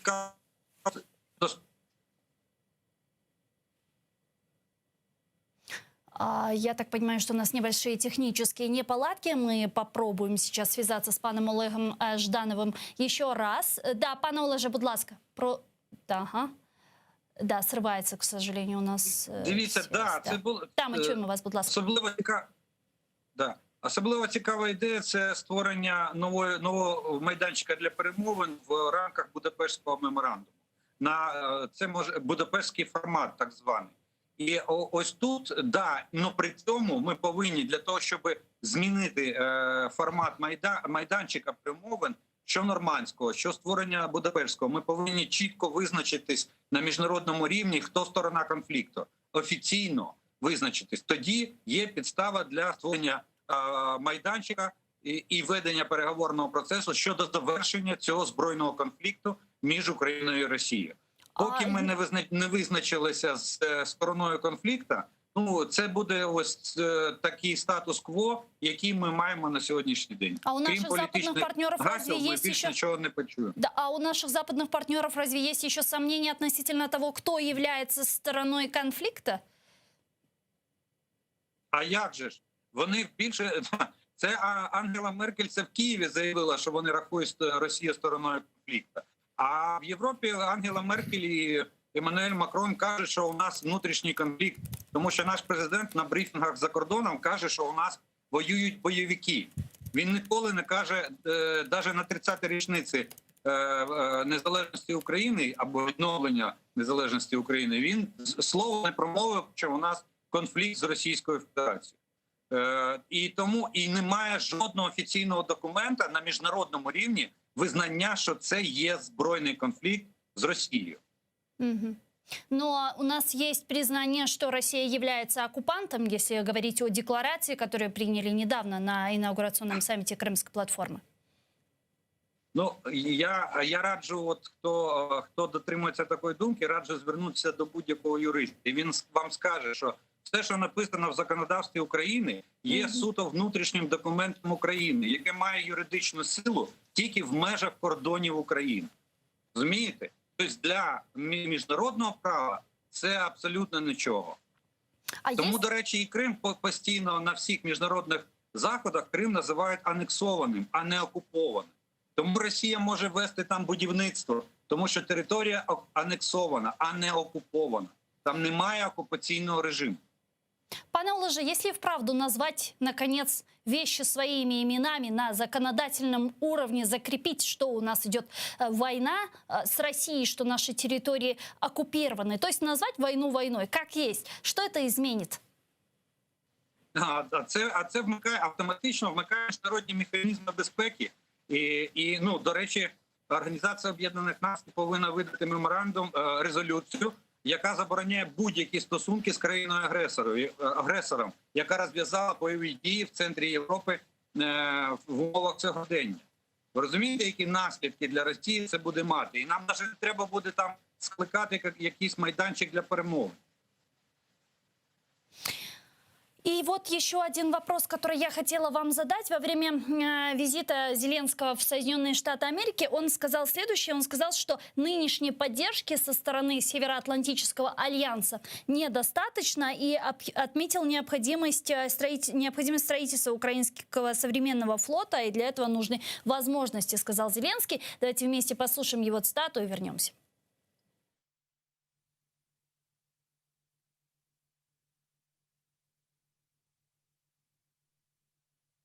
Зеленского, где он высказался про Североатлантический альянс. Если у нас есть такая возможность сейчас ее выдать, я так понимаю, что есть небольшие технические неполадки.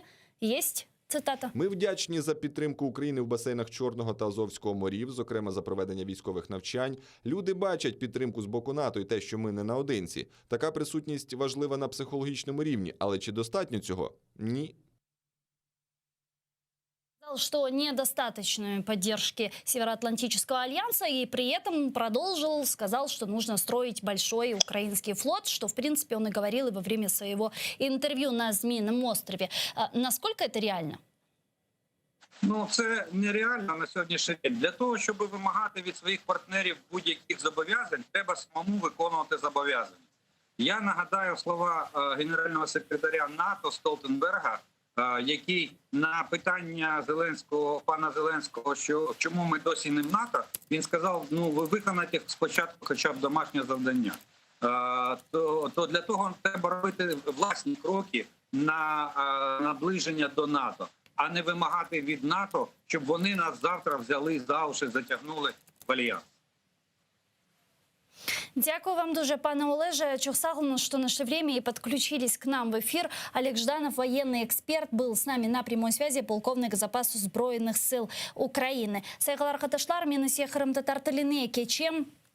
Ве шымды күчук бір бойле бір сізлерге илян бермеге істейім. АТР телеканалының патреонына абоне олмаға ұнытмаңызда бір кере айтып кечмеге истередім сізлерге. Зирабу бізлерге чоқ мұйым мадди маневи ярдымны бережектір. Экранларыңызға режиссерларымыз вақтынжа патреонымыздың адресіні чықараве тақдимете. Бойлелекнен сіз бұйы Қырым-Татар хорантасының бойле бір азасы олажақсыныз. Бұйсе бізлерге аяқларымыз üzerinde тұрмаға ве фаалиетімізні, информацион жебеде алыбырған күрешімізні ве савашымызны девам етірмеге ярдым етежектір. Егер ке бұны насыл япа білеміз деген суалыны бережек олсаңыз, бұны бізім мұхберлеріміз азырлаған күчік бір видеороликте сейретмеге шымды имканымыз бар ве соңра сейреткен соңра біз мұсафирымызны тағзым етежекміз ве сас меселеріні мұзакер етмеге девам етежекміз. Келіңіз бақайық.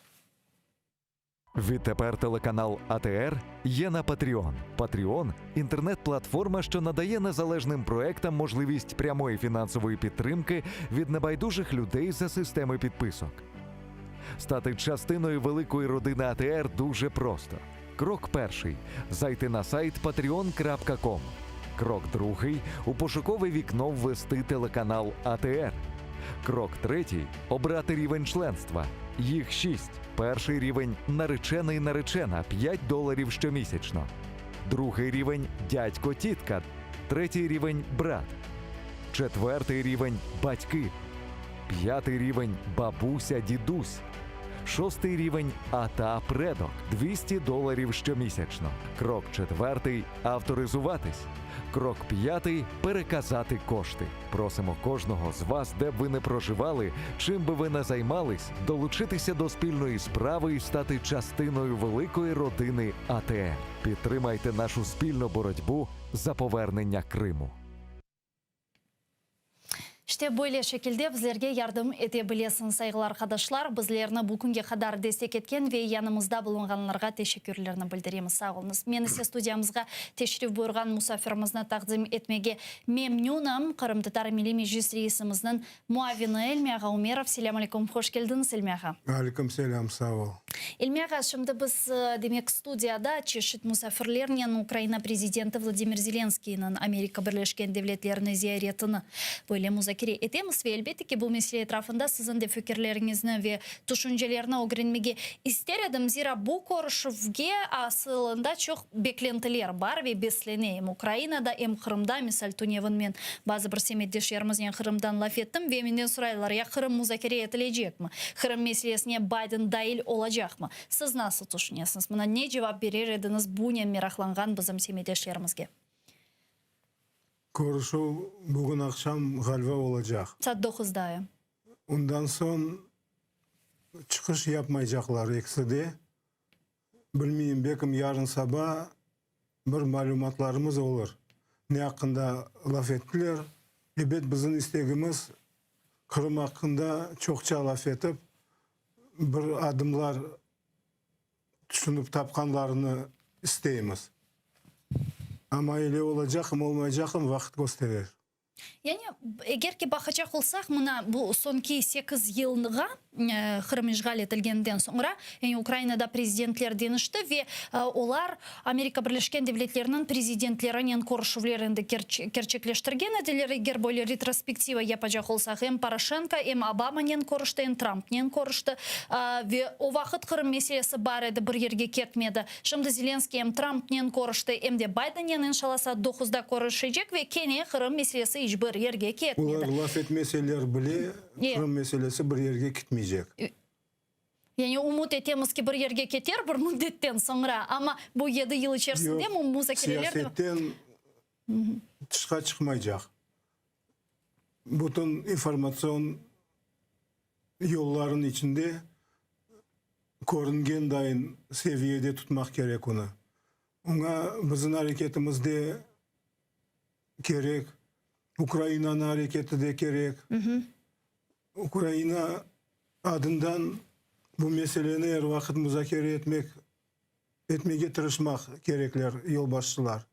Kim olsa da. Yani men şunu sormağa istedim. Demek ki prezidentlerimiz çeşit Amerika Birleşken Devletleri'nin prezidentlerinin konuştu. Kırım meselesi var edi, bugün de var. Yani beklentilerimiz aynı. Kırım'ın azat etilmesi, işgalden kurtulması, bir konuşuvdu. Fakat bunların nasıl gerçekleştirmek mümkün? Instrumentler, mekanizmler bu 7 yıl içerisinde çıkartılmadı mı teklif etmek için bizim Garbi ittifakdaşlarımızga? Ne bekleyimiz şimdi kendini? Bir vakitte gıdayın umut edip bekleyimiz. Ele kelgen, ele de gidecek.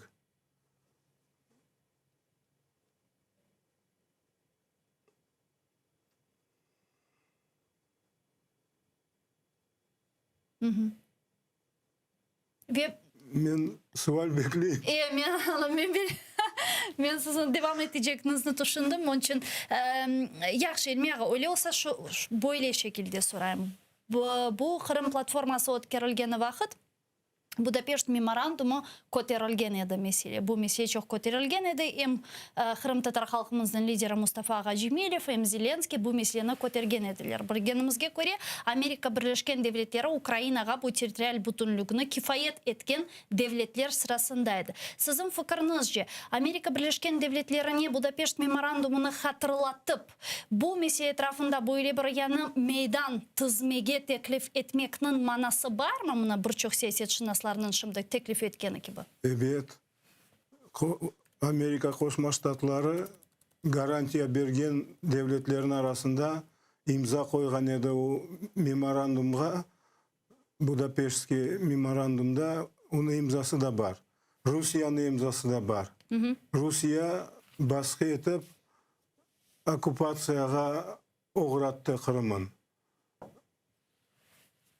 Ve evet manası var. Biz o formatka geçsek daha başka devletler de koşulmak mecbur olacaklar. Angliya, Fransa, Germanya çetki almazlar özlerini. O Budapest formatında müzakereler başlansa. Koşma Ştatların lideri bu cetvelde birinci. En güçlü devlet, zengin devlet, dünyada birinci yerde katı turgan bir devlet işte. O katılsa, o başlasa bu formatta konuşamız deyip hareketler yapmağa başkaları da mecbur olacak. İmza koymagan soyları bile, misal için Kitay. Şimdi aytalar ki sanki Amerika Birleşken Devletleri'nin Afganistan'dan böyle çıkanı ve böyle münakaşalı şekilde çıkanı ve çıkanından sebep biraz bu meselede yani dış siyasette yutturganı sebebinden Ukrayna'nın çok büyük böyle bir şansı var ki şimdi demek bu görüşmeler neticesinde bir demek neticelerge bir hakiki hareketlerge sahip olmağa ki göstermege Amerika Birleşken Devletleri'ne işte bunda sadık böyle ittifakdaşlar var ve biz hazırmız işte özümüz için kurashmege o sebepten daha çok yardımlarını alabilemiz degen fikirler var Afganistan'da yüz bergen hadisler fonunda. Siz nasıl düşünüyorsunuz? Afganistan meselesini şimdi kullanmak doğru mu? Afganistan meselesi Kırım meselesine oşamay. Evet, oşamay. O başka mesele. Ama şimdi aktifleşkeni Amerika özünü vatandaşlarını, özünü askerlerini andan kaytara Amerika'ga alıp gitti. Onun için o mesele birinci yerge çıktı. Onun için bizim prezidentini kabul etmediler. Birkaç gün yarınga kaldırdılar. 3 gün sürdüler. O da yaxşı bir znak değil. Değil, Ама мында дегенмек істегенім не үшін бұл мәселені қолданмаға мүмкін, чүнки біз білеміз ки Америка Бірлешкен Девлетлерінің Афганистанның іште бұл демократизациясы үшін çok büyük паралар анда төккен еді. Бұл триллионларча долларлар параларыны анда төккен еділер. Егер ки Америка Бірлешкен Девлетлерінің Украинаға берген maddi yardımları ile kıyaslayacak olsak, bu iç bir yani Afganistan yanında. Ve demek олар андан çıkanın bu mağlubiyetke uğradılar. Yani bu vaziyetini Ukrayna kullanıp işte biz sadık ittifakdaşlar barmız. Bizge destek birde o yani kıyaslanmaz bizge berilgen destek Afganistan'ın bunu böyle şekilde takdim etip daha çok desteklerge sahip olma imkanı belki olur degen sualını bereyler şimdi çoğuları. Men o Afganistan meselesini o kadar çukur bilmeyeyim. Ama Afganistan'dan ketip anda Afganistan'ın halkı özü istegen şekilde yaşayacağı men belesem yaramay degel. Her vakit tıştan bakılmayacak. Mında ko'ringan ve laf etilgen, muzakere etilgen problemalardan daha çok aytılmagan problemalar bardır.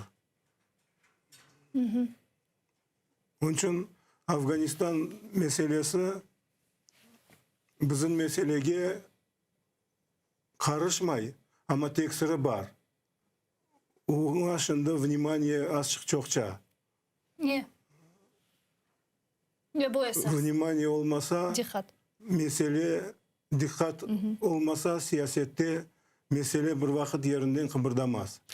Bunun beraberlikte da bir şey aytmağa isteyim seyircilerimiz de bilsinler dep malum olgаны gibi keçenleri Ukrayna Yukarı Şurası'nın insan hakları boyunca temsilcisi Людмила Денисованың bildirgenine göre Ukrayna prezidenti Vladimir Zelenskiyge siyasi mabuslarımızın cedveli berilgen ve anem bu cedvelin Zelenskiy Amerika Birleşken Devletlerini ziyarette buluna ve bu cedvelinin Joseph Biden'ge berilmesi beklenilesi. Siz de көргендірсіңіз bu haberini siyasi mabuslarımız emişgal etilgen Kırım'dan anda malum olğanı gibi ekseriyetinen Kırım Tatarlarının çoğu bu cedvellerde barlar. İlmeğe nasıl düşünüyorsunuz? Siyasi mabuslar meselesinde bu cedvellerinin Joseph Biden'a berilmesi bir de bir şekilde siyasi mabuslar meselesine tesir ete bile mi? Joseph Biden bu meselede bir de bir hareketler yapıp siyasi mabuslarımızın azat etilmesine yardım ete bile mi? Böyle beklentilerin olması mümkün mü? Teksir eter Joseph Biden'a, Putin'ge teksir etmez. O kabul etse Biden, kabul etse bu cedvellerin üstünden çalışmağa bir Putin'den laf etmek mecbur olacak. Ne laf edecekler, nasıl değiştirmeler yapacaklar, bir şey soracak Putin'de. Laf etse asıl. Yani alışveriş olacak mı? Olabilir mi? Her vakit öyle ola. Alışveriş. Yani her bir anlaşma alışveriş demek. Öyle asıl mi? siyasette öyle değilim. Her bir meselede anlaşmak alışverişle bağlı. Переговоры предусматривают торг. Ya fiyatı ola, ya malı ola, ya da insan insana değiştirirler. Böyle 200 tane adamın Rusya bir vakitte bir şey almayıp zaman vermez. Ben öyle düşünüyorum. Sonki kere böyle büyük denişif malum olğanı gibi men yanlışmasam 2019 senesi 7 sentyabre ötkerilgen edi demek. Maryaklarla beraber 33 kişi umumen alganda galiba. 24 denizci olsa. 11 tane siyasetçi. 35 demek kişi azat etilgen edi ve o vakittan bu yana demek ne yazık ki biz böyle değişmelerini görmedik. Yani sizin fikriniz Onun için Biden'den laf etken vakitte ebet mülkün ona kaldırmağa, mülkün müracaatta bulunmağa. Ve herhalde o bir şey yapmak gerekti bu cedvellerinin bu bilmem kağıt çıkıyor. біздің Ақтемнен екімізін бошатқан жіберген вақытте, яда Қырымдан алып шыққан вақытте Эрдоган аңнашқан еді Путиннен. Путиннен аңнашмасаң, язықлар олсын, анақтар Путиннің қолында. Онен аңнашмасаң, меселе ерінден қыбырдамай жақ. Байден сіздің фікіріңіз же Эрдоганның бұл меселедегі муафақиятыны текрарлай білежек ме? İstese onu küçü var. Kırışmege istese. O Putin soracak fiyatına de bağlı. Evet. Или kolay bir türlü mesele değil. Çok taraflı bir mesele. Міне Қырым платформасына тейдік бұл меселені, мен біраз бұл меселе трафында да фікірлеріңізді ештімеге істер едім, зира біз бұл тедбірні чоғы беклеген едік, демек Қырым платформасының өткерілмесіні, яйынларымызда сізнен шақсен чоғы дефалар біз тахминлер жүрсеттік, насыл олажақ ма, олмайжақ ма, олажақса насыл олажақ деген суаллеріні бердім, сіздерге сізде жауапларын бердіңіз сағылыңыз. Енді бір нетіже бар, енді біраз лаф етмеге мүмкін, енді біраз бір анализ епмаға мүмкін. Сіз асында анда бұлындыңыз дискуссион панелерде менің білгеніме көре Дискуссион панелерде олмадым. Сессияда олдыңыз. Бір жоқ дегер бізім семедешеріміз дискуссион панелерде олғаны үшін менде сізін де анда бұлынғаныңызды тұшындым. Илмеға, умумен алғанда бегендіңіз ме? Сізін беклегеніңіз кебі кечті? Gerçek айтсам бегендім. Несін бегендіңіз? 46 tane делегация olğanını gerçek aytsam beklemiyordum. Men belliyordum azca olur dep. Arasında bayağı birinci insanlar, prezidentler var edi, premier ministerler var edi, yukarı şuralarını yol başçıları var edi. Birkaç tane devlet nazirlerinin делегация kurup bir nazirin yol başı etip yolladılar. Şimdi endi gerçekleşti. Yangi bir meydançık. Onu da kullanmak gerek. Şimdi Ukrayna tarafından birkaç adam tayinleyip vazifeye koyacaklar ve Karinevich'in strukturasında bir bölge çalışacak bu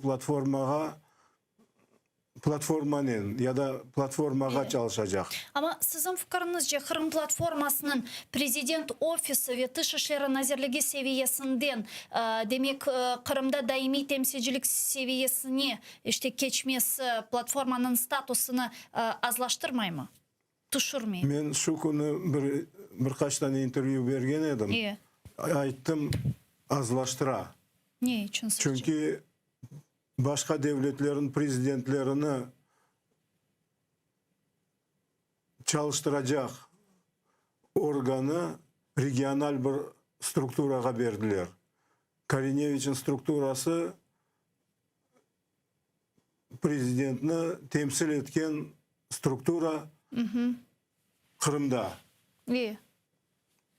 Onun için aşağı düşüre açık seviyesini.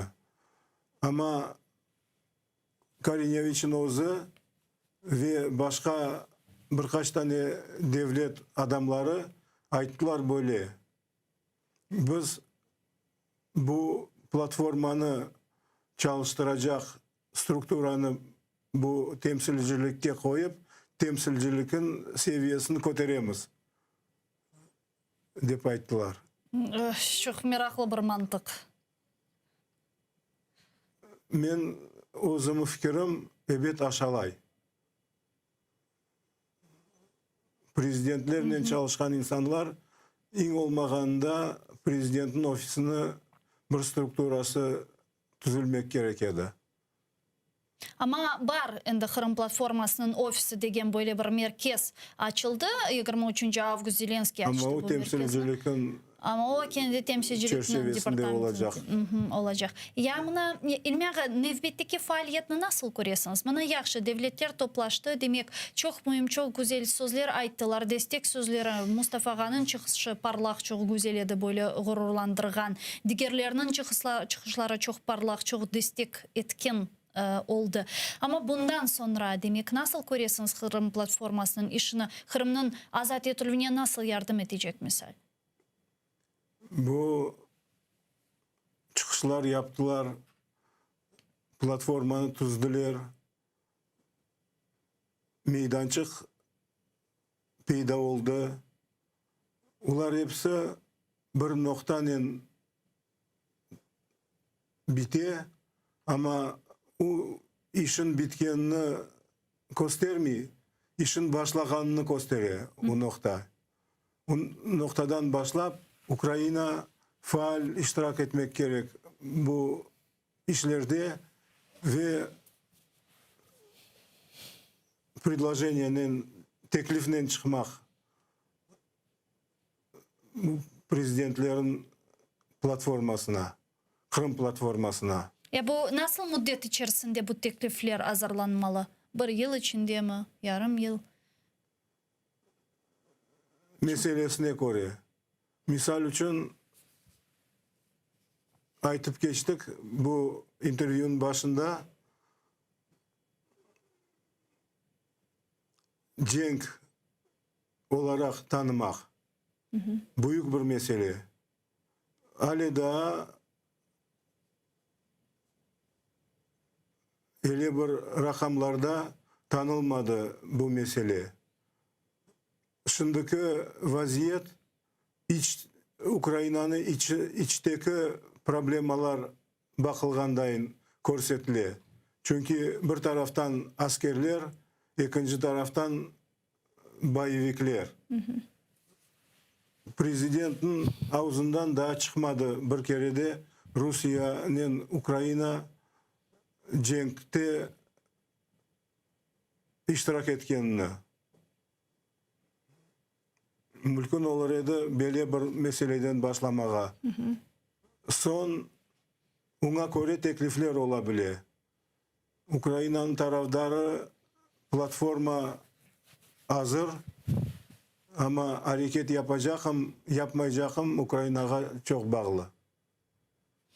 Yani beraber bakıp göreceğimiz, bu meselelerini takip edeceğimiz ve eminim ki bu sonki bu mesele etrafında yayınımız değil. Çok sağ olunuz İlmi Ağa, stüdyamızga gelgeniniz ve suallarımızga cevap bergeniz için. İlmi Umerov, Kırım Tatar Halkının Milli Meclis Reisinin birinci muavini, stüdyamızın musafiri edi. Saygılı arkadaşlar, men ise sizlerinin sağlıklaşmayın, ekranlarınız başından ayrılmanız. Aman 4 dakikadan sonra yayınımızını Zaman informasyon programması Ukrayn tilinde devam ete. Sonra biz bu studiyaga qaytacağımız ve musafirlerimizin çeşit mühim ve hususan Ukrayna prezidenti Vladimir Zelenskiy'nin Amerika Birleşken Devletleri'ne ziyaretini ve bu ziyaretinin neticelerini muzakere etmeye devam edeceğimiz. O sebepten bizden ayrılmanız, YouTube sayfamızga abone olmağı unutmanız ve Patreon'umuzga da aza olmağı unutmanız saygılı dostlar. Görüşkence.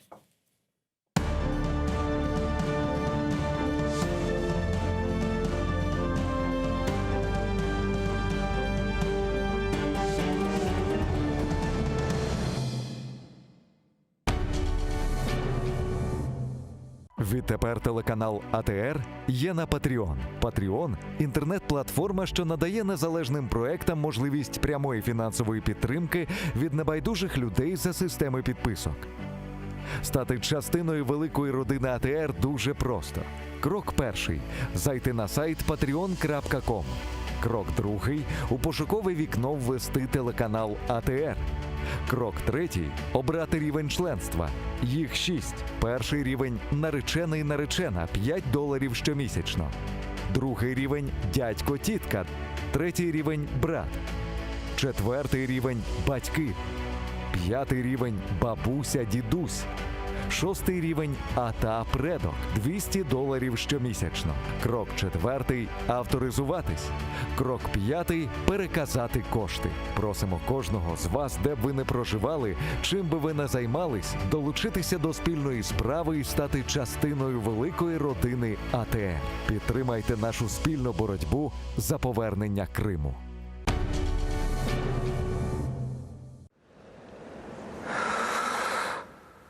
Эшетесанасма.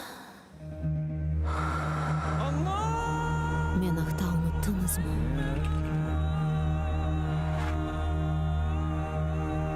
Мен мындам. Бу менің топрағым. Менің қырымым.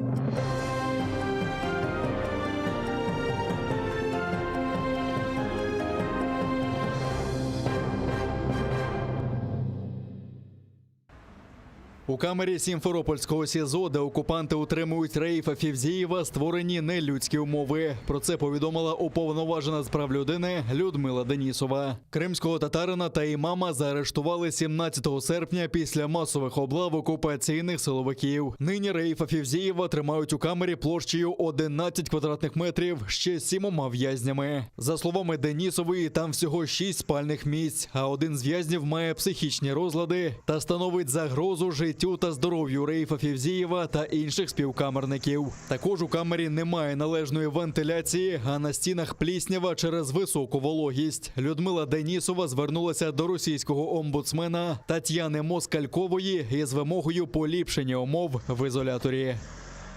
Такі умови тримання та бездіяльність керівництва СІЗО порушують права Раїфа Февзієва на життя, належні умови утримання та на повагу до приватного життя, закріплені статтями 2 і 8 Конвенції про захист прав людини і основоположних свобод, а також пунктами 10 та 22 мінімальних стандартних правил поводження з ув'язненими. Амаль Юнусов із Сімферополя раніше подав документи до Херсонського державного аграрно-економічного університету. Згодом склав необхідні іспити і тепер навчатиметься на економіста. Хлопець хоче отримати знання і податися до українських мегаполісів. З дитинства мені казалось, що це дуже престижно та найбільш важніше для розвитку країни.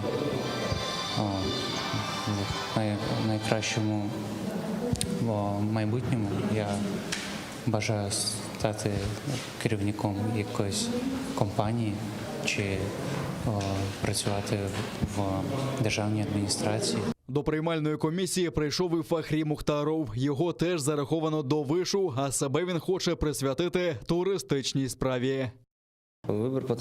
Вибір тому, що це дуже розвинено у мене в регіоні і захоплююся цим. Давно хотів поступити. У мене багато друзів вже тут навчаються. Хочу у подальшому працювати або в Криму, або в Карпатах, або в Одесі. Тетяна Панкратєва керує освітніми центрами «Крим-Україна» та «Донбас-Україна» у цьому виші. Каже, документи почали приймати з 7 червня, а працюватимуть майже до кінця вересня. Таких вступників ми можемо зараховувати на контрактну форму навчання і одразу пишемо заяву про переведення на бюджет. І ці додаткові бюджетні місця ми замовляємо у Міністерства освіти і науки України. Порівняно з минулим роком, цьогоріч до Аграрно-економічного університету побільшало звернень з окупованого Криму. Торік до вишу вступили 15 абітурієнтів з Криму та Донбасу. Зараз не можемо сказати вам точну цифру, тому що Міністерство освіти і науки України хоче після завершення роботи освітніх центрів Криму, Україна та Донбасу України оприлюднити цю офіційну інформацію. Сьогодні до Аграрно-економічного університету прийшли 2 абітурієнтів з Криму. Цього ж дня вони складатимуть державну підсумкову атестацію для вступу. Ернест Крестов приїхав із Судака і хоче займатися IT. Найближчий університет обрав. Сподобався він мені. У подальшому збираюсь працювати на материковій Україні або поїду до Європи. До Херсонського державного університету подалося менше, ніж торік. Там також триває прийом заяв до освітніх центрів Крим-Україна та Донбас-Україна. Через них зарахувалися 2 студентів, каже керівниця Тетяна Козакова. Ми це пов'язуємо з і політичною ситуацією. І, до речі, 4 хлопці, які ми надсилали запрошення, вони не змогли перетнути кордон. Тобто приїхали до нас тільки дівчата цього року. Є звернення ще від 2 студентів, яких мають зарахувати найближчим часом. Стало відоме ім'я українського воїна, полеглого напередодні. Це 27-річний уродженець Львівщини, боєць 24-ї бригади імені короля Данила Роман Задорожний. Минулої доби окупанти били з протитанкових гармат МТ-12 та артилерії. Мінометами 120-го калібру ворог атакував захисників Новозванівки, Мар'їнки та Красногорівки. Дісталося і цивільній інфраструктурі околиць міста. За даними штабу Об'єднаних сил, постраждалих серед цивільних немає. Також поблизу Нью-Йорка на Донеччині та Широкиного на Приазов'ї били з гранатометів різних систем. На ворожі обстріли наші захисники відкривали вогонь у відповідь. Станом на 7 годину ранку 1 вересня порушень режиму припинення вогню не зафіксовано. Українські військові контролюють ситуацію в районі проведення операції Об'єднаних сил з відсічі і стримування збройної агресії Російської Федерації. Кабінет міністрів Польщі попросив президента запровадити режим надзвичайного стану на прикордонних із Білоруссю територіях. Упродовж 30 днів він частково діятиме у Підляському і Люблінському воєводствах. Причиною стала хвиля нелегальних мігрантів з території Білорусі, яка наростає. Ситуація на границі з Білорусією. Ситуація на кордоні з Білоруссю кризова, як і раніше напружена. Влада Лукашенка вирішила перевести людей, здебільшого громадян Іраку, і підштовхнути їх на територію Польщі, Литви та Латвії, щоб дестабілізувати ситуацію в наших країнах. Режим надзвичайного стану надасть прикордонникам ширші повноваження щодо моніторингу та контролю за пересуванням людей. У самому тільки серпні 3000 людей намагалося незаконно перетнути кордон із Польщею. Це рівносильно незаконному переходу до Європейського Союзу, бо польсько-білоруський кордон – це зовнішня межа ЄС. Більшій частині цих спроб запобігли прикордонники і солдати. Також нещодавно вздовж кордону з Білоруссю Польща почала будувати загородження з колючого дроту. Згідно з даними нашої розвідки, за останні кілька тижнів коло 10 тисяч іракців привезли до Мінська, а потім транспортували до районів польського, литовського та латвійського кордонів. Відносини між Європейським Союзом та Білоруссю за останній рік різко погіршилися. Самопроголошений президент Олександр Лукашенко заявив про свою перемогу на виборах, які, за словами його опонентів та західних країн, були сфальшовані. Після цього ЄС наклав на Мінськ економічні санкції. Він також звинувачує Лукашенка у веденні гібридної війни. Не хватает. Ну уж извините, как можем и как умеем. Некоторые меня за это критикуют. Ці палестинці готують виноградну патоку, використовуючи традиційний метод. Його тут, на західному березі річки Йордан, передавали віками від батька до сина. Родина Арафехів впевнена, що лише так солодкий продукт виходить по-справжньому смачним. Сік винограду потрібно кип'ятити 12 годин, при цьому постійно помішувати. Роблять це обов'язково в мідних чанах і на соснових дровах. Це надає особливий аромат.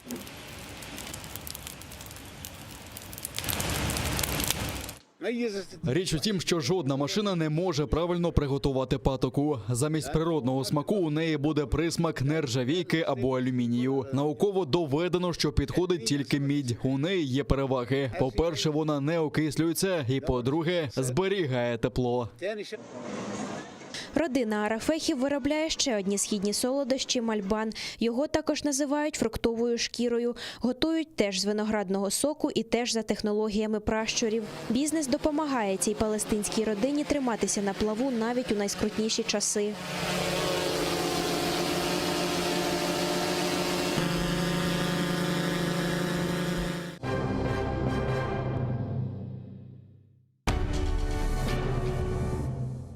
Відтепер телеканал АТР є на Patreon. Patreon – інтернет-платформа, що надає незалежним проектам можливість прямої фінансової підтримки від небайдужих людей за системи підписок.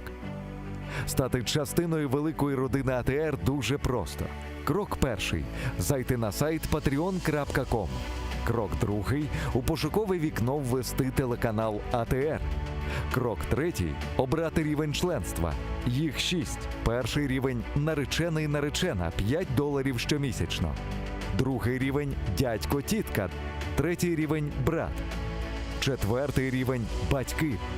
П'ятий рівень – бабуся-дідусь. Шостий рівень – ата-предок – $200 щомісячно. Крок четвертий – авторизуватись.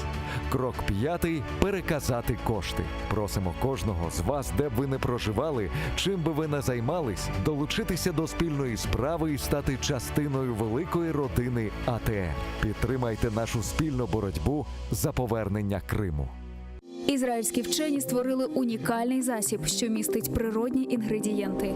Краплі імуноков покращують імунітет при коронавірусних та респіраторних захворюваннях, а також сприяють полегшенню постковідного синдрому. Імуноков – надійна допомога.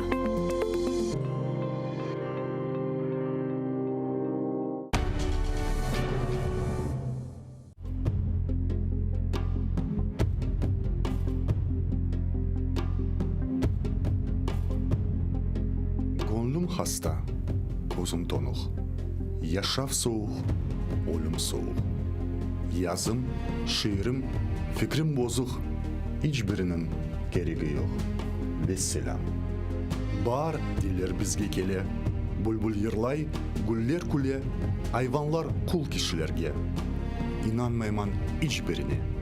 Vesselam. Filan batır, Tuvent korkaq, Ahmet hırsız, Mehmet'ke bak, nasıl kirsіз, nasıl abbaq. İnanmayman, hepsi alçaq. Vesselam. Бірі sevgen көз яш төке, бірі білген көп лaf ете, бірі батыр көтек севе. Hepsi eşek, hepsi tüye. Vesselam. Халыққа қызмет еткенлер бар, халқыны идdia еткенлер бар, cennetlерге кеткенлер бар. Бірі hırsız, бірі tuvar. Vesselam. Gerçek түгіл, не көк, не жер, не бұлардан туған bizler, Tanrım, yaşaf büyük horluq. Bizге yaxşı bir ölüm ber. Vesselam.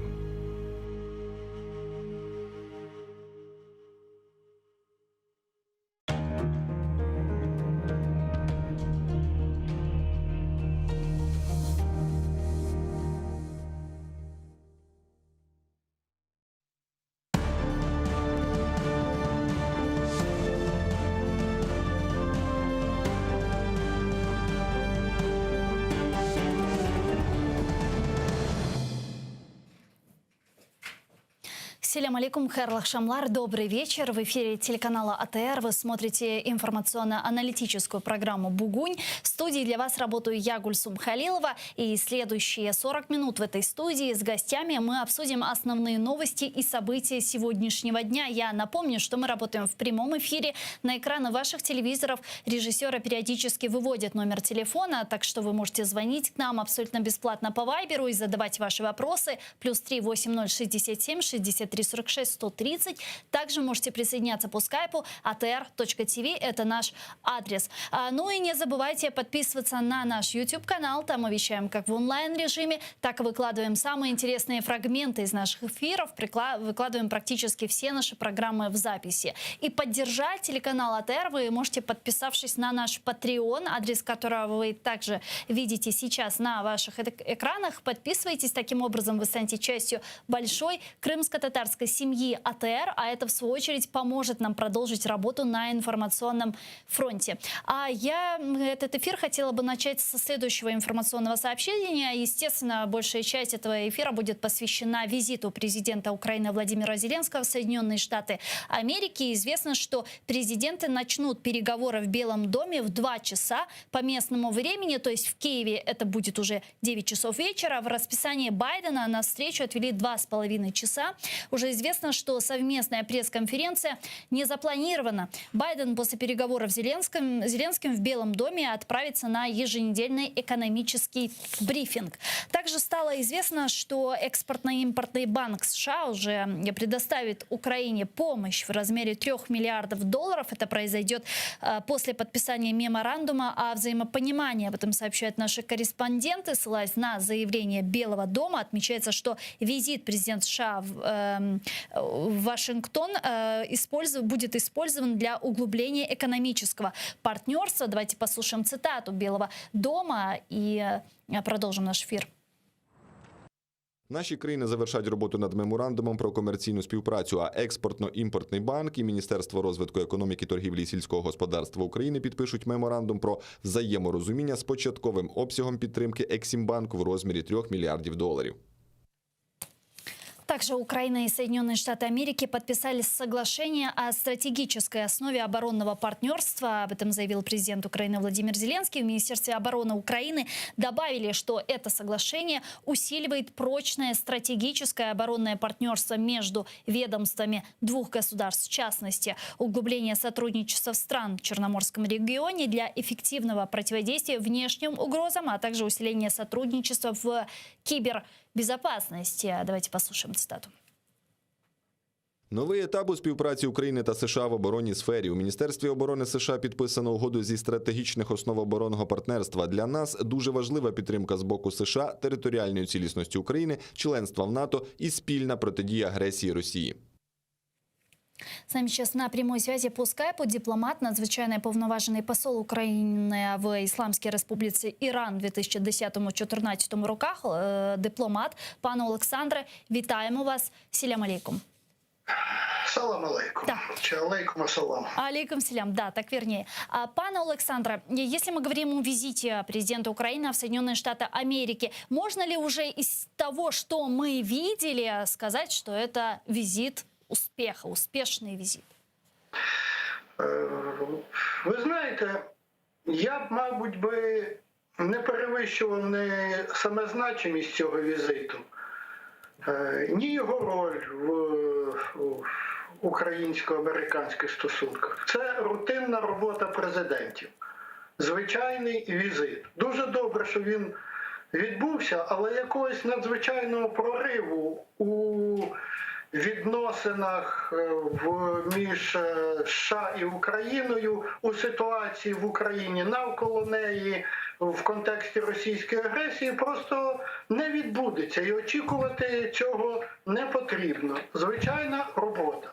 Найбільшим успіхом я вважав би те, щоб президенту України вдалося встановити нормальні, психологічно нормальні дружні стосунки з президентом США. Все останнє, повторюю, рутинне. Угу.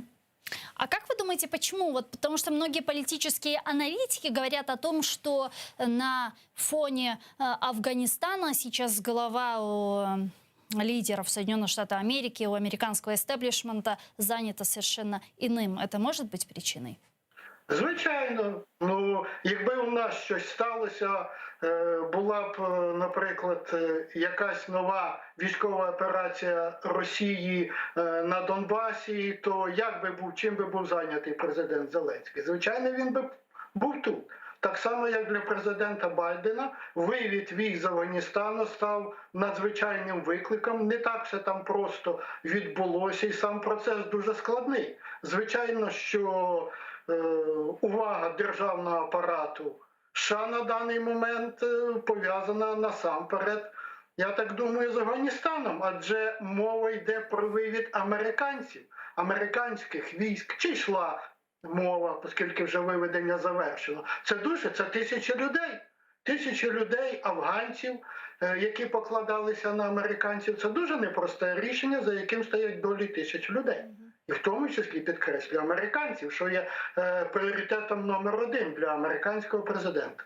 Но при этом многие говорят, что наоборот, Украина может сейчас обратить эту ситуацию с Афганистаном в свою пользу и тем самым показать Соединенным Штатам Америки, что в отличие от Афганистана здесь есть Украина, которая является надежным партнером. И да, Соединенные Штаты Америки, может быть, опростоволосились с прогнозами о невозможности захвата власти в Афганистане талибами, но все же есть украинский кейс, который является успешным, и можно здесь показать какой-то прорыв Америки во внешней политике.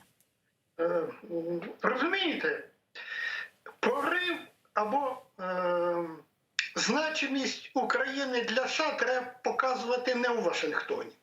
Треба показувати в Україні. А значних козирів у цьому плані у нас не так і багато. Що у нас? Є верховенство права. Що?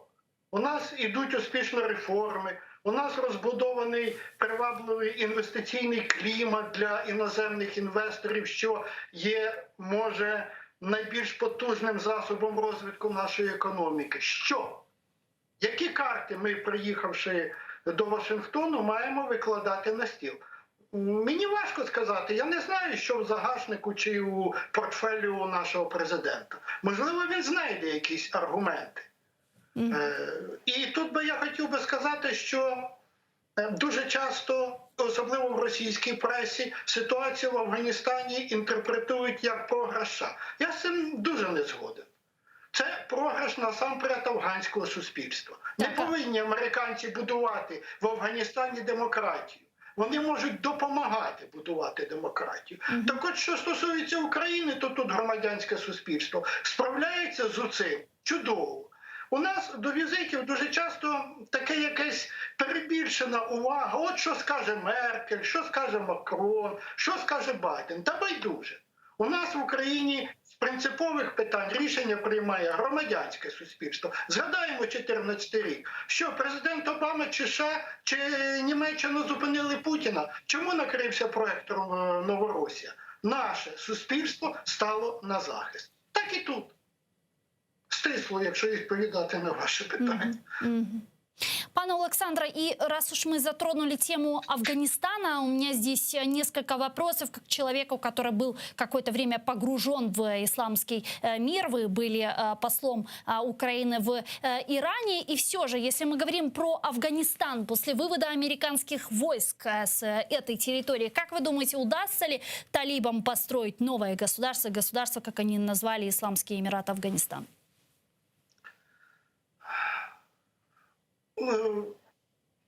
Талибам удастся построить государство. Что это будет за государство? Никто не знает, включая талибов. Что получится в итоге, сказать трудно. Но исламское государство они построят. Нет проблемы с исламским государством, скажем, в том же Иране. Построено исламское государство, функционирует. Другое дело, я уже сказал, что в российской прессе было много смеха над Штатами, а сейчас появилась наконец-то озабоченность. Потому что Россия 20 лет сидела за спиной Соединенных Штатов, а сейчас она Афганистан и талибов, и радикальный ислам, и наркоторговлю, на которой этот регион держится финансово, должна будет встретить лицом к лицу. Это будет очень тяжелые времена для Центральной Азии и России. То есть Афганистан может нести угрозу как России, так и Центральной и Средней Азии? Безусловно, безусловно. Причем, еще раз, в контексте распространение исламского фундаментализма или радикализма, как хотите, особенно на Северный Кавказ, на республики Северного Кавказа Российской Федерации, на Центральную Азию. Это одна сторона, и наркотрафик, в который, возможно, были вовлечены, сейчас вовлечены силовые структуры и России, но мы знаем, Россия, даже дипломаты вовлечены в торговлю наркотиками. И силовые структуры Центральной Азии, ну, республик Центральной Азии, это будет большая проблема. Может быть, не сразу, но со временем. Дякую вам дуже, пане Олександре. Чухсагну, что нашли время и подключились к нам в эфир. Александр Самарский был с нами на прямой связи. Дипломат, надзвичайний повноважений посол України в Ісламській Республіці Іран в 2010-2014 роках. А я рада представити гості нашої студії Валерій Димов, директор Центру суспільно-інформаційних технологій «Форум». Пане Валерію, вітаємо вас. Сілям алейкум. Добрый вечер. Пане Валерию, если мы говорим о визите президента Украины в Соединенные Штаты Америки, уже состоялась у него встреча с министром обороны США, уже состоялась встреча с министром энергетики, где, в частности, поднимался вопрос Северного потока-2, и вот к 9 часам, буквально через несколько часов, уже должна состояться встреча тет-а-тет с Джозефом Байденом. И все же, каковы ваши ожидания после этой встречи? Будет ли, на ваш взгляд, этот визит визитом успеха, каким его назвал министр иностранных дел Украины Дмитрий Кулеба? Ну, я хотів би, щоб це було б принаймні не візитом провалу. Тому що минулий візит президента Зеленського до, на той момент, президента США Трампа був провальним. Я не буду цитувати CNN і Fox TV, просто Моніка Зеленський і очі Зеленського цитували всі на той момент американські провідні засоби масової інформації. І це не я придумав, і не українська опозиція сьогоднішній владі.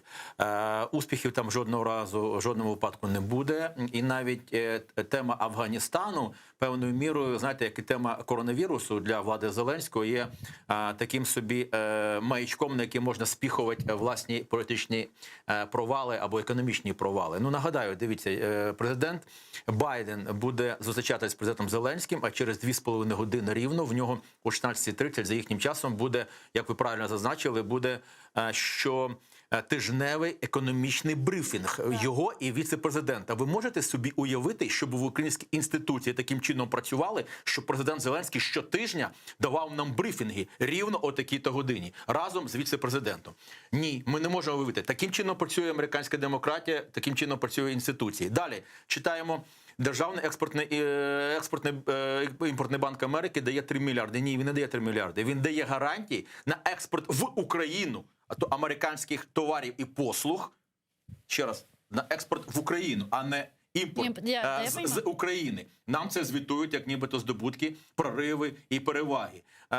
Президент Зеленський на зустрічі з міністром енергетики говорить ті слова, яка ця міністр енергетики сказала на зустрічі трьох міністрів енергетики на Кримській платформі 20 числа. Йому не сказали, навіть очевидно, що ці слова це належать саме цей міністр енергетики. Нам розповідають про те, що президент Зеленський заявив, що російський газ він брудний, про те, що там є викиди СО2 найбільше, про те, що він погано тхне корупцією і іншими такого роду речами, але ці слова сказала пані міністр енергетики 23 серпня на зустрічі на Кримській платформі. Розумієте, яким чином працює їх інституції, яким чином працюють наші інституції? Яким чином президент Зеленський цитує міністра енергетики ті слова, яка вона говорила тиждень тому? Тому що він не цікавиться, йому це не цікаво, бачите, що написали, то дав. Де ми маємо знайти якісь прориви? В тому, що підписані меморандуми, вибачте, слово меморандум до того вже дискредитовано, що я навіть не буду цю тему далі продовжувати. Про конкретні мільярди ми з вами колись говорили, коли президент Зеленський був в Омані, в Об'єднаних Арабських Еміратах. Нам розповідали, що сюди золотим дощем пойдуть ці шейхів і еміратів гроші, але поки що я цих грошей не бачив. І українські громадяни також. Але для Зеленського тепер тема Афганістану буде дуже вигідною, тому що, нагадаю, як економічна криза почалася задовго до епідемії коронавірусу, ми отримали в січні 2020 року падіння ВВП вперше за 49 місяців, але тепер нам всі розповідають, що якби не коронавірус, зрозуміло, що у нас було б все дуже добре в економіці. Так само і буде говорити, ну, прориви не відбулося, тому що було Байдену дуже важливо говорити про Афганістан. А как же интерес Соединенных Штатов Америки по Украине, по кейсу Украины? Разве они не заинтересованы в каких-то успешных переговорах, в каких-то реальных прорывных решениях, соглашениях и так далее? Потому что Украина, ведь мы понимаем, является форпостом Европы и Североатлантического альянса. І США це розуміють. Да. І Європа це Так розуміє. разве не в Але их в тій самій- интересах как раз эти прорывные решения и соглашения? Що робити? Що робити? Дати гроші владі Зеленського і тим самим олігархам, які стали набагато більш багатшими під час каденції Зеленського. Так опять мы можем обратиться к Афганистану и увидеть триллионы долларов, которые вливались в Афганистан. Так, И нам в зараз итоге будуть, что? нам так само будуть розповідати про 60 мільйонів гривень на безпеку, але нагадаю нашим глядачам, що тільки зброї залишилося в Афганістані, залишилося талібам на 85, увага, мільярдів американських доларів. Це насправді дуже складно пояснити, можливо, нашим глядачам, але американські інституції не дозволяють собою так маніпулювати. Зверніть увагу, що не буде брифінгу, не буде підходу преси двох президентів, тому що президент Байден не хоче дозволити використовувати собі такого роду майданчики для політичних спекуляцій. Хіба він, він точно не знає, але хіба не говорили перед візитом слова Арахамі про те, що розмова буде на підвищених тонах? Хіба президент Байден не знає про те, що Зеленський або його адміністрація, інституція, які розробляють проекти рішень, хіба він не знає про те, що, скажімо так, візьмемо такий приклад, що президент Зеленський хоче запитати Байдена, рік тому він говорив про це в зухвалій такій манері, чому Україна не в НАТО? Хіба не сказав пан Блінкен, чому Україна досі не в НАТО? Хіба він не передав 5 цих окремих пунктів спочатку по дипломатичних каналах, щодо судової реформи, щодо інших питань порядку денного в Україні, які не дозволяють зробити успішним кейсом те, що не може робити сама Україна. Знаєте, північноамериканські індіанці мають прислів'я: не можна привести коня до водопою, але не можна примусити його пити. Тобто вони не можуть за нас вирішити ці питання. Якщо сьогодні розповідають про Північний потік-2, візьмемо окрему тему, і говорять про те, що от домовилися американці з німцями, вважайте, що з Європи за рахунок України, то, вибачте, аргументи зійтися посередині. Хіба не президент Зеленський давав в якості такого роду аргументації? Якщо ти вважаєш, що можна легко зійтися посередині з путінськими хотілками, хоча це війна Росії проти України і агресія, то, вибачте, хіба не можна розглядати, скажімо так, зійшлися посередині на території України інтереси за рахунок Украины, Но США. ведь с другой стороны, разве наши западные партнеры не понимают, что такое соглашение дает карт-бланш Путину на дальнейшие агрессивные действия? Вони прекрасно И розуміють, на дальнейший шантаж Европы вони в том прекрасно числе. розуміють, але я задаю конкретне запитання. Дивіться, перед візитом Блінкена міняють Коболєва на Вітренка. Я зараз не про шило і мило, як поміняли, а про те, що корпоративне управління, яке є одним з скажімо, маячків структурних реформ, коли керівники державних підприємств не будуть розмінною картою для того, щоб політичні фракції, які представляють фактично олігархічні клани в Україні, отримали собі в управління ці ресурсні речі. Вони так розглядають. Звідси це питання. Питання ж не про зарплати Коболєва і Вітренка, ми ж про це розуміємо. А в тому, що раніше Нафтогаз генерував 6% практично дирці в бюджеті України до влади Майдана, до 2014 року. Вони це прекрасно розуміють. А завтра вони задають запитання. Північний потік-2 вигідний для німців і для Європи, давайте називати речі своїми іменами. Давайте. Він позбавляє Україну таких-то грошей. Вони задають запитання, а завтра захочуть поміняти Вітренка, наприклад, на людину заради компромісів. Сказав же Арахамія або Корнієнка, що якщо нам не сподобається США, ми можемо так через Тович, ми підемо в сторону Китаю, наприклад. Завтра їм захочеться йти в якусь сторону, вони призначать іншу людину, і тоді гроші, вважайте, недополучені Європою і німцями, підуть в кишені українських олігархів.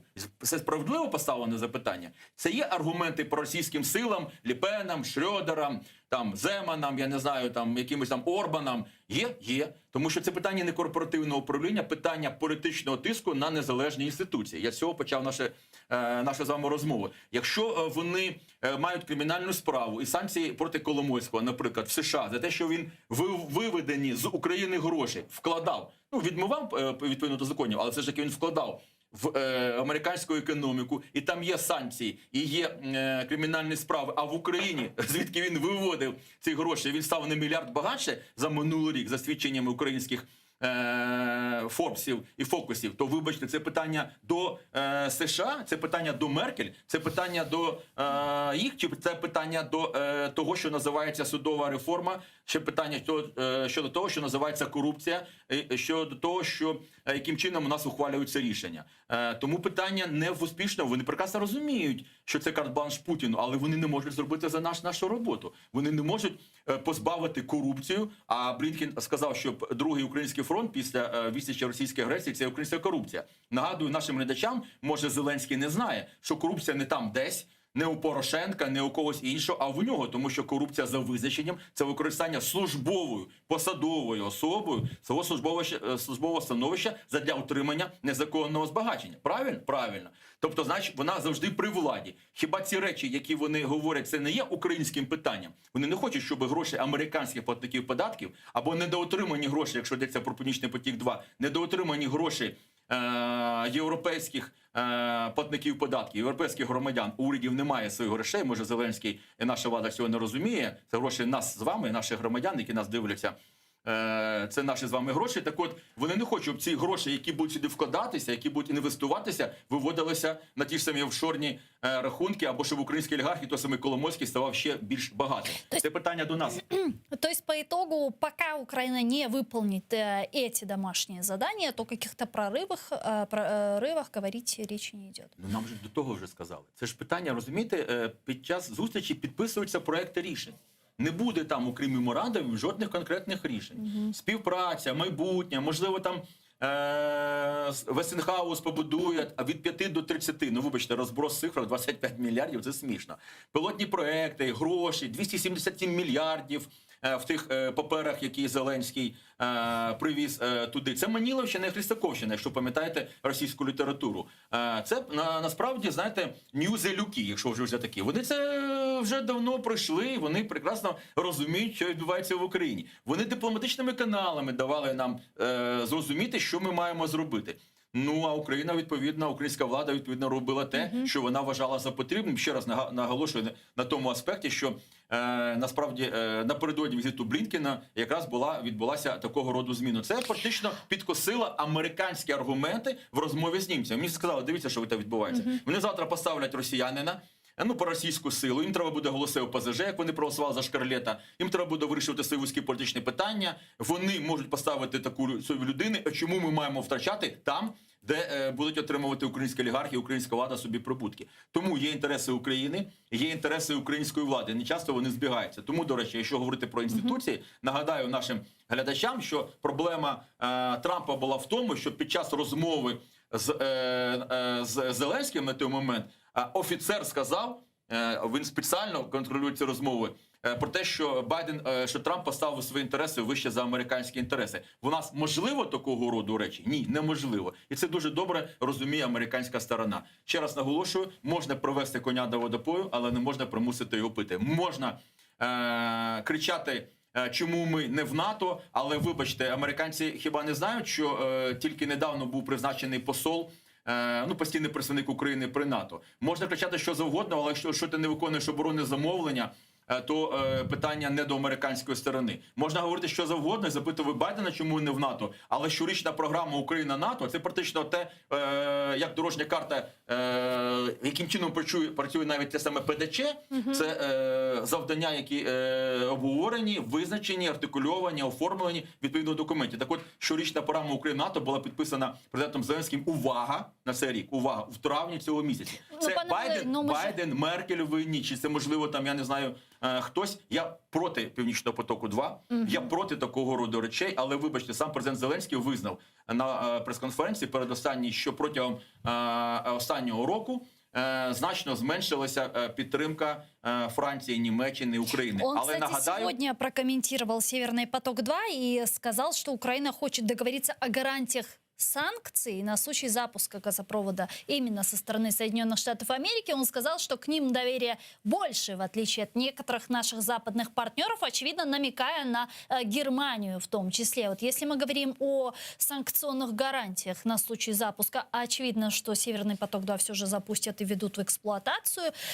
Можно ли будет добиться этих санкций? Могут ли они быть в качестве гарантии предоставлены Соединенными Штатами или нет? Таким чином? мене виникає питання. В тому документі, який був підписаний Байденом за Меркель, немає гарантій США щодо безпеки. Там є гарантії Німеччини щодо того, що якщо буде використовуватися як зброя, але це, знаєте, це... Ну, тоже вопрос, а кто решает, да. что является оружием, или кто использует? Правильно. І Меркель, коли прилетіла, також почала говорити про те, що Україні треба це зробити, це і це. Вони завжди зможуть сказати, що Україна не зробила того, що вони насправді тепер не можуть запустити санкції. А хіба Росія... так з НАТО то же саме, дивіться, зверніть увагу, що говорить про те, що Росія буде використовувати, може використовувати газ як зброю. А ми якось не помітили, що Європа вже розколота по цьому питанню. Хіба ми не побачили, що вже використовується як зброя? Тобто вже розкол повний. Звичайно, якщо ми говоримо про те, що існують вже проблеми щодо сприйняття, несприйняття, якщо Польща подає до суду, виграє його, але німці подають до того самого суду, щоб апеляцію, щоб Північний потік-2 був виведений з-під дії третього енергетичного пакету ЄС, то зрозуміло, що Європа вже розколота. От чому питання. Тому яким чином це буде час ще використовувати? Знаєте, це принцип селямі. Колись використовував Гітлер, зараз використовує це Путін. Тобто немає одразу якогось там наступу. Є поступово пересування цих червоних ліній на території України, проти якогось є агресія. Кожен окремий момент нібито не є таким, що однозначно викликає такого роду реакції. Тому я не бачу можливостей для гарантій, невербальних, якби президент Зеленський. Знаєте, колись я давно говорив, коли Україна була фактично під тиском, позбавлена статусу ядерної держави. Я розумів, що ми не суб'єкт. Я потім задавав питання це Кравчуку. Зрозуміло, що на той момент нам дуже складно було протистояти тиску США, Європи і насамперед Росії. Але, вибачте, можна було торгуватися щодо НАТО. Я кажу слово торгуватися, кажу реально, ну скажімо, не дипломатичною мовою, але це були торги. Президент Зеленський знав, що Північний потік буде побудований. Можна було тоді вимагати, вибачте, не обов'язково ПДЧ. Знаєте, Корея не входить, Південна Корея не входить до НАТО. Ми прекрасно розуміємо, якщо громадяни не знають, то я скажу, що Північна Корея запросто може окупувати без американської військової бази Південну Корею. Запросто. Але насправді розміщені там Збройні сили США, вони і є тією гарантією. Так само з Японією. Чудо японське і південно-корейське чудо – це американський захист, а тоді туди йдуть вже інвестиції, коли робиться певного роду реформи. Тому можна було б говорити про серйозні гарантії. Пам'ятаєте, у професора Перебоженського така бумажка, щоб це було одразу вирішено. Ми тому говоримо о статусі основного союзника США вне НАТО. Ми правильно можемо, да, але зверніть увагу. Зараз в рамках президента Зеленського відновлена стратегічна комісія Україна-США. Вона не працювала 3 роки. Да. Зрозуміло, що під час виборчої кампанії Порошенку важко було це робити, враховуючи, що в них там також свої були пертурбації і пієтет Трампа перед Путіним. Але, вибачте, 2 роки не відновлювалася ця комісія. Зараз в якості здобутків Зеленського під час візиту говорить про те, що насамперед буде відновлено стратегічне партнерство, і там в рамках цієї комісії президент Зеленський презентує в жовтні місяці своє бачення, скажімо, інвестиційної привабливості України, там інших таких питань. Там будуть зустрічатися на тих полях той самий міністр закордонних справ Кулеба зі своїм американським колегою. В рамках комісії вона не працювала. 2 роки Зеленський і монобільшість при владі, але комісія не працювала. От вам відповідь на ваше запитання.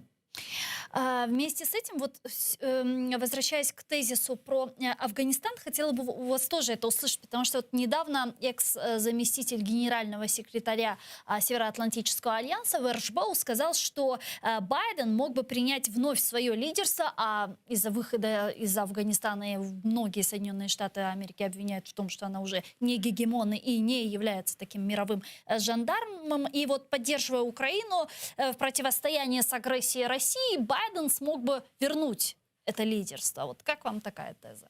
Теза гарна, теза добра. Я, по-перше, хочу сказати, що я не підтримую багатьох цих посипателів голову попелом, що Америка втратила лідерство. Як показала практика, як сказав сам Байден, не можна підтримувати тих, скажімо так, ту владу і тих бійців, які самі не хочуть воювати за свою владу, за свою країну. Це логічно чи не логічно? Я абсолютно погоджуюсь з паном Олександром, який був переді мною в ефірі, який розповідав про те, що тепер Росія матиме проблеми, тому що там найбільша російська база – це 201-ша, яка знаходиться на території Таджикистану. Опір талібам – це опір Ахмед Масуда, сина Ахмед Шаха Масуда, який воював ще проти Радянського Союзу, а потім проти Талібану. Це якраз таджикська група, там ще узбеки примикають до них, і це серйозні проблеми саме для Росії. Вони дійсно ховалися за спиною США. Що таке американське лідерство? Розумієте, коли є єдиний жандарм, то він на собі тягне всі негативи. І пам'ятаєте, як в радянські часи американці захищали ту саму Європу і тих самих німців від російської агресії, а німці виходили на демонстрації проти війни і за свободу. Забуваючи про це, навіть не сплачуючи до НАТО тих грошей, яких і примусив платити, до речі, Трамп. Тому питання в тому, що Росія тепер отримує проблеми, а США отримує можливість концентрувати... Ви думаєте, Сполучені Штати розіграли таку шахматну партію? Вони виконали своє завдання. Нагадаю, чому американці пішли в Афганістан. Там був Бен Ладен, який взяв на себе відповідальність, який насправді був винен в тому, що відбулося 11 вересня 2001 року. Да, но они это задание выполнили в 2011 году, когда ликвидировали Усаму Бен Ладена, а с 11 прошло 10 лет. А потім вони мали підтримувати той режим, який насправді вважався такий, який буде демократичним. Але якщо вони не хочуть за нього воювати, повертаючись до початку нашої розмови, то хто ж за них буде воювати? Американці далі будуть класти свої життя і свої трильйони? Ні. Цього не будуть робити. А наявність сили, іноземної сили на твоїй території тільки певною мірою консолідовує всі опозиційні сили. Тому американці були, по-перше, офірними цепами, як всередині Афганістану. Проти них були багато хто, тому що люди не люблять іноземців на своїй території. Вони були... Вибачте, офірними цепами на них все скидали європейці, які казали, що ви там не втручаєтесь. Пам'ятаєте, багато було аспектів, ми вводимо свої війська з Афганістану, іспанці це зробили після погроз Аль-Каїду. Тобто вони несуть на собі витрати, вони захищають тих людей, яких вони навіть не знають. Пам'ятаєте слова, які казав колись Чемберлен, але потім вони насправді були викарбовані на пам'ятнику американським солдатам, які воювали за корейців. Тобто вони насправді і були тими людьми, які лідерство своє зберігали. Тобто насправді вони виконали своє завдання. Вони не можуть постійно 20, 30, 50 років бути присутнім, витрачати гроші. І ми побачили там, де самі афганці одразу перейшли на бік практичного Талібану. Тому це питання дійсно сьогодні буде проблемне для Китаю. Я не буду зараз про це одразу. Но при этом разведка США сообщала о том, что невозможно. Це інше питання. Розвідка США, Мі-6, розвідка Великої Британії, німці. Меркель визнала про те, що вони помилилися. Вони не врахували цього аспекту, про який я вже говорив. Тобто таліби ж правили цією країною до того, як американці зробили цю гуманітарну місію і ліквідували Бен Ладена як ватажка терористів. На сьогоднішній день таліби мають певні серйозні проблеми, тому що їм не можна вже показувати те, що вони колись показували. Вони насправді дійсно відновили свою владу, тому що всі вже побачили, що вони знов сюди повернуться, тільки питання коли. І тому це відбулося дуже швидко. Я, наприклад, був скептично налаштований на тому, що талібам треба буде 8 місяців, як казала американська розвідка, того, що вони взяли Кабул. Єдине, що я сподівався, Кабул знову знаходиться недалеко від цієї фактично долини, цього логовини, де є таджикська опозиція талібам, паншері. Да. І тому я думав, що все ж таки якимось чином це може якось впливати, бо саме Масуд увійшов першим в Кабул, тоді, коли були скинуті проросійські сили. Тому, російська, верніше, також сили. Тому тут я, наприклад, не був здивований. Я був здивований певною мірою хаосу, мало того, який там все-таки відбувався, тому що, думаю, буде все ж таки більш впорядковані такі речі, але це питання, очевидно, інших коментарів. Тому що, коли відбувається катастрофа – це процес з надшвидкою швидкістю. Тому питання швидкості – це питання все одно масштабності катастрофи. Я думаю, що процес евакуації буде набагато більш організованим. Але американці виконали своє завдання, і таліби на сьогоднішній день будуть, я не буду говорити слово, що вони будуть проамериканськими, скажу обережно, вони будуть намагатися якраз будувати взаємини з цивілізованим світом, ще раз, намагаючись. Питання ексесу виконавців – це інше питання. Але намагаються, сама влада, намагаючись все ж таки певною мірою врахувати ті речі, які були до 2001 року. Тем более, что и у Талибана, и у Соединенных Штатов Америки заявили о том, что переговоры будут продлеваться через Катар с Соединенными Штатами и Талибаном. Ну, поживем, увидим, как будут развиваться события. Я все же хочу вернуться к Украине и к визиту президента Украины в Соединенные Штаты Америки. Как мы сказали в начале нашего эфира, там он уже успел встретиться и провести переговоры с главой Министерства обороны Пентагона Соединенных Штатов Америки. И там в ходе встречи с Ллойдом Остином президент Украины обсудил ситуацию на востоке Украины. И в контексте этого речь шла, в частности, о российских учениях «Запад-2021». Давайте послушаем цитату Зеленского. Сторони обговорили ситуацію на сході нашої держави, яка залишається напруженою попри зусилля України щодо досягнення деескалації мирним дипломатичним шляхом.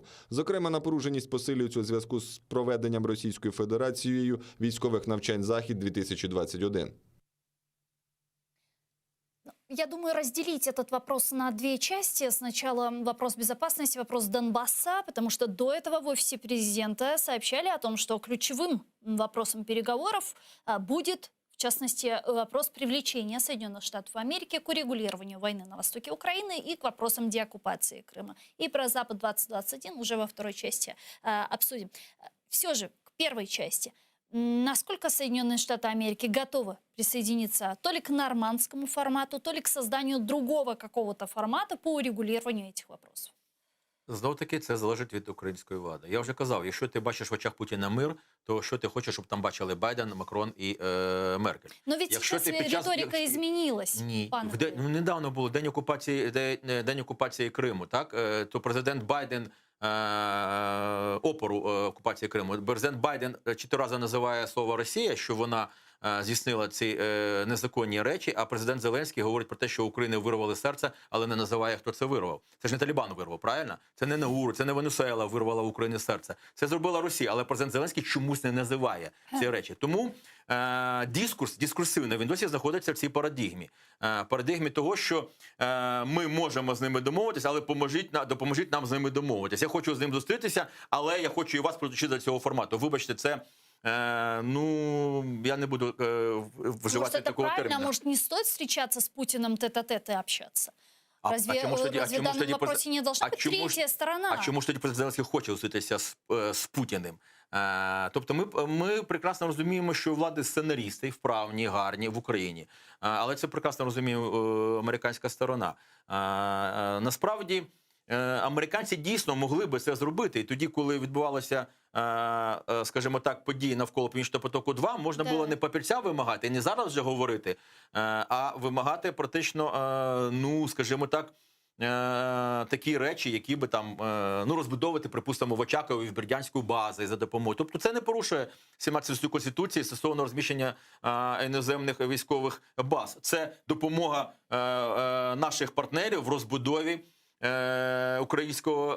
украинского флоту. Да, но так или иначе, ведь в этих вопросах мы можем апеллировать снова к Будапештскому меморандуму и говорить о том, что Соединенные Штаты Америки гарантировали нам нашу территориальную целостность у нас оккупированной территории. Так, ребята, давайте что-то делать. Я погоджуюсь.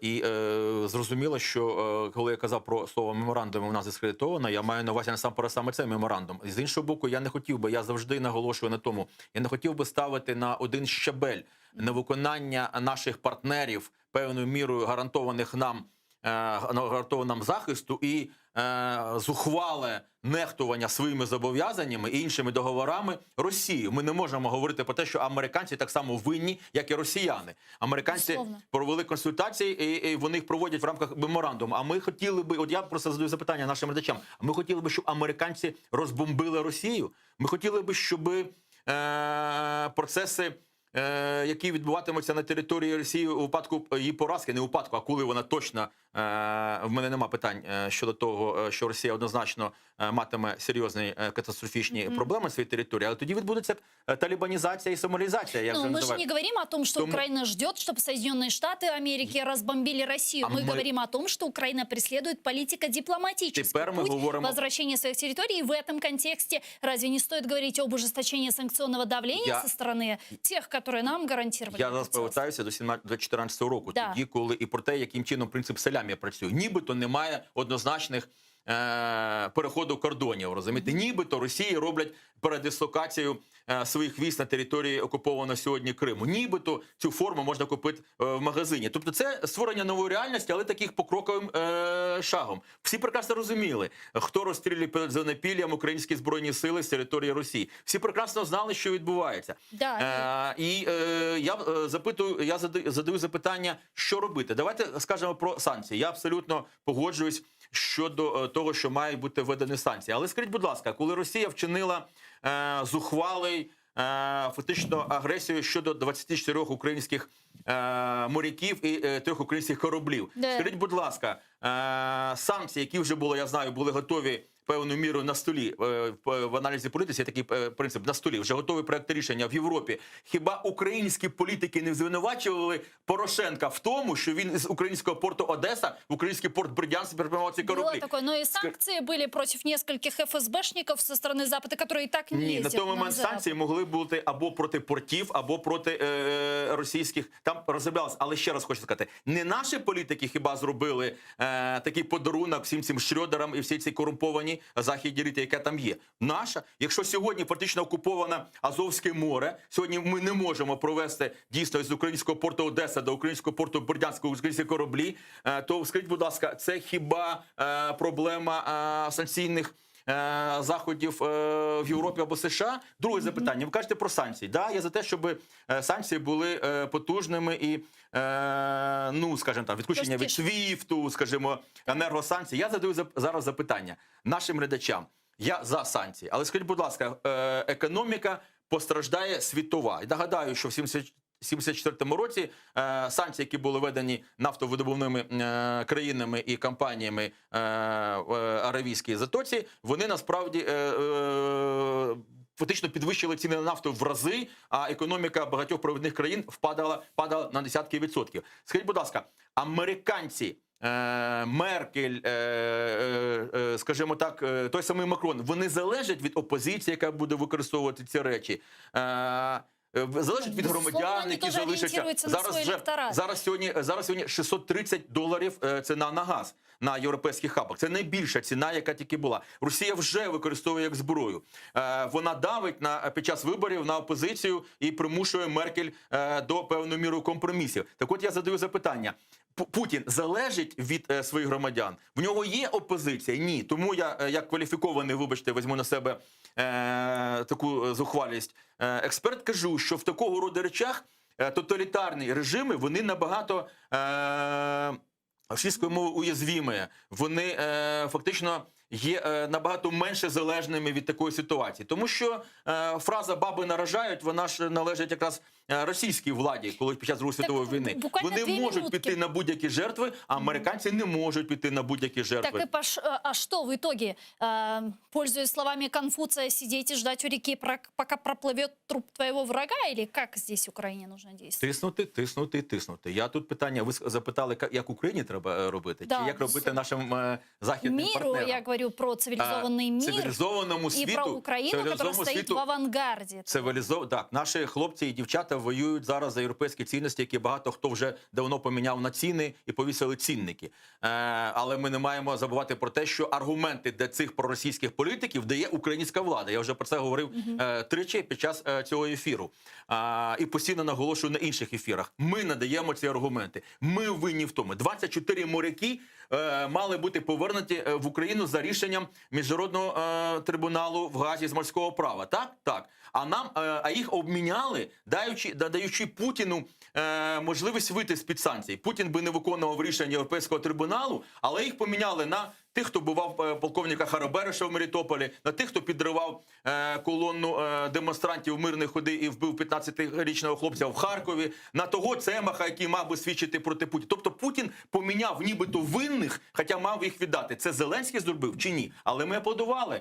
Ми говорили про те, що ми маємо повернути всіх. Маємо повернути будь-кого, але питання зрозуміло, що ми тільки мотивували, тому що це був не обмін полоненими, це було фактично повернення заручників, які знаходилися у Росії як країни-терориста, в заручниках на умовах країни-терориста. Тому я постійно наголошую, ми маємо розуміти, що ми маємо справу з терористом, але ми маємо і це підтверджувати нашими власними діями і не піддаватися на такого дискурсивні прийоми, маніпулятивні, про які я також говорив. Наша влада має бути в авангарді. Хлопці, дівчата, так, вони в авангарді, але влада чомусь намагається зійтися посередині, каже, яка різниця, ім'ям якого героя, до якого храму, і яким чином фактично назва на вулиці, якщо вона добре заасфальтована. Заасфальтовані вулиці, нагадую, були дуже добрі в окупованими нацистами Франції і навіть в окуповані нацистами в Україні. Але це не означає, що ми маємо асфальтовану вулицю використовувати для такого роду російських танків тільки в інформаційній сфері.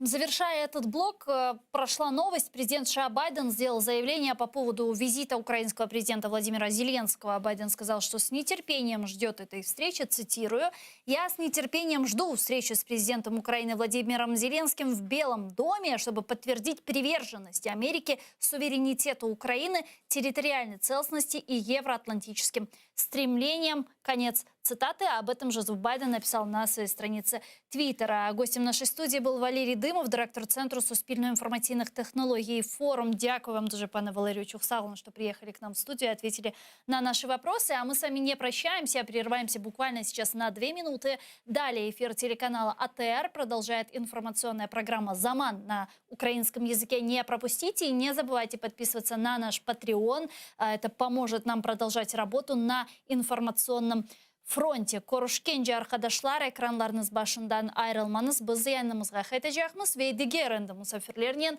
çeşit meselelerini müzakere etmeye devam edeceğimiz. Корушкенже, до встречи.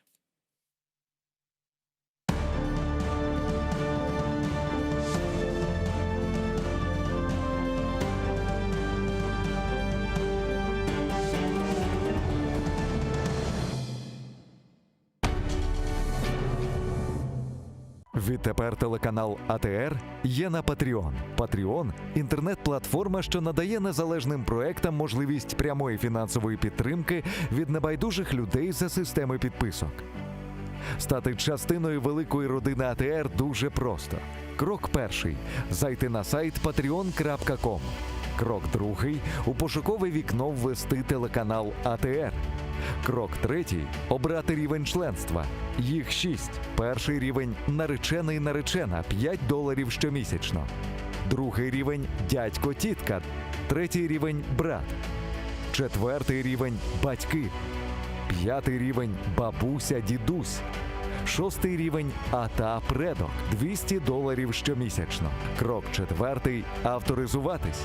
Крок п'ятий – переказати кошти. Просимо кожного з вас, де б ви не проживали, чим би ви не займались, долучитися до спільної справи і стати частиною великої родини АТР. Підтримайте нашу спільну боротьбу за повернення Криму.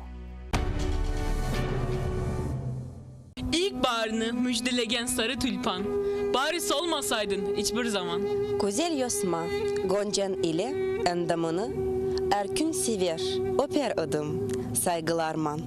Gönlümüzünü hoşlandırdın sarı tülpan. Ben de seni elden, yelden kıskanman. Uzaklardan, kökten, yerden çok süyemen, güneşlerinin, yıldızlarının közü yaman. Sarı tülpan, bahçamızı şenlendirdin. Pek az zaman, kırık gönlüm eğlendirdin. Yarın sen de kırılacak, öleceksin. Öleceksen bu cihanga niçin geldin?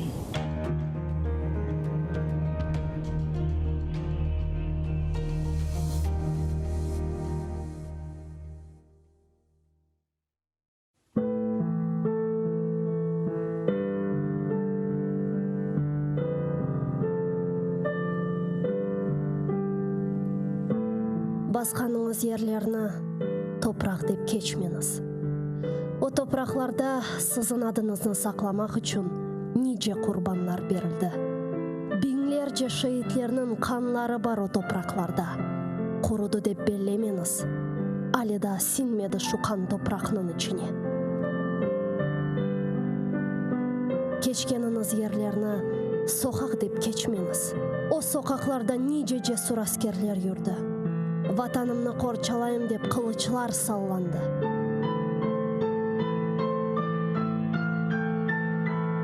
Жүргеніңіз аралықларда иханетлер де олды үлбет. Сапланды ханчерлер сыртларға. Көтергеніңіз байрақны тамғалы басма деп кечмеңіз. О байрақның үстінде шерефіңіз, намысыңыз, итибарыңыз бар. Көтеріңіз ең yüksеклерге, ең төпелерге, көк yüzüyle paylaşsın ренкіні. Керек олса оның үшін нишан олыңыз. Бір кеткен жан недір ки? 1000 жан кетсе феда олсын ona. Қиямет өлім ма? Бұ му фелекет? Асыл фелекет байрағымыздың ерде саврылмасыdır. Утаныңыз эфенделер, егіңіз башларыңызны. Тітрейдір шымдалымызға бақып еждатларымыздың кеміклері. Кірді евімізге дұшман қуа алмайық. Сесіміз шықмаз олды қорқуға далдық. Утаныңыз эфенделер, ғайып болған рухыңыздан утаныңыз. Байрағыны көтеріп оламаған еллеріңізден утаныңыз. Мен утанам.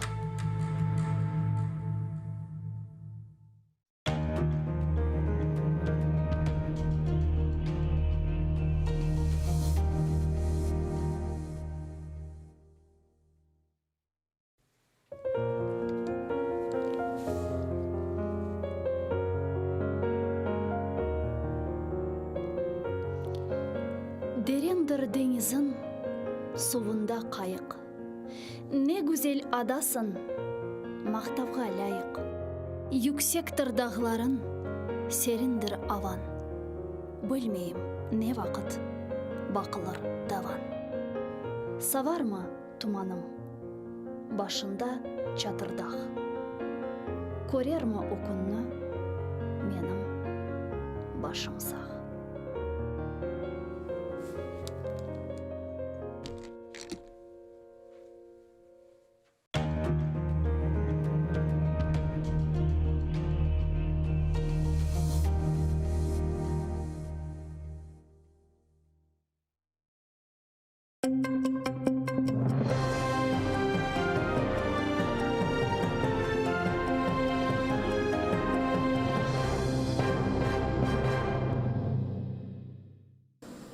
Стримування Росії, звільнення окупованих територій, а також економіка та енергетика. Такі теми з американськими урядовцями обговорювала українська делегація на чолі з президентом у Вашингтоні. Спершу представники державної компанії «Енергоатом» та американського електротехнічного гіганта Westinghouse підписали меморандум про спільне будівництво енергоблоків для українських АЕС. Почати хочуть з Хмельницької станції, а загальна вартість проєкту – до $30 мільярдів. Американська корпорація Westinghouse контролює до 50% комерційних енергоблоків у світі та 31% ринку поставок ядерного палива.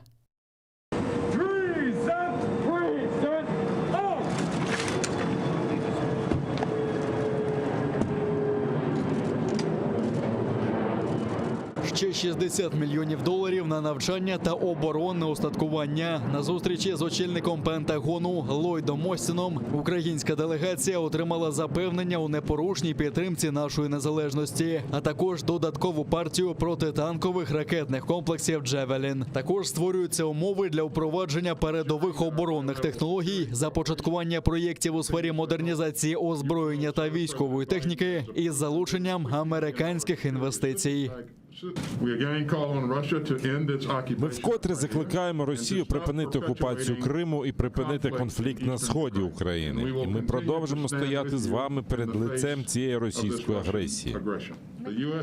Безпека України – це безпека усього регіону. Про це під час презентації програми «Трансформація України» у садибі Джорджа Вашингтона заявив президент Володимир Зеленський. Він наголосив, що необхідно збільшувати присутність НАТО у Чорноморському регіоні, а також закликав пожвавити навчання чорноморських держав. Крім того, анонсував масштабну розбудову українського флоту. Зеленський додав, що сподівається на допомогу від НАТО та Сполучених Штатів. Тільки для першої черги будівництва військових кораблів буде потрібно $15 мільярдів. Вступ до альянсу Зеленський назвав тактичним кроком, а усі сили, каже, покладені на протистояння російській агресії. Якщо ми бачимо, наприклад, тимчасово окупований Крим, і ми знаємо з вами, що там, ми знаємо в Україні, що там знаходиться біля 80 тисяч військових Російської Федерації, плюс техніка, плюс флот. Якщо ми знаємо, що вздовж на тимчасово окупованому Донбасі знаходиться ще біля 35 тисяч вздовж кордонів, ще декілька десятків тисяч військових кордонів Росії і України, то дуже складно. Президент також представив план трансформації України на 10 років, що складається з понад 80 проєктів на суму майже $280 мільярдів. Документ окреслює вектор розвитку України як безпекового форпосту, інфраструктурного, аграрного та цифрового хабу. Міністр цифрової трансформації Михайло Федоров наголосив, що через оцифрування документів вдається виключити корупцію. Держсекретар США виступав в Брюсселі і відзначив, що завдяки цифровим технологіям в Україні вдається не просто боротися з корупцією, а вдається виключати чиновників із прийняття та надання державних послуг, з прийняття простих рішень.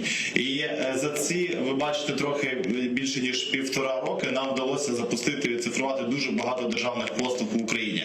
В багатьох напрямках ми стали першими в світі. Мінцифри також домовляється про відкриття в Україні представництв Google та YouTube. Це, за словами міністра, зменшить кількість шкідливого російського контенту в українському сегменті. Для нас дуже важливо, щоб кожна медійна така велика компанія технологічна мала представництво в Україні, і щоб модерували контент саме спеціалісти, які проживають в Україні, розуміють, скажімо, всю ситуацію, яка відбувається, потік дезінформації з боку Російської Федерації. І це там надважлива задача для нашої команди. Окрім інвестицій, окрім розвитку фондів в Україні, надважлива задача мати представництво великих медійних компаній в Україні технологічних. Втім, у центрі уваги зустріч номер 1. Президент Зеленський хоче почати розмову з американським колегою Джо Байденом з теми окупації Криму та Донбасу. Також йтиметься про політв'язнів, як раніше повідомляла омбудсмен Людмила Денісова. Цікавить Зеленського і гарантії для України після можливого запуску Північного потоку-2. У нас є болюче питання Північний потік-2, а ми ще поборемось над тим, як він буде працювати, і конкретні речі, які у разі працюючого Північного потоку хотіли домовитись про конкретні речі і гарантії з боку, перш за все, Сполучених Штатів Америки, тому що до них довіра більше, ніж до деяких інших партнерів. За розкладом президенти України та США зустрінуться в овальному кабінеті Білого дому 1 вересня о 9 вечора за Києвом. У камері Сімферопольського СІЗО, де окупанти утримують Раїфа Февзієва, створені нелюдські умови. Про це повідомила уповноважена з прав людини Людмила Денісова. Кримського татарина та імама заарештували 17 серпня після масових облав окупаційних силовиків. Нині Раїфа Февзієва тримають у камері площею 11 квадратних метрів ще 7 в'язнями. За словами Денісової, там всього 6 спальних місць, а один з в'язнів має психічні розлади та становить загрозу життя життю та здоров'ю Раїфа Февзієва та інших співкамерників. Також у камері немає належної вентиляції, а на стінах пліснява через високу вологість. Людмила Денісова звернулася до російського омбудсмена Тетяни Москалькової із вимогою поліпшення умов в ізоляторі. Такі умови тримання та бездіяльність керівництва СІЗО порушують права Раїфа Февзієва на життя, належні умови утримання та на повагу до приватного життя, закріплені статтями 2 і 8 Конвенції про захист прав людини і основоположних свобод, а також пунктами 10 та 22 мінімальних стандартних правил поводження з ув'язненими. Амаль Юнусов із Сімферополя раніше подав документи до Херсонського державного аграрно-економічного університету. Згодом склав необхідні іспити і тепер навчатиметься на економіста. Хлопець хоче отримати знання і податися до українських мегаполісів. З дитинства мені казалось, що це дуже престижно та найбільш важніше для розвитку країни. В найкращому майбутньому я бажаю стати керівником якоїсь компанії чи працювати в державній адміністрації. До приймальної комісії прийшов і Фахрі Мухтаров. Його теж зараховано до вишу, а себе він хоче присвятити туристичній справі. Вибір тому, що це дуже розвинено у мене в регіоні і захоплююся цим. Давно хотів поступити. У мене багато друзів вже тут навчаються.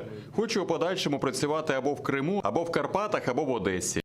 Тетяна Панкратєва керує освітніми центрами «Крим-Україна» та «Донбас-Україна» у цьому виші. Каже, документи почали приймати з 7 червня, а працюватимуть майже до кінця вересня. Таких вступників ми можемо зараховувати на контрактну форму навчання і одразу пишемо заяву про переведення на бюджет. І ці додаткові бюджетні місця ми замовляємо у Міністерства освіти і науки України. Порівняно з минулим роком, цьогоріч до аграрно-економічного університету побільшало звернень з окупованого Криму. Торік до вишу вступили 15 абітурієнтів з Криму та Донбасу.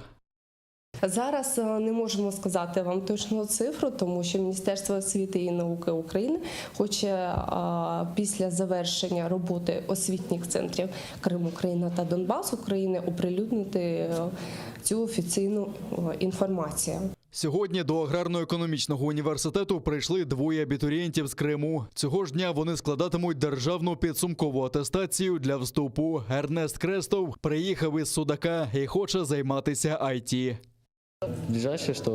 Найближчий університет обрав. Сподобався він мені.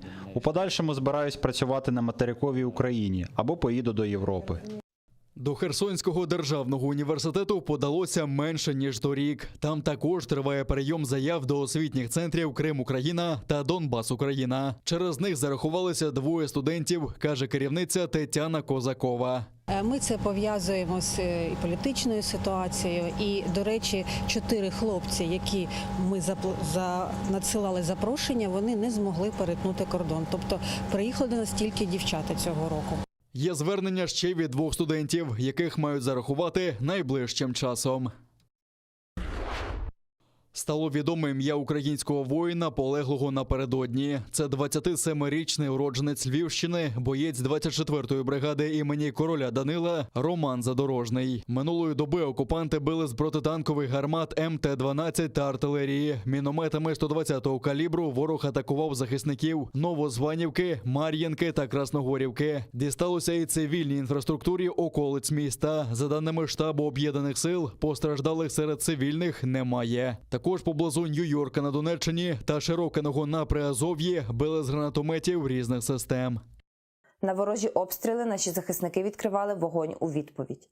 Станом на 7 годину ранку 1 вересня порушень режиму припинення вогню не зафіксовано. Українські військові контролюють ситуацію в районі проведення операції Об'єднаних сил з відсічі і стримування збройної агресії Російської Федерації.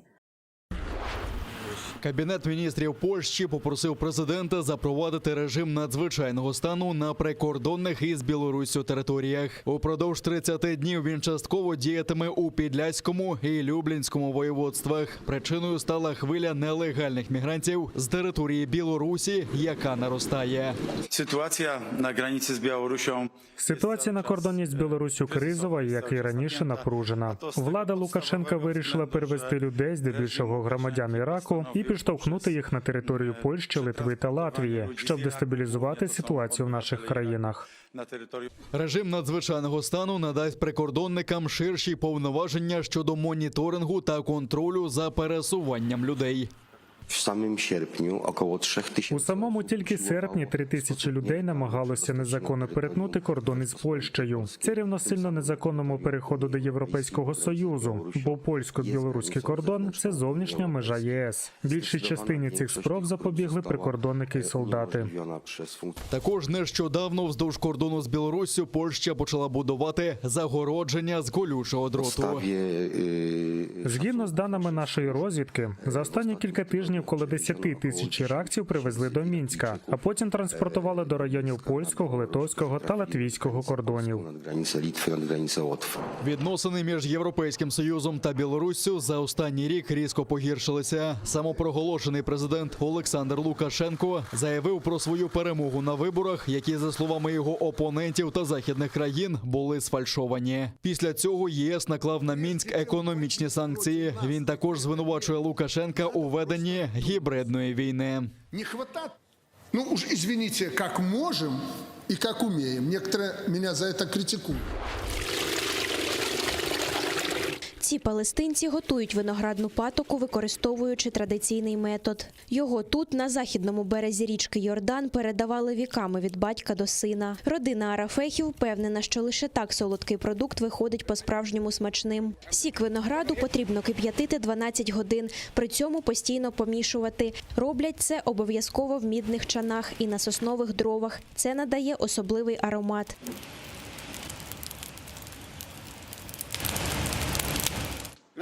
Річ у тім, що жодна машина не може правильно приготувати патоку. Замість природного смаку у неї буде присмак нержавійки або алюмінію. Науково доведено, що підходить тільки мідь. У неї є переваги. По-перше, вона не окислюється, і по-друге, зберігає тепло.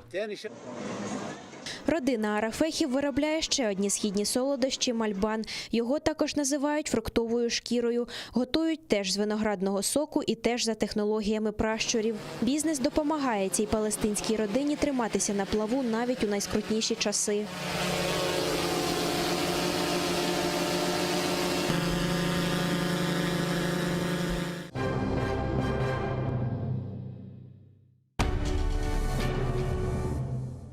Відтепер телеканал АТР є на Patreon. Patreon – інтернет-платформа, що надає незалежним проектам можливість прямої фінансової підтримки від небайдужих людей за системи підписок. Стати частиною великої родини АТР дуже просто. Крок перший – зайти на сайт patreon.com. Крок другий – у пошукове вікно ввести телеканал АТР. Крок третій – обрати рівень членства. Їх 6. Перший рівень – наречений-наречена – $5 щомісячно. Другий рівень – дядько-тітка. Третій рівень – брат. Четвертий рівень – батьки. П'ятий рівень – бабуся-дідусь. Шостий рівень – ата-предок – $200 щомісячно. Крок четвертий – авторизуватись. Крок п'ятий – переказати кошти. Просимо кожного з вас, де б ви не проживали, чим би ви не займались, долучитися до спільної справи і стати частиною великої родини АТР. Підтримайте нашу спільну боротьбу за повернення Криму. Ізраїльські вчені створили унікальний засіб, що містить природні інгредієнти. Краплі імуноков покращують імунітет при коронавірусних та респіраторних захворюваннях, а також сприяють полегшенню постковідного синдрому. Імуноков – надійна допомога.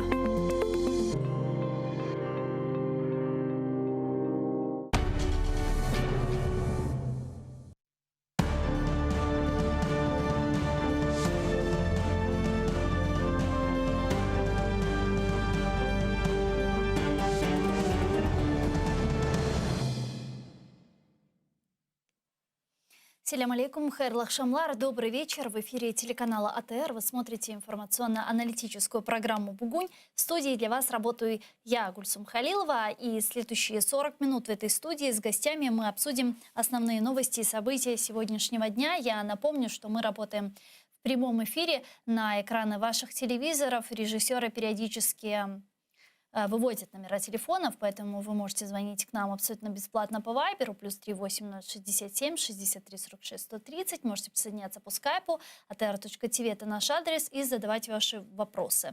Не забывайте подписываться на наш YouTube-канал, там мы вещаем как в онлайн-режиме, так и выкладываем самые интересные фрагменты из наших эфиров, выкладываем практически все наши программы в записи. Ну и, наконец, поддержать телеканал АТР вы можете, подписавшись на наш Patreon. Таким образом, вы станете частью большой крымско-татарской семьи АТР, а это, в свою очередь, поможет нам продолжать работу на информационном фронте. Этот блок я хочу начать со следующих новостей, естественно, с визита президента Украины Владимира Зеленского в Соединенные Штаты Америки. Известно, что президенты начнут переговоры в Белом доме в 2 часа дня по местному времени, то есть 9 часов вечера по Киеву, а это буквально через 40 минут. В расписание Байдена на встречу отвели 2,5 часа. Уже известно, что совместная пресс-конференция не запланирована. Байден же после переговоров с Зеленским в Белом доме отправится на еженедельный экономический брифинг.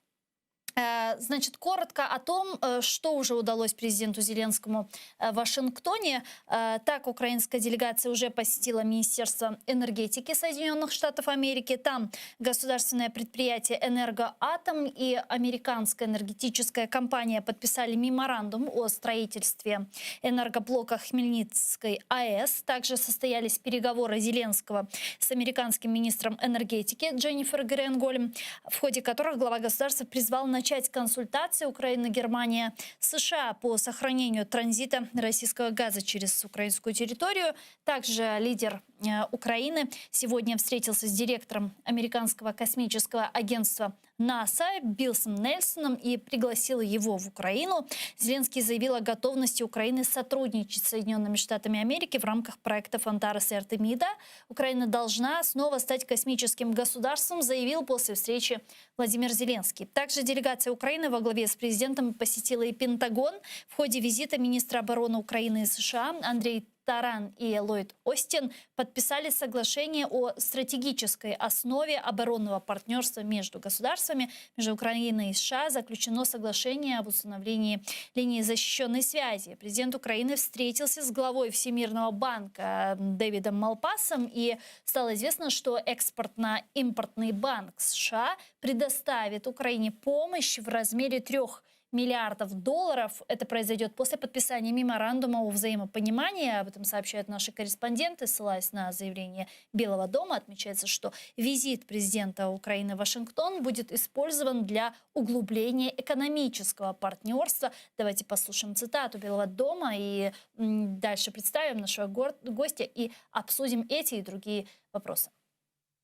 Наші країни завершать роботу над меморандумом про комерційну співпрацю, а Експортно-імпортний банк і Міністерство розвитку економіки, торгівлі і сільського господарства України підпишуть меморандум про взаєморозуміння з початковим обсягом підтримки Ексімбанку в розмірі $3 мільярдів. Также Украина и Соединенные Штаты Америки подписали соглашение о стратегической основе оборонного партнерства. Об этом заявил президент Украины Зеленский.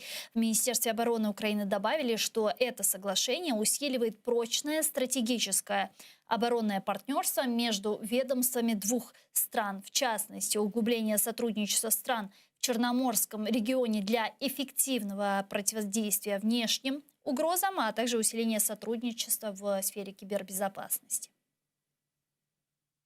Новий етап у співпраці України та США в оборонній сфері. У Міністерстві оборони США підписано угоду зі стратегічних основ оборонного партнерства. Для нас дуже важлива підтримка з боку США територіальної цілісності України, членства в НАТО і спільна протидія агресії Росії. С нами сейчас на прямой связи с Соединенных Штатов Америки Игорь Айзенберг, профессор, завідувач кафедри комп'ютер-сайенс університету Манхеттен Колледж в Нью-Йорку. Пане Ігорю, вітаємо вас. Селям алейкум. Вітаю вас, пані Кульсум, салям алейкум. Пане Игорю, расскажите, пожалуйста, нам подробнее, насколько серьезно уделяется внимание в средствах массовой информации Америки визиту президента Украины Зеленского в США? Ну, я би сказав так, що, звичайно, як ви розумієте, в останні 2-3 тижні всі засоби інформації в Америці абсолютно зосереджені на подіях в Афганістані. І, власне, мабуть, протягом 2 останніх тижнів взагалі ніяких інших тем не було. От в останні вихідні через буревій в Луїзіані, в Міссісіпі це з'явилося як тема. Але, тим не менше, вчора в газеті «Вашингтон Пост» з'явилась стаття про візит Зеленського і про військову допомогу додаткову, яку Сполучені Штати нададуть Україні. І вчора, що приємно, на телебаченні, на телеканалі MSNBC, в самий прайм-тайм, в авторській програмі Рейчел Медоу, це така улюблена програма американських, аналітична програма щоденна американських ліберальних кіл. Так от, після Афганістану і після буревію, наприкінці програми, але був сюжет про візит Зеленського. І вона розповіла, власне, дуже стисло, майже про те саме, про що говорили зараз ви і ваші кореспонденти. Тобто увага приділяється. Ну і звичайно, що на сайтах урядових американських можна дуже багато інформації про це прочитати. Зокрема, на сайті Міністерства оборони дуже така була велика детальна інформація про зустріч Зеленського і української делегації з міністром оборони Остіним. На сайті Білого дому з'явилася стенограма брифінга, ну там ніколи не називається прізвище старшого представника адміністрації, щодо візиту Зеленської української делегації, щодо того, які документи будуть підписані. Тобто, я би сказав, що приділяється цьому увага. Звичайно, це не є в центрі уваги в США, ну, це абсолютно треба розуміти. І навіть якби не було Афганістану, напевно, це не було все одно в центрі уваги США, але увага цьому приділяється, значить, особливо після того, як з'явилася інформація вчора в дуже популярній телепрограмі аналітичній. Ну, зрозуміло, що це важливо. І тому я, наприклад, тішуся тим, що по телебаченню про це вчора Рейчел Медоу сказала. Тому що це важливо. Це насправді важливо. Пане Игорю, вот такой вопрос. Сегодня стало известно, что совместного пресс-брифинга после переговоров Байдена и Зеленского не будет. Для этих переговоров, насколько нам известно, отвели 2,5 часа. Не является ли это таким настораживающим фактом? Ні, я думаю, що ні. Не завжди, зовсім не завжди проводяться спільні брифінги, спільні прес-конференції після таких зустрічей американських президентів з іноземними лідерами. Зазвичай, що робиться, вони перед початком розмови, вони спілкуються з журналістами, там скільки-то хвилин журналісти мають можливість задати якісь питання. Але після перемовин, ну, зовсім не завжди. Це час від часу відбувається. Тобто це така звичайна для Америки річ. Нічого за цим особливо не стоїть.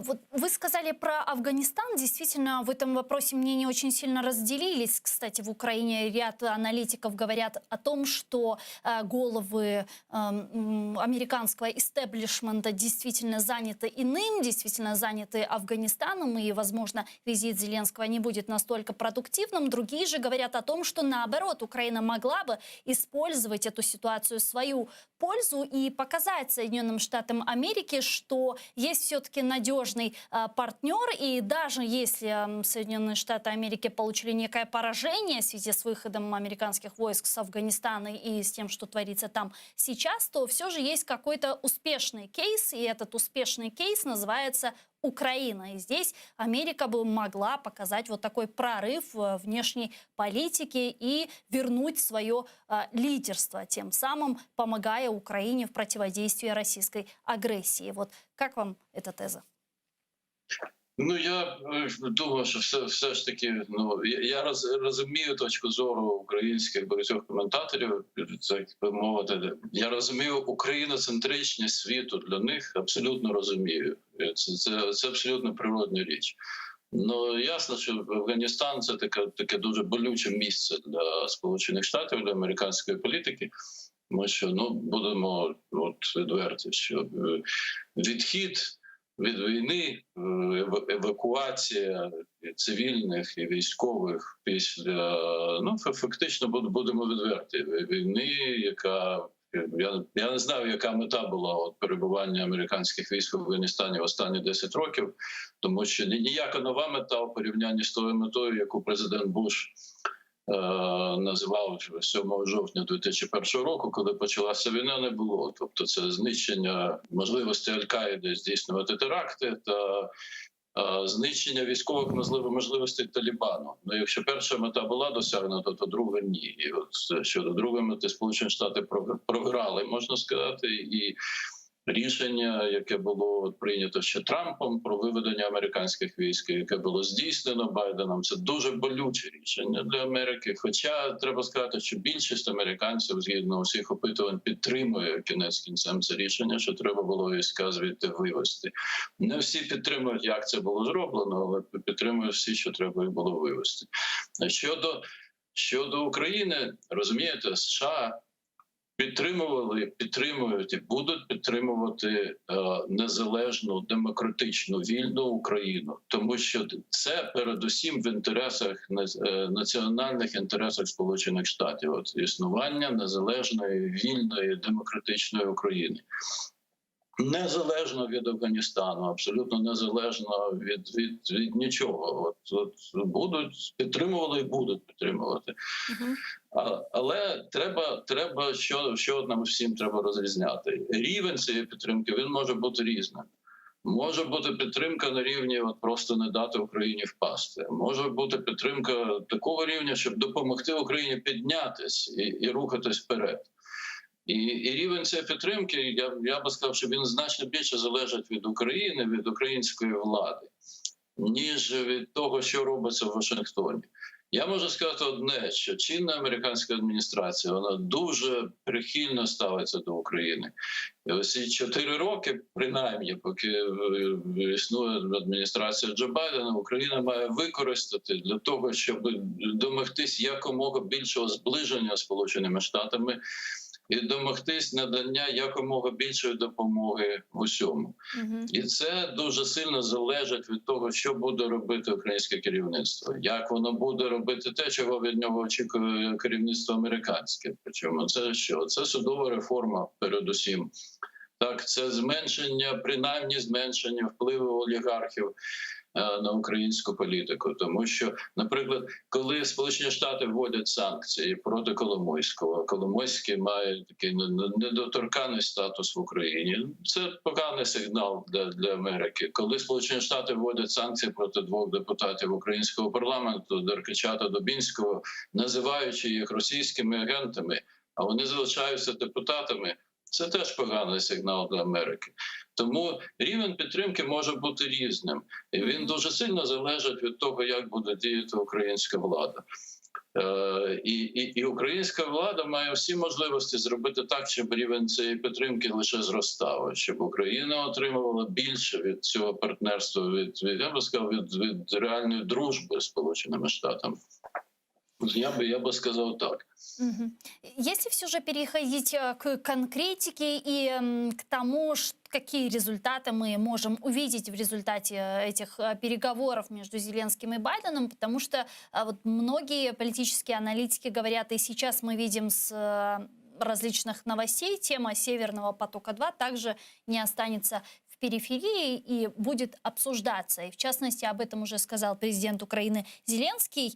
По его словам, Украина хочет договориться о гарантиях санкций на случай запуска газопровода именно со стороны Соединенных Штатов Америки. К ним доверие больше, чем к некоторым другим партнерам, сказал президент Украины Зеленский. Как вы думаете, вот в вопросе Северного потока-2 удастся ли Зеленскому добиться каких-то гарантий в виде санкций в случае, если Россия попытается, очевидно, что она будет использовать Северный поток-2 как оружие против Украины и как шантаж против Европы?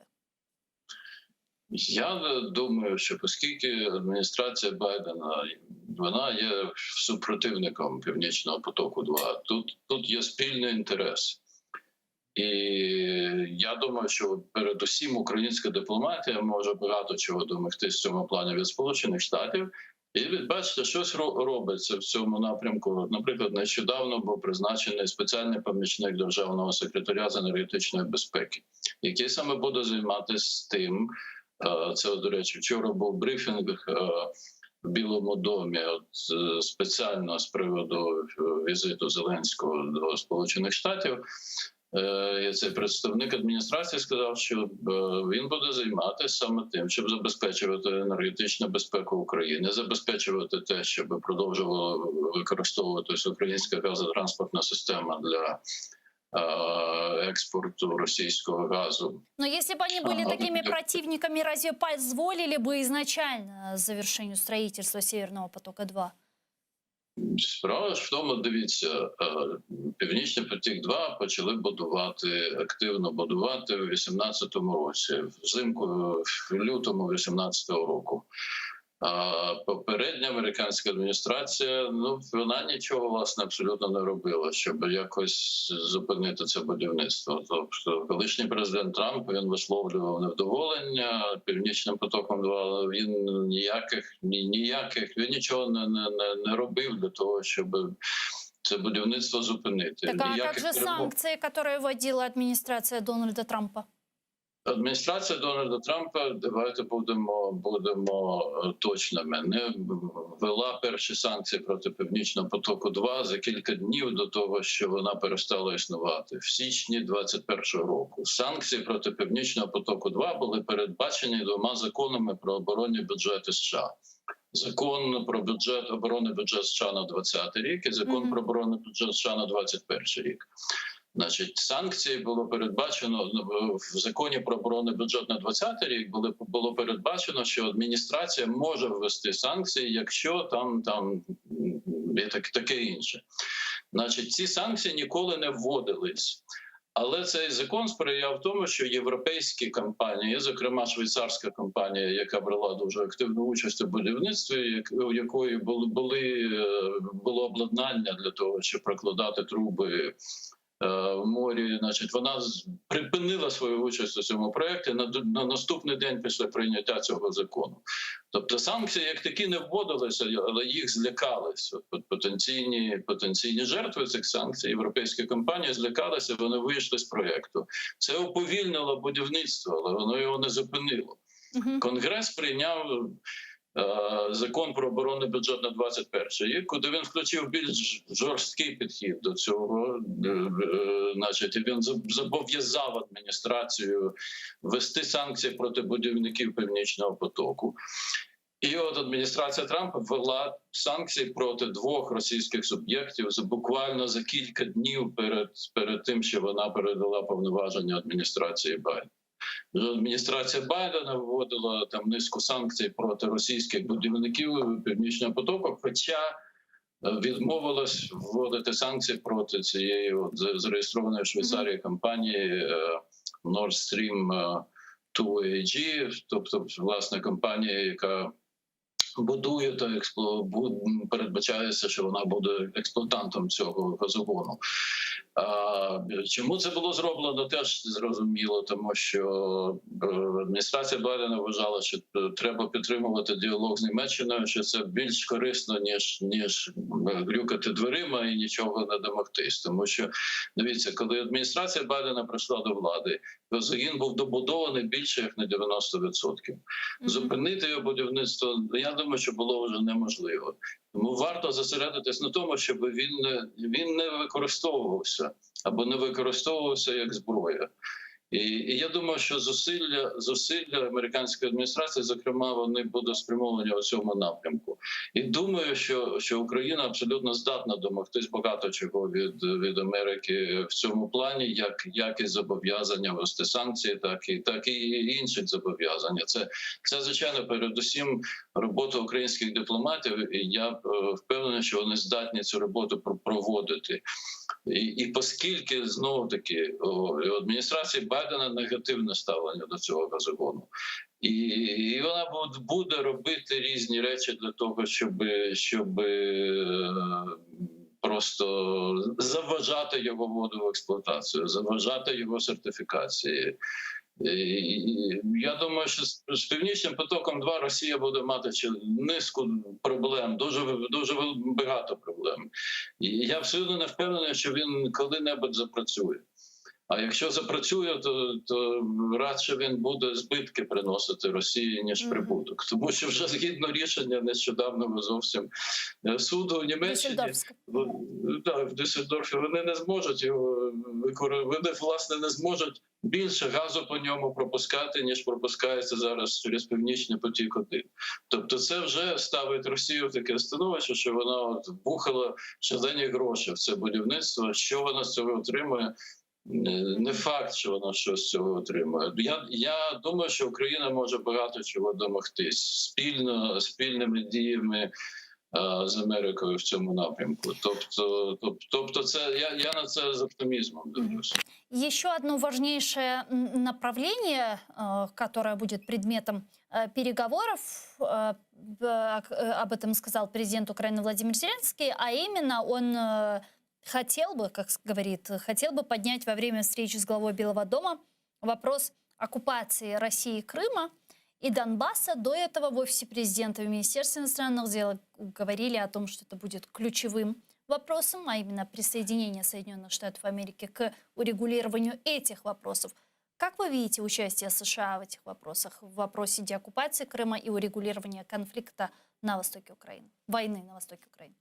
Бачите, окупація Криму, я вам хочу сказати, що для мене особисто це болюче питання. Може, я не хочу сказати, може на такому ж рівні, як для вас. Мої, наприклад, батьки мого дідуся, вони мешкали в Сімферополі. А з іншого боку, наприклад, двоюрідний брат іншого мого дідуся, він живе в Євпаторії. Тобто я особисто з Кримом пов'язаний просто через такі стосунки. І як Сполучені Штати можуть сприяти до окупації Криму? Дивіться, нам треба бути реалістами. Окупація Криму – це справа довгого часу. Так само, як була справою довгого часу деокупація Балтійських країн. Я не маю жодного сумніву, що деокупація обов'язково відбудеться.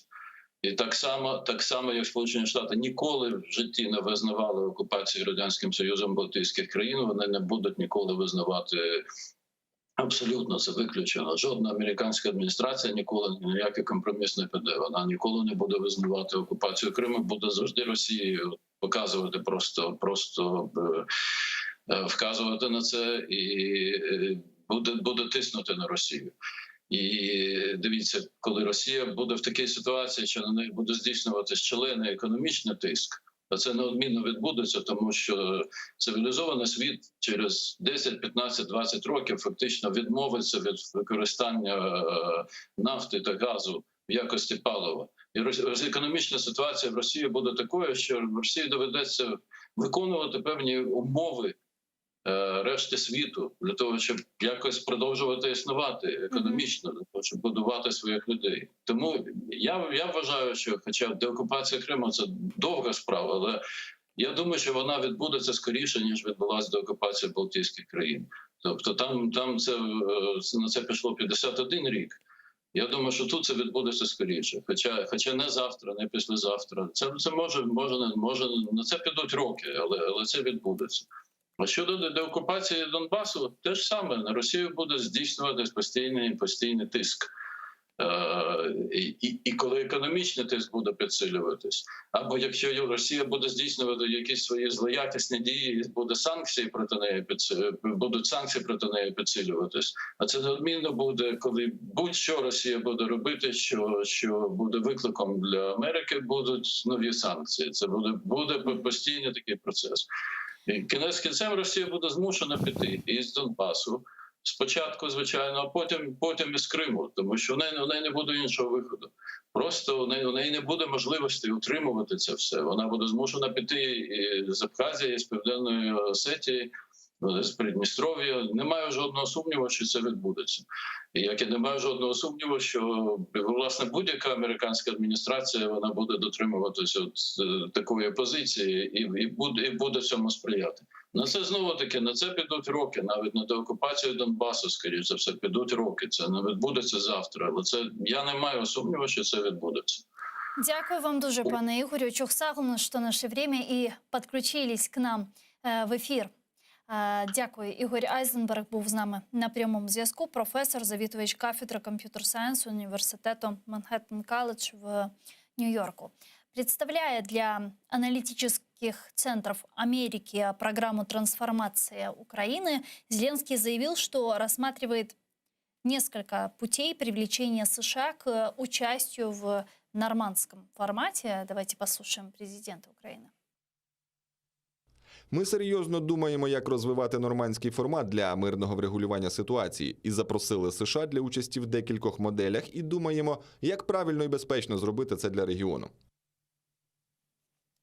Также во время визита в Штаты Зеленский сказал, что нынешней поддержки со стороны Североатлантического альянса недостаточно. Он отметил необходимость строительства украинского современного флота, и для этого нужны возможности. О каких именно возможностях идет речь, далее в цитате президента. Ми вдячні за підтримку України в басейнах Чорного та Азовського морів, зокрема за проведення військових навчань. Люди бачать підтримку з боку НАТО і те, що ми не наодинці. Така присутність важлива на психологічному рівні, але чи достатньо цього? Ні. Также президент Украины в ходе встречи с министром обороны США Ллойдом Остином обсудил ситуацию на востоке Украины, на Донбассе. В контексте этого речь непосредственно шла о российских военных учениях «Запад-2021». Сторони обговорили ситуацію на сході нашої держави, яка залишається напруженою попри зусилля України щодо досягнення деескалації мирним дипломатичним шляхом. Зокрема, напруженість посилюється у зв'язку з проведенням Російською Федерацією військових навчань «Захід-2021». Володимир Дубовик, директор Центру міжнародних досліджень, доцент кафедри міжнародних відносин Одеського університету імені Мечникова, зараз з нами на прямому зв'язку. Пане Володимире, вітаємо вас. Салям алейкум. Добрый вечер, Руслан. Да. Пане Володимире, из той информации, которая у нас уже есть, речь идет о встрече Зеленского и с министром энергетики, и с министром обороны США, некие соглашения, меморандум уже подписаны. Можем ли мы уже называть этот визит успешным? Так, думаю, що є вже підстави. Розуміло, що всі ці угоди були підготовлені заздалегідь, тому це не є імпровізація, це не є лише результат просто самого візиту. Це є результат логічний розвитку наших двосторонніх відносин. Але завжди такі угоди, вони підв'язуються, готуються під візит. Тому дуже гарні результати вже в сфері енергетики, атомної, не лише енергетики, і в сфері оборони, нова оборонна угода. Непогані результати, які, мабуть, ще додадуться, які свідчать про те, що наші відносини в нормальному робочому стані, що може ще бути ще простір для прогресу, немає нікого, скажімо, обмеження, за які ми не можемо вийти, можна ще більшого намагатися добитись, скажімо, разом з американськими нашими друзями, партнерами, але все одне навіть те, що є, вже говорить нам про те, що існує нормальна, здорова, ефективна основа наших двосторонніх відносин. теперь, если обратимся к непосредственной встрече Зеленского с Байденом, она должна состояться буквально через 10-15 минут. Сообщается, что Белый дом для этой встречи отвел 2,5 часа. Вот по результатам этой встречи, по результатам этих переговоров, ожидаете ли вы каких-то других прорывных решений, соглашений, помимо тех, которые уже, в принципе, были подготовлены и подписаны? Ну, я думаю, що ні. Виходить так, що це, власне, така важлива, найважливіша і остання, мабуть, подія з важливих таких перебування президента нашого у Вашингтоні. Тому не думаю, що будуть якісь серйозні нові угоди. Тут головне просто поговорити віч-навіч, особисто, як людина з людиною, відчути один одного, зрозуміти, чи буде між ними довіра, чи буде, як американці висловлюються, хімія між ними в лапках, чи ні. Бо це важливо, щоб вона була. Але її може і не бути, це не буде катастрофа, але краще, звісно, щоб вони порозумілися і зрозуміли один одного, і щоб виникла така атмосфера довіри. Позиція Америки нам відома по ключових питаннях, і наша позиція американцям відома по ключових питаннях. Тому несподіванок, я думаю, тут не буде. Кожна сторона проговорить ще раз свою позицію, і це важливо для того, щоб краще розуміти, дійсно, на чому ми стоїмо, які наші є пріоритети і інтереси, які американські пріоритети і інтереси. Точок таких багато, де ми зустрічаємося тут, але можна поговорити ще про те, де ми поки що маємо розбіжності, чи можливо зменшити, скажімо, розмір чи масштаб цих розбіжностей, чи мінімізувати їх кількість. Ви про Северний поток-2? В тому числі про Північний потік-2, да, хоча тут, власне, американці вже прийняли рішення, я не думаю, що вони будуть його змінювати навіть під певним натиском нашого президента. Але можна говорити про інше, можна говорити дійсно про компенсації в сфері енергетики для нас від Америки. І ми вже чуємо в останні дні про атомну енергетику, не лише про неї, що дійсно американці намагаються вкладати, великі корпорації американський уряд вкладати доволі серйозні гроші в нашу сферу енергетики. Якщо це прийде дійсно на зміну тим втратам, які ми втрачимо, це компенсує нам певною мірою ті втрати, які ми будемо мати через те, що, на жаль, скоріше за все, можливо, Північний потік-2 все ж таки буде запущений.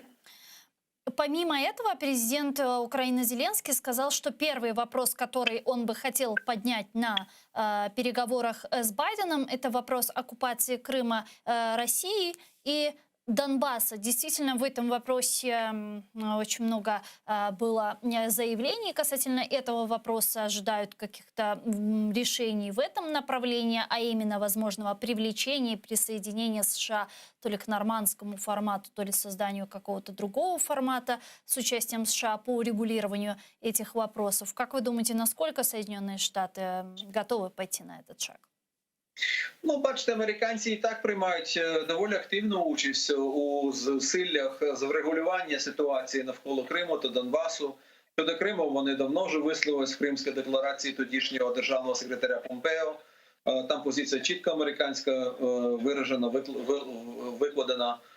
Щодо Кримської платформи, вони були тут, приймали участь і обіцяли підтримувати діяльність Кримської платформи. Да, но тут дело не в словах, а в действиях. Ну, а в яких діях? Так, будуть підтримувати намагання України повернути Крим. Звісно, що вони не будуть надсилати свої війська, щоб звільняти Крим від російських військ. Щодо Донбасу, то тут треба зрозуміти, що Америка і так присутня тут. До нормандського формату, я думаю, вони приєднатися не будуть через те, що вони не мають до цієї ідеї ентузіазму. І через те, що цей формат, він не дуже ефективний. Американці зазвичай люди прагматичні, вони не люблять приєднатися до форматів, які вже довели свою повну неефективність. Тому, можливо, якісь інші варіанти, можливо, буде нова людина на посаді, яку колись обіймав Курт Волкер, спеціального представника з питань Донбасу. Можливо, така людина, якщо вона буде призначена, пожвавить трохи діалог навколо Донбасу. Пане Володимире, от на ваш взгляд, помимо этих патетичных заявлений о поддержке демократии, территориальной целостности, суверенитета и так далее, это, безусловно, все очень важно. В чем все же интерес Соединенных Штатов в Украине в вопросе, Соединенных Штатов Америки в вопросе Украины? Ну, бачите, ми можемо тут нову розмову ще на годину тут з вами почати через це питання. Інтересів багато. Вони підтримують Україну, тому що в нас добрі стосунки історичні. Вони завжди нас підтримували. Вони підтримують Україну, оскільки ми є жертвою агресії. І вони не хочуть, щоб таке порушення грубе міжнародного права, яке сталося в 2014 році, продовжується по сьогоднішній день, щоб воно було непокараним. Вони підтримують Україну, оскільки вони хочуть стабілізації цього пострадянського простору. І багато інших речей, які тут можна ще перелічувати. Але американські інтереси, інтереси американських союзників в Європі, вони напряму залежні від долі України, і через це вони нас і підтримують. Тому це не просто патетика, як ви кажете, чи альтруїзм, чи дійсно в тому числі і розуміння своїх інтересів. Дякую вам дуже, пане Володимире. Чухсаглено, що знайшли время і підключились к нам в ефір. Володимир Дубовик був з нами на прямому зв'язку, директор Центру міжнародних досліджень, доцент кафедри міжнародних відносин Одеського університету імені Мечникова. А мы с вами не прощаемся, мы прерываемся сейчас буквально на 5 минут. Далее эфир телеканала АТР продолжает информационная программа «Заман» на крымско-татарском языке. Самые актуальные и последние новости сейчас не пропустите. А далее в этой студии вас поприветствует моя коллега в программе «Прайм» Севгиль Мусаева. Коршкинч.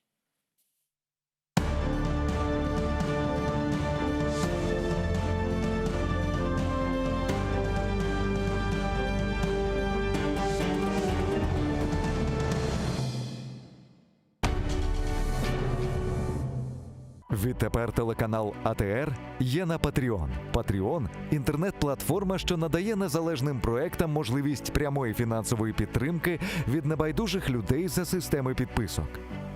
Стати частиною великої родини АТР дуже просто. Крок перший – зайти на сайт patreon.com.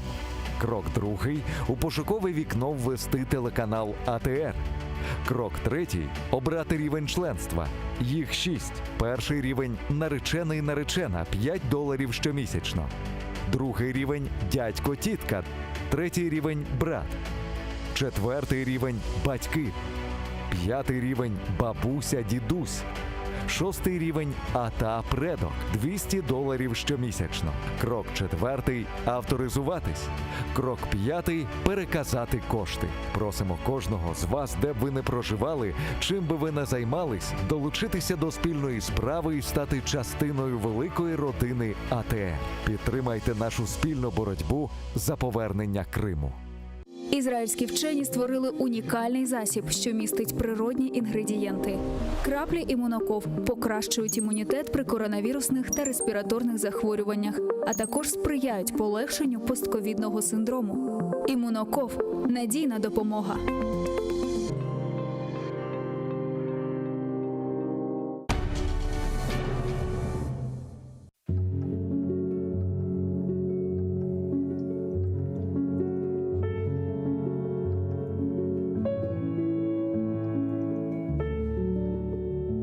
Вы знаете, что люди могут не вернуться. Зажав всю волю в кулаке, вас отпустить. И как-то утром с мыслями, но не о вас проснуться. И больше вас не ждать и не о вас грустить. Вы знаете, что люди могут не вернуться. Не выдержав свой мир, сломав, вас не простить. И со слезами на глазах от вас на 1000 ключей замкнуться. И понимая, что нет сил вас навсегда забыть. Вы знаете, что люди могут не вернуться. И могут не писать, не волноваться, не звонить. И никогда вам больше к ним не прикоснуться. Задумайтесь. А кто еще вас сможет так же полюбить?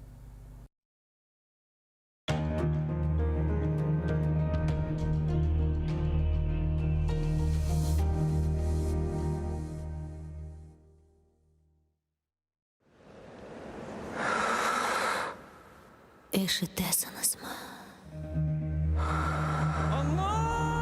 Мен ақтауны тынызма.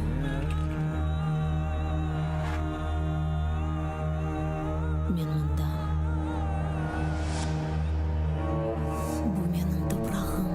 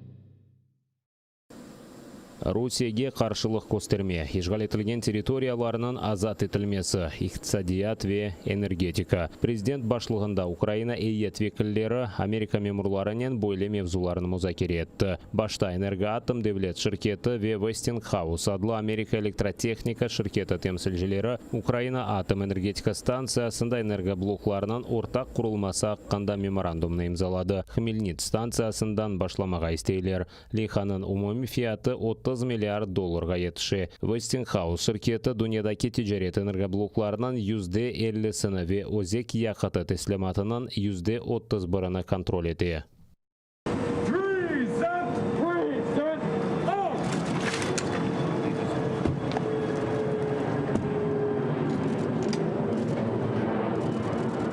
Талимлер ве мудафат ички заты үчүн да 60 миллион доллар. Украина векиллери Пентагон жол башчысы Ллойд Остиннин курушувде Америка Украинанын мустакылыгына илериде де дестекленежегинде кандырган. Бунун берабер Украина Джебелин адлы танкка каршы ракета комплекслеринин кошмо партиясын алмага аңлашты.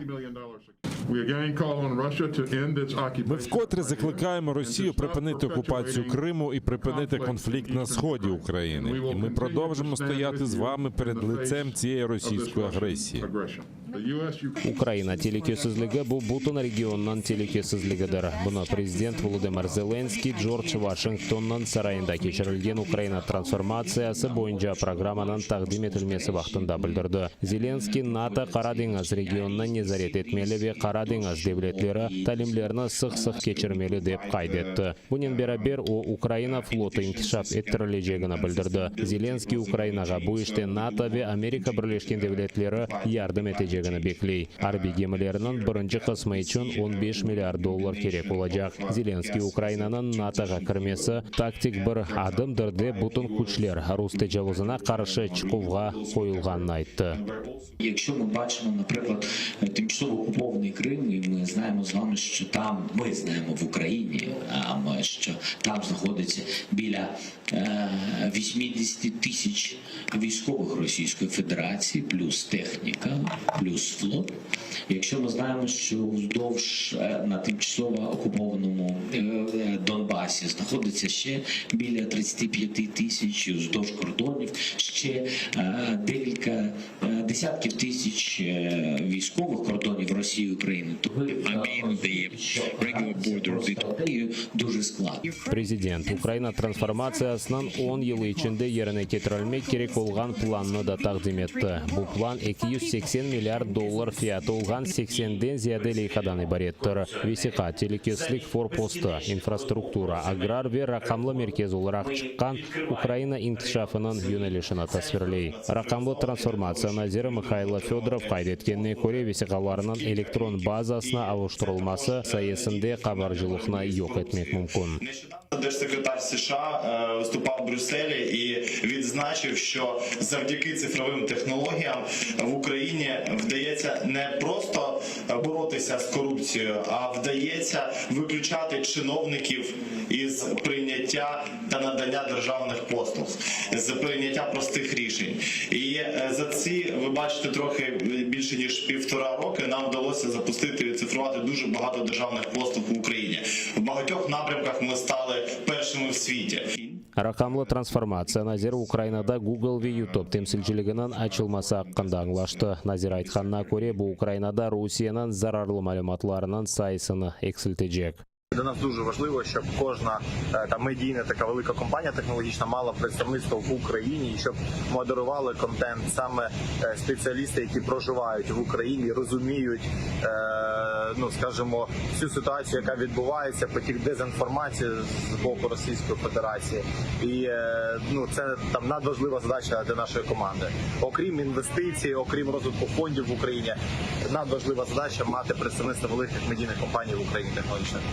Украина президенті Зеленский өз Америка мектештеші Джо Байденнен корышып еңебелі Донбасс ве Кырым ишгали мевзусыны музакире этмеге истей. Буны берабер эвеллер омбудсмен Людмила Денисова билдиргенине көре, улар саясий мабуслер акканда конушажаклар. Зеленский ула билген шымали акым эки иштетилмесинден соң Украина үчүн кефалетлеринен мираклана. У нас є болюче питання Північний потік-2. А ми ще поборемось над тим, як він буде працювати, і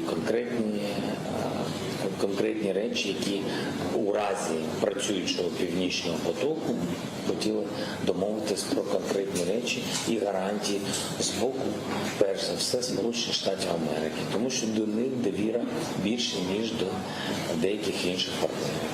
Аңлашмаларга көре Украина ве Америка Бірлешкен Девлетлерінің президенті Бияз Сарайда сентябрьнің 1-інде Киев вақты ile ақшам саат 9-да көрішежек. Раиф Февзиев тұтылған Ахмеджет сезосында мабуслер үшін инсаниетсіз шарайтлер яратылған. Бұны Украина Юқара Шурасында инсан ақлары векілетлесі Людмила Денисова білдірді. Ишғал құбетшілерінің тарамаларынан сон августның 17-сінде тұтылған имам апске алынды. Шымда Раиф Февзиевна 7 мабуснен бәрабер 11 метр квадрат апыс одасында тұталар. Денисова айтқанына көре анда тек 6 ятақ бар. Мабуслерден бұрынан рухи хасталығы бар. Олғаны үшін о Раиф Февзиев башқа мабуслерінің аяты ве сағылығына зарар кетіребіле. Бұнен бәрабер апыс одасында аваландыру системасы yok. Yüksek дымлық себебінден диварларда куфпей дауылған. Людмила Денисова Русомбудсмена Татьяна Москальковаға изолятордаки шарайтна ейлештірме талабынен мұражат етті. Такі умови тримання та бездіяльність керівництва СІЗО порушують права Раїфа Февзієва на життя, належні умови утримання та на повагу до приватного життя, закріплені статтями 2 і 8 Конвенції про захист прав людини і основоположних свобод, а також пунктами 10 та 22 мінімальних стандартних правил поводження з ув'язненими. Қырым-татар сияси мабуслерінің баллары Түркия лагерінде ратланып қайтты. 50 бала бір апта девамында Түркияде болынып кезінтілер кечірді. Қырым-татар халқының тарихы ве медениетінен таныш олды. Интеллектуал ойынларда иштирак етті ве Қырым-татар дернек векіллерінен көрішті. Бұны Қырым баллығы лейхасының Оджасали Керимова Қырым бірдемлігі онлайн топлашуында хабер етті. Чоқсы балалар үшін бұл четелге ilk чықыш олды дей. Бұл сият Чанаққаледеки Қырым-татарлар дернегі Меджлис халық депутаты Рустем Умеровнан Украина омбудсмені Людмила Денисова ве ФК Хайрия фонды тарафындан тешкіл етілген. Тешкілетшілер қайдеткеніне көре аз олса да балаларда ишгалшілер марум еткен балалық олмасын істегенлер. Кележек сене да чоқ бала иштирагінен да күтлеви кезінті тешкіл етмеге планлаштыралар. Для многих детей это был первый выезд за пределы Крыма, первый полет на самолете. Альхамдулиллах, организовали для детей познавательные экскурсии, интересные, очень душевные такие были встречи. Также было посещение мечетей, музеев. С детьми выезжали на море и даже посетили Трою. Альхамдулиллах, и хотелось бы поблагодарить всех тех, кто был причастен к организации этой поездки. Пусть Всевышний воздаст благом, иншаллах. С таким теплом, радушием встречали детей, и это очень дорогого стоит.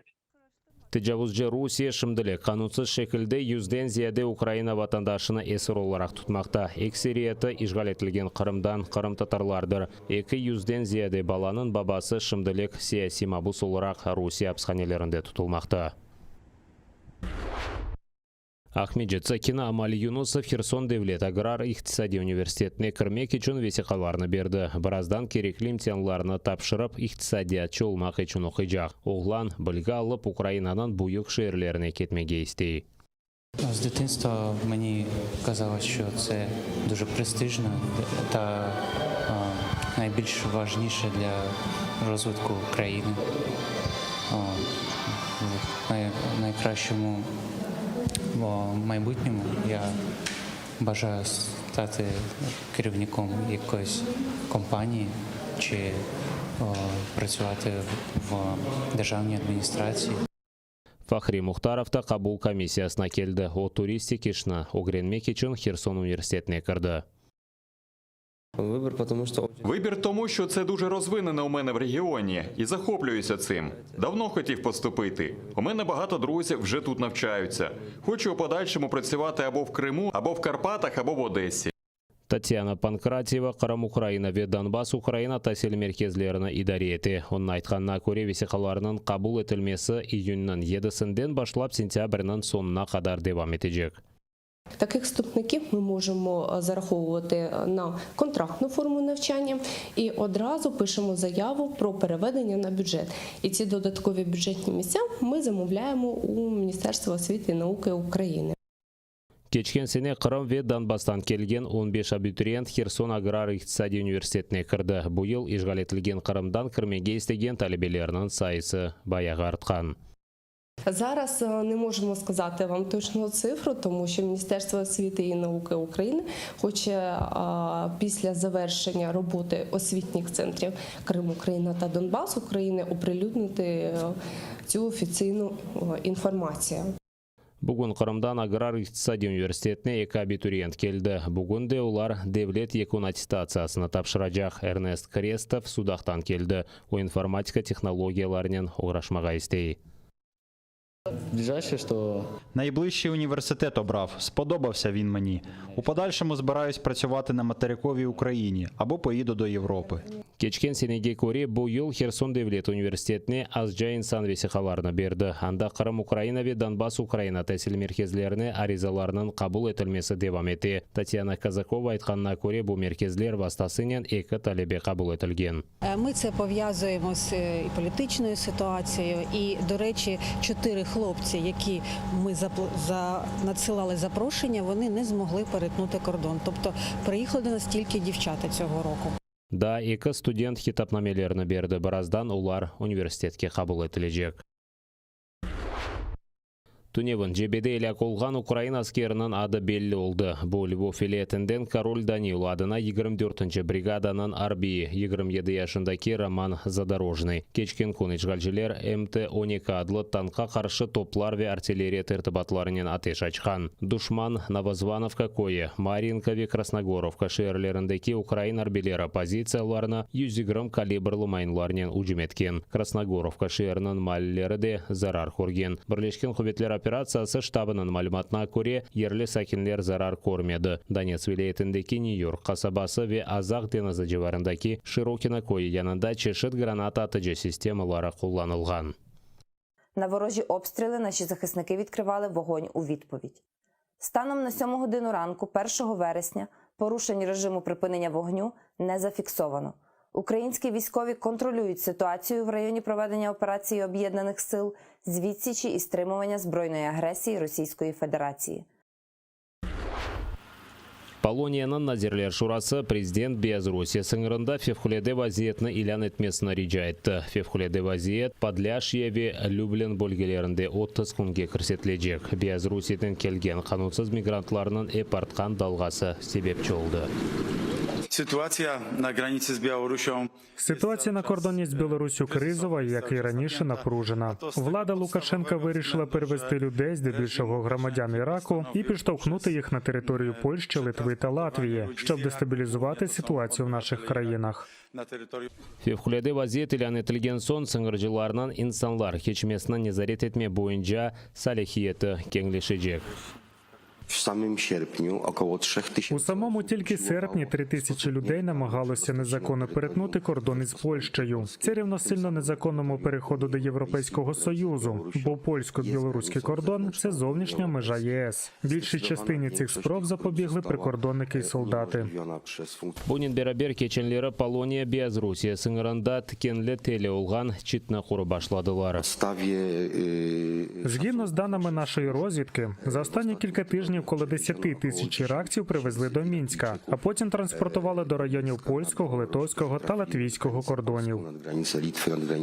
Соңғы ел Европа бірлігі ве Беларусия арасында мұнасебетлер пек бозылды. Александр Лукашенко президент сайлауларында ғалип шыққанын білдірді. Оның мұхалифлері ве ғарби мемлекет елбасшыларының пікіріне көре бұл сайлаулар фальсификациялы кечті. Бұндан соң Европа бірлігі Минскке қаршы иқтисади санкциялар көрсетті. Бұнен берабер Европа бірлігі Лукашенконы гибрид женкінің кечірілмесінде қабатлай. Ну уж извините, как можем и как умеем. Некоторые меня за это критикуют. Бу филистинлер ананеви усылны кулланып юзым мелясыны пішіре. Оны мында Иордан өзеннің гарби ялысында асырлар девамында неселден неселге береділер. Арафихлер айлесі тек бойле бастанен япылған татлы аш керчектен лезетлі олғанында емин. Юзым шырасыны 12 саат içinde қарыштырып қайнатмақ керек. О бақыр сауытта чам одынларда пішірілмелі. Бұ құсуси қоқы бередейлер.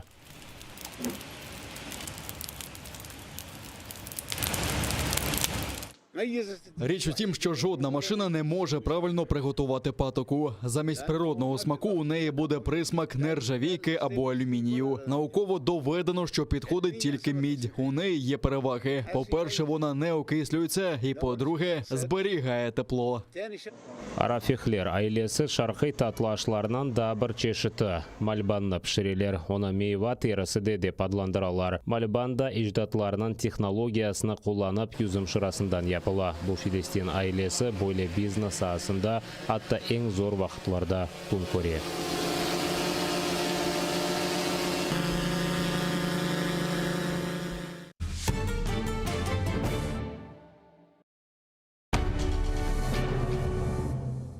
Відтепер телеканал АТР є на Patreon. Patreon – інтернет-платформа, що надає незалежним проектам можливість прямої фінансової підтримки від небайдужих людей за системи підписок.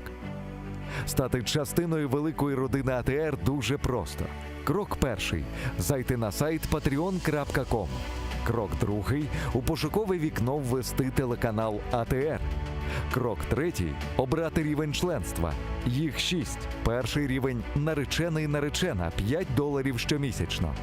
Другий рівень – дядько-тітка. Третій рівень – брат. Четвертий рівень – батьки. П'ятий рівень – бабуся-дідусь. Шостий рівень – ата-предок – $200 щомісячно. Крок четвертий – авторизуватись.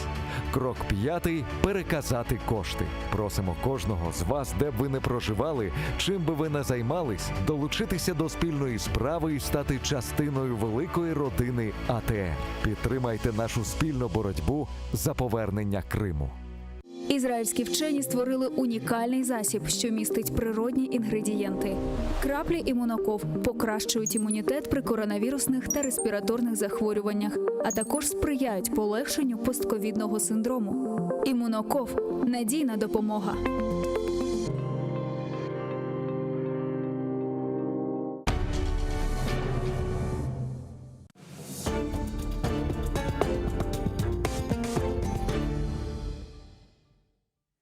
Вітаю, друзі! Це Прайм Мусаєва, і у найближчі 45 хвилин ми будемо обговорювати важливі теми. І я б хотіла представити нашу сьогоднішню гостю. Мені це приємно зробити. Таміла Ташева, заступниця постійного представника президента України в Автономній Республіці Крим, засновниця Кримсос, правозахисниця. Напевно, стільки, скільки Таміла робить в останні 7 років для Криму, потрібно зрозуміти, хто ще робить. І, звичайно, у найближчі 45 хвилин ми будемо говорити про підсумки, наслідки, перспективи саміту Кримської платформи, який відбувся минулого тижня. Але тема важлива, і я думаю, що неодноразово ми будемо до неї повертатися. Я попрошу режисера зараз вивести на наш екран номери телефонів, за якими наші глядачі також можуть приєднуватися до ефіру. І хочу також зробити невеличке оголошення, оскільки всі зараз живуть в очікуванні результатів переговорів зустрічі президентів США та України. Вони стартували. І зараз вже ми бачимо твіт з боку Офісу президента України, що перемовини почалися, зустріч почалася, і у найближчі 30 хвилин з'явиться в тому числі і протокольні заяви для засобів масової інформації. Але повернемося до Таміли. Хочу ще раз наголосити на нашому телефонному ефірі. Це 067 634 61 30. Ви можете телефонувати напряму. Є також скайп, ми приймаємо дзвінки також у Вайбері, якщо ви дзвоните з окупованого Криму. Отже, Таміла, я знаю, що тривалий час представництво президента України в Криму готувалося до саміту Кримської платформи. Я думаю, що це було таке зусилля багатьох відомств, в тому числі Міністерства закордонних справ, Офісу президента.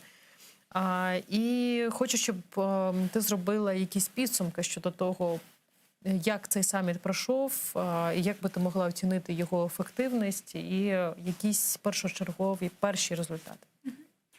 Насправді, дійсно, до саміту Кримської платформи готувалися достатньо довго.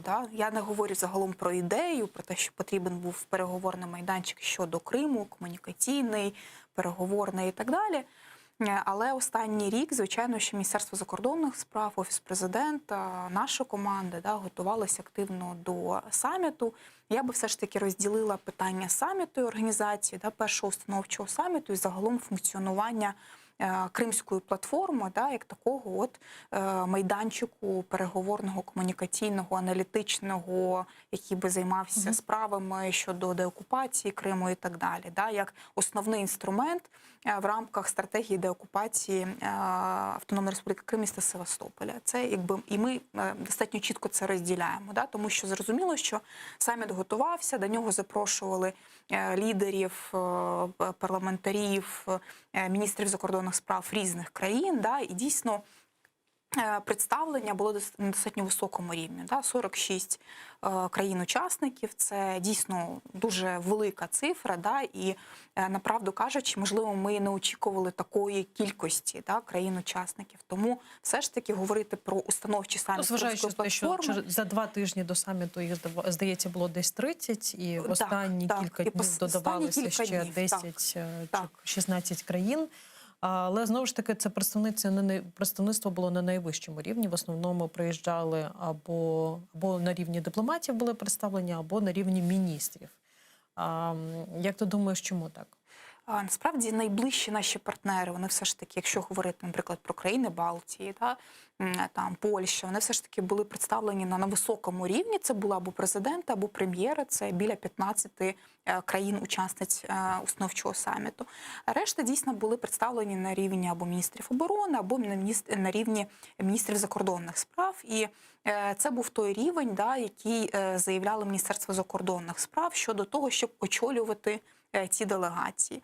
Якби решта делегацій, вони теж долучилися до Кримської платформи, було важливо їх так само долучити до цього інструменту, для того, щоб в подальшому, не лише в рамках установчого саміту, а в подальшій комунікації з цими країнами їх максимально залучати. Бо, наприклад, наступного року, це, звичайно, що Міністерство закордонних справ буде заявляти, але планується інший рівень участі, там по парламентському, наприклад, треку, який в цьому році був менше, звичайно, представлений, незважаючи на те, що парламентарі приїхали, біля 50 парламентарів приїхали цього року. Наступного року це буде більш серйозний рівень в такій парламентській асамблеї, участі по Кримській платформі. Тому мені здається, все ж таки, якщо говорити про установчий саміт, він відбувся, це дуже важливо. Декларацію підсумкову з самими важливими для нас тезами, все ж таки їх вдалося прийняти, тому що для нас були важливі питання, пов'язані з свободою судноплавства. Для нас були питання, пов'язані з правами людини. Якісь протиріччя ці пункти цієї декларації? Звичайно, і саме тому тривалий час було узгодження цієї декларації. Звичайно, що за неї відповідало Міністерство закордонних справ, безпосередньо пан Микола Точицький, з величезним досвідом роботи дипломат. Але, звісно, що питання санкцій викликало у великої кількості країн, звичайно, що запитання. І все ж таки те, що вдалося спеціальні обмежувальні заходи вкласти у цю підсумкову декларацію, це була велика дипломатична робота нашого Міністерства закордонних справ. І ряд інших пунктів, звичайно, що деякі країни підписали декларацію з певними умовами, і це теж було.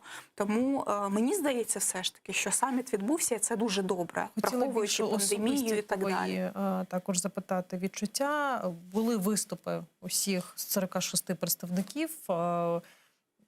Особисто, який виступ тебе вразив найбільше, який запам'ятався і з боку міжнародних партнерів, а можливо також українських чиновників, можновладців?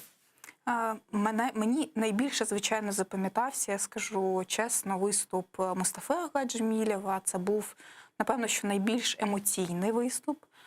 Хоча, з іншого боку, він був дуже наповнений смислами і фактажем. Да? Це дуже була яскрава промова кримсько-татарською мовою, і, звичайно, що вона сприймала зовсім інакше. Мені дуже запам'ятався виступ представника Польщі, да? І це, ну, мені здається, був наповнений смислами дуже великої кількості фактажу. Да? І, звісно, загалом ми спостерігали, що ті посольства, які є в Україні акредитовані і активно працюють, відповідно, від них були найпотужніші виступи. Да?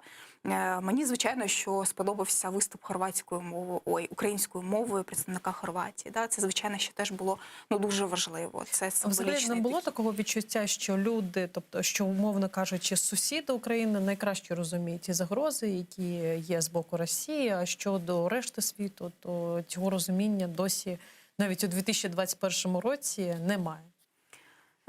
Звичайно, що найближчі наші сусіди – це ключові наші партнери, зрозуміло, і вони більше всього підтримували як у 2014 році, протягом цих 7,5 років окупації, так і зараз, звичайно. Да?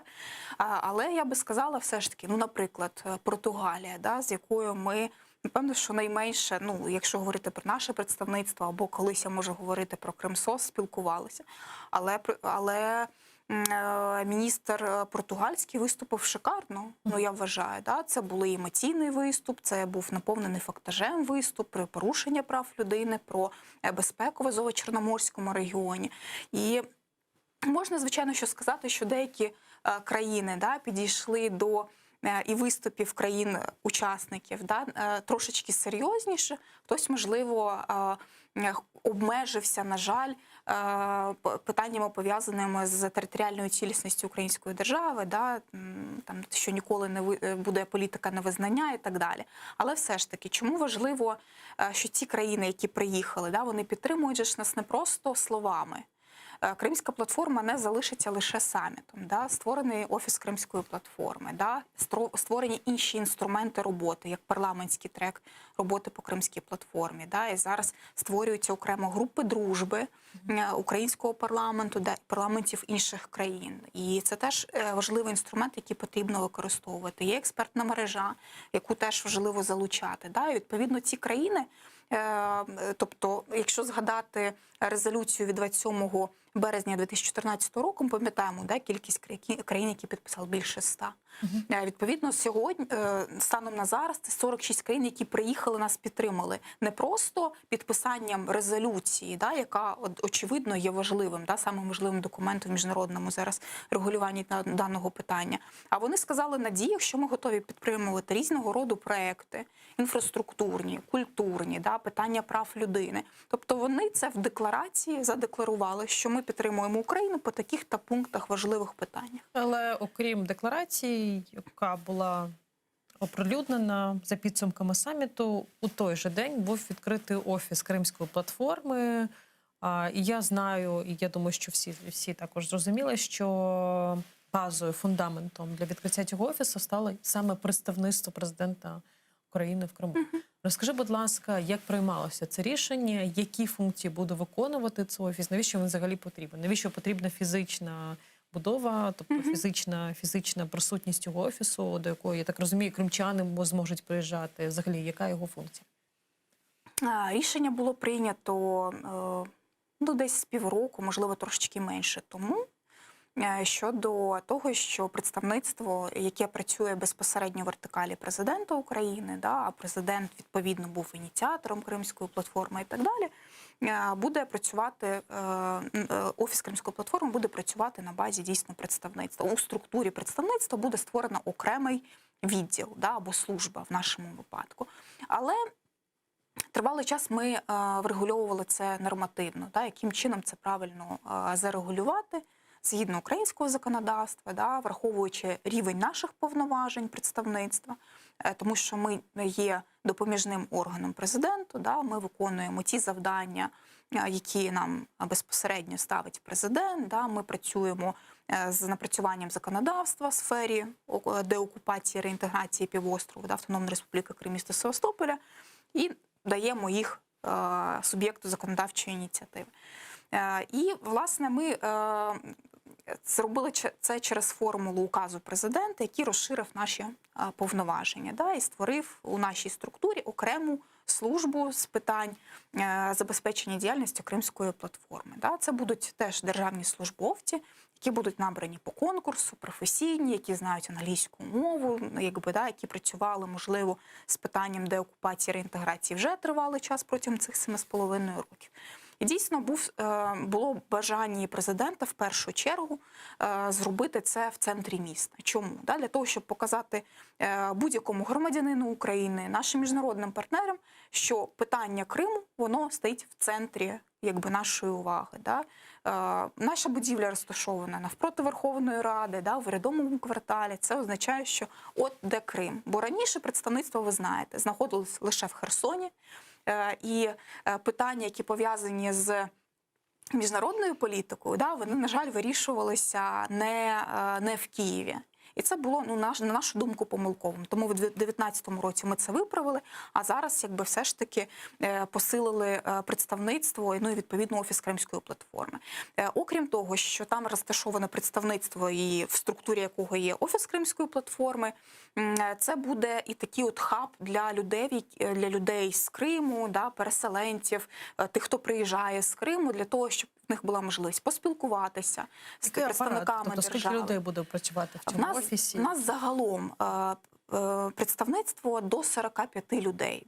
Це указом президента встановлена гранична чисельність. 35 людей було зараз, в нас, зараз 45 людей. В цій службі буде працювати 7 людей, суто по діяльності Кримської платформи. Але режисер мені зараз в ухо говорить, що почалася протокольна зустріч. Я прошу вивести відео на екран. Можемо трохи послухати, про що говорять президенти України і Сполучених Штатів Америки.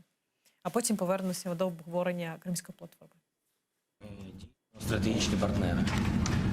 First of all, I would like to greet you, ladies and gentlemen, as representatives of the journalist community, and I would like to thank President Biden for his invitation in the difficult times for the world and for the United States, for Ukraine.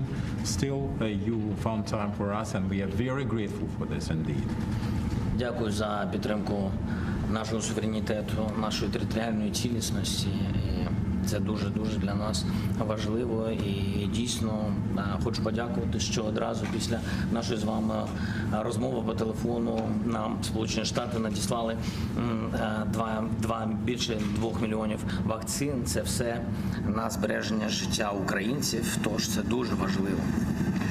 And of course, the United States, our strategic partner, staunch supporter of our sovereignty and our territorial integrity. And I would like to use this occasion to thank President Biden personally for following our conversation on the phone and dispatching the more than 2 million vaccines to save Ukrainian lives. More than 2 million. Yes. І хочу подякувати за вашу ініціативу і збільшення допомоги на $60 мільйонів Україні згідно поточної програми до кінця року. And thank you for the $60 million program for defense development of Ukraine till the end of this year. We appreciate this contribution. Прийміть, будь ласка, пане президенте, співчуття від мене, від всіх українців через загибель ваших військових, американських героїв в Афганістані. And Mr. President, accept my sincere condolences because of the tragic death of the heroes who were trying to save human lives in Afghanistan and sacrificed their own. Ми цей біль точно розуміємо, тому що у нас вже 8-й рік поспіль іде війна на сході нашої країни, в Донбасі. Ми втратили кращих 15 тисяч людей. We are very compassionate and we have the fellow feeling for such losses, such tragic losses, because for 8 years in a row, as you know, we've had this war in the Ukrainian Donbass, and we have lost 15,000 of our best people. І сьогодні в моїй адженді багато питань важливих питань для України, перш за все, для наших обох країн. І я не знаю, чи вистачить нас час на обговорення всіх цих питань, але ми спробуємо знайти відповіді на них. І найголовніший напрямок і пріоритет – це безпекові питання. Well, I have a very big agenda for our relations, maybe not for this meeting, which is too short, to answer all the questions, but they are all of big importance for both countries, I believe. But at least we have to focus very much on the security issue, which is the most important on this agenda. Безпека на Донбасі, безпека на тимчасово окупованому Російською Федерацією півострові Крим, безпека у Чорному морі, важливе питання в Чорноморському, Азовському узбережжях. And security in Donbas, Ukrainian Donbas, in the Ukrainian Crimea, temporarily, as we believe, occupied by the Russian Federation, security in the Black Sea, and security in the Azov Sea region. Також дуже важливе питання енергетичної безпеки для України, і не тільки для України, для всієї Європи, через запуск Північного потоку-2. And of course the security issue, energy security this time, because we are very much concerned, you are with the commissioning of, possible commissioning of the Nord Stream 2. Також хотів би з паном президентом Байденом говорити питання, їх бачення, роль і терміни України в НАТО.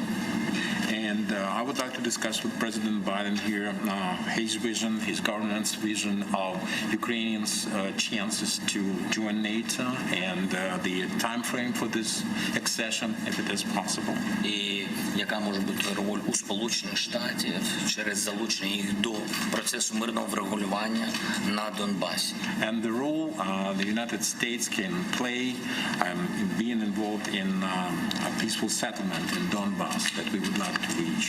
І останній блок – це економічні питання.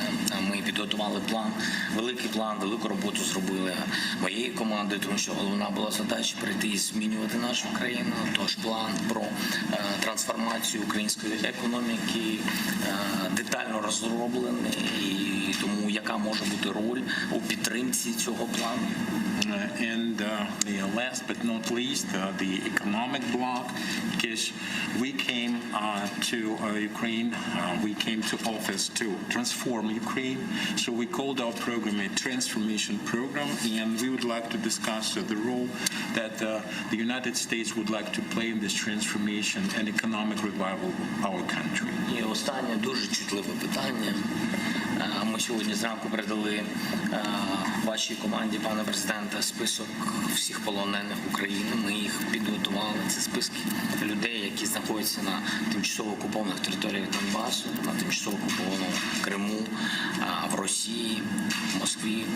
І їх біля 450 людей, яку роль, яку допомогу може зробити Сполучені Штати. And finally, a very sensitive issue of this morning, Mr. President, we handed over to your representatives a list of prisoners held in the temporarily occupied Donbas, in the temporarily occupied Crimea, in the Russian Federation, their territory in Moscow. There are 450 people, maybe more, which are held there, and we would like to have your assistance in freeing them and bringing them back to their country. Thank you very much. Thank you. Much to talk about.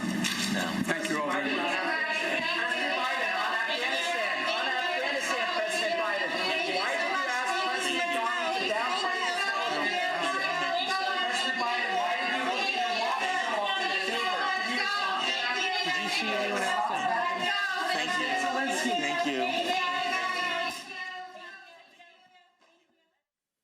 Ось таке відео короткої зустрічі протокольної між президентами. Подивимось, якими будуть підсумки цієї зустрічі. Наскільки мені відомо, зустріч буде тривати 2,5 години. І коло питань, які обговорюватимуть, Зеленський щойно озвучив. В тому числі серед цих питань, наскільки ми почули, лунало питання звільнення полонених, звільнення українських політв'язнів. І повертаючись до теми Кримського саміту, саміту Кримської платформи, хотіла запитати у тебе, як порушувалося питання, в тому числі звільнення політв'язнів, і що представництво робить в цьому напрямку?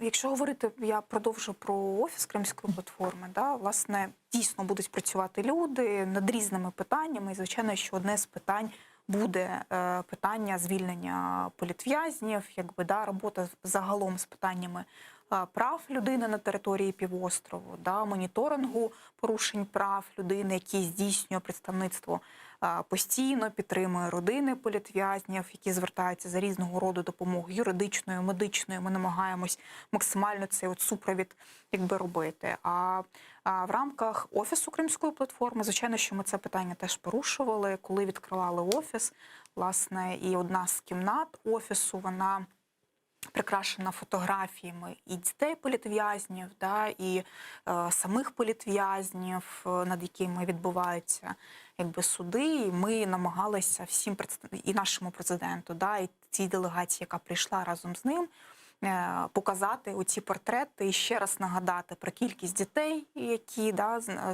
тепер знаходяться в Криму без своїх батьків, да, і кількість загалом політв'язнів. У нас був виступ Катерини Єсипенко, дружини Влада Єсипенка, да, журналіста, твого колеги. Відповідно, в неї була прекрасна промова, якби, да, дуже емоційна, і, власне, вона ще раз своєю промовою, якби, нагадала, да, про тих політв'язнів, які знаходяться в місцях позбавлення волі. Тому, якби, дуже важливо дійсно, що президент і на цих переговорах порушує це питання. Да. І я так розумію, що списки ви також готували? Звичайно, звичайно. Ми займаємось в тому числі тим, щоб постійно оновлювати перелік, на жаль, да, оновлювати перелік людей, які знаходяться в місцях позбавлення волі, в тому числі того стану, в якому вони перебувають, да, тобто там хвороби, які вони мають, на яку відстань вони відправлені від Криму, да, тобто де знаходяться і відбувають термін так званий покарання.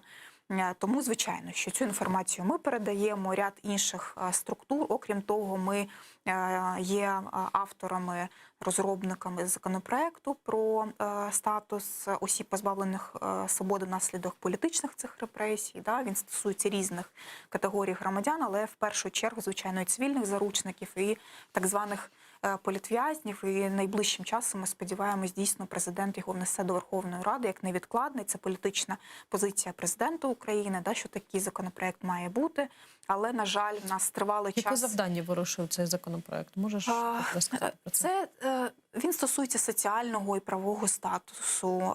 По-перше, дається визначення, хто такі ці особи, які позбавлені свободи, або цивільні заручники, або військовополонені, або особи, які постраждали внаслідок своєї політичної позиції, да, або внаслідок своєї якоїсь гуманітарної, соціальної роботи в Криму. Таких ми називаємо політв'язнями, власне, да, ну, скорочена така назва. Окрім того, там дається категорії допомог, на які вони можуть претендувати. Да, це соціальна допомога для родини. Зараз вона, власне, вже видається, це по 100 тисяч гривень. Щороку кожна родина може отримувати такої соціальної допомоги. Да, правова допомога, яку варто давати цим родинам, да, або юристи, які надають в Криму, або через систему безоплатної правової допомоги, щоб ці родини могли отримувати її на материковій підконтрольній Україні, або це пільги при отриманні, наприклад, житла, або якихось там пільгові кредити, які б вони могли отримувати, медичне забезпечення. Да? Тобто це фактично соціальний і правовий дійсно захист таких людей. Да? Бо ми розуміємо, що та допомога, яка надається, добре, що вона є, да? По ці 100 тисяч гривень, або премія, або стипендія Левка Лук'яненка, це щомісячна допомога протягом, якби, року. Але, наприклад, якщо говорити про дітей, то їхня кількість вже зросла до 190 дітей. Власне. І таким дітям потрібно все одно допомагати. Да. Бозамбалар, так, тобто це ініціатива, яка об'єднує родичів, власне, людей, які зараз перебувають у ув'язненні. Хотіла нагадати, що останній такий обмін полоненими стався у вересні 2019 року. З того часу, наскільки я розумію, українська сторона озвучувала декілька разів прохання, це лунало і під час різних перемовин. Але, на жаль, жодної поступки з боку Російської Федерації немає. І чи не здається тобі, що зважаючи на реакцію, знову ж таки, Росії на Кримську платформу, це також набагато ускладнить процес звільнення цих людей? Знаєш, це дуже складне питання. Да? І ми завжди вибираємо, є людські життя, да? Є політв'язні, які знаходяться в місцях позбавлення волі. Да? І ми дійсно розуміємо, що кількість політв'язнів, на жаль, да, не буде зменшуватись. Це треба розуміти. 7 вересня 2019 року звільнили військовополонених, звільнили Сенцова, Кольченка, Бікірова і так далі. Через деякий час, ви пам'ятаєте, да, нахапали фактично ще велику кількість людей. Да? І все ж таки наша позиція, і мені здається, це державницька позиція, да, що порушення прав людини перестануть тоді, коли ми звільнимо нашу територію. Да? До того моменту, звісно, що ми маємо думати про людей і максимально їм допомагати. Да? І, звичайно, що здійснювати дії для того, щоб звільнити наших політв'язнів.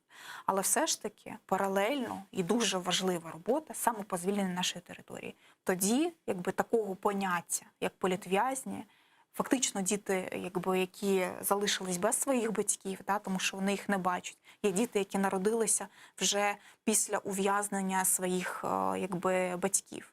І це, звичайно, що складно. Але все ж таки нам потрібно продовжувати роботу. І в мене є друг хороший, який знаходиться у ув'язненні. Це Сервєр Мустафаєв. І в одному з листів, який він надсилав на волю, таким людям, як я, правозахисникам, да, загалом українським громадянам, він, власне, про це говорив, що ми маємо не забувати, що нам потрібно звільняти нашу землю. Да? І для мене це великий, тоді був стимул, да, для боротьби. І це він, власне, сказав одразу після звільнення 7 вересня 2019 року наших політв'язнів, що так, ви маєте боротися, світ має боротися за звільнення наше, але має боротися і за звільнення нашої території. 067 634 61 30 – це телефон нашої студії. Ми чекаємо на ваші дзвінки, а я продовжу щодо політв'язнів, щодо порушення прав людини у Криму.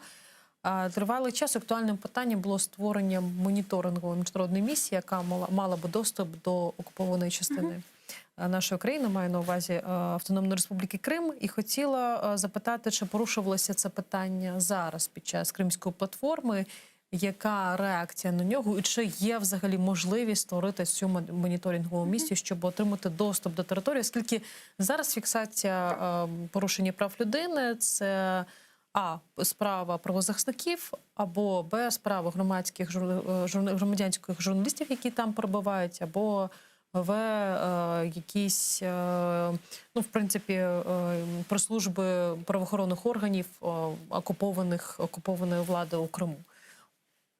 Чи є взагалі перспектива, що така моніторингова місія буде створена?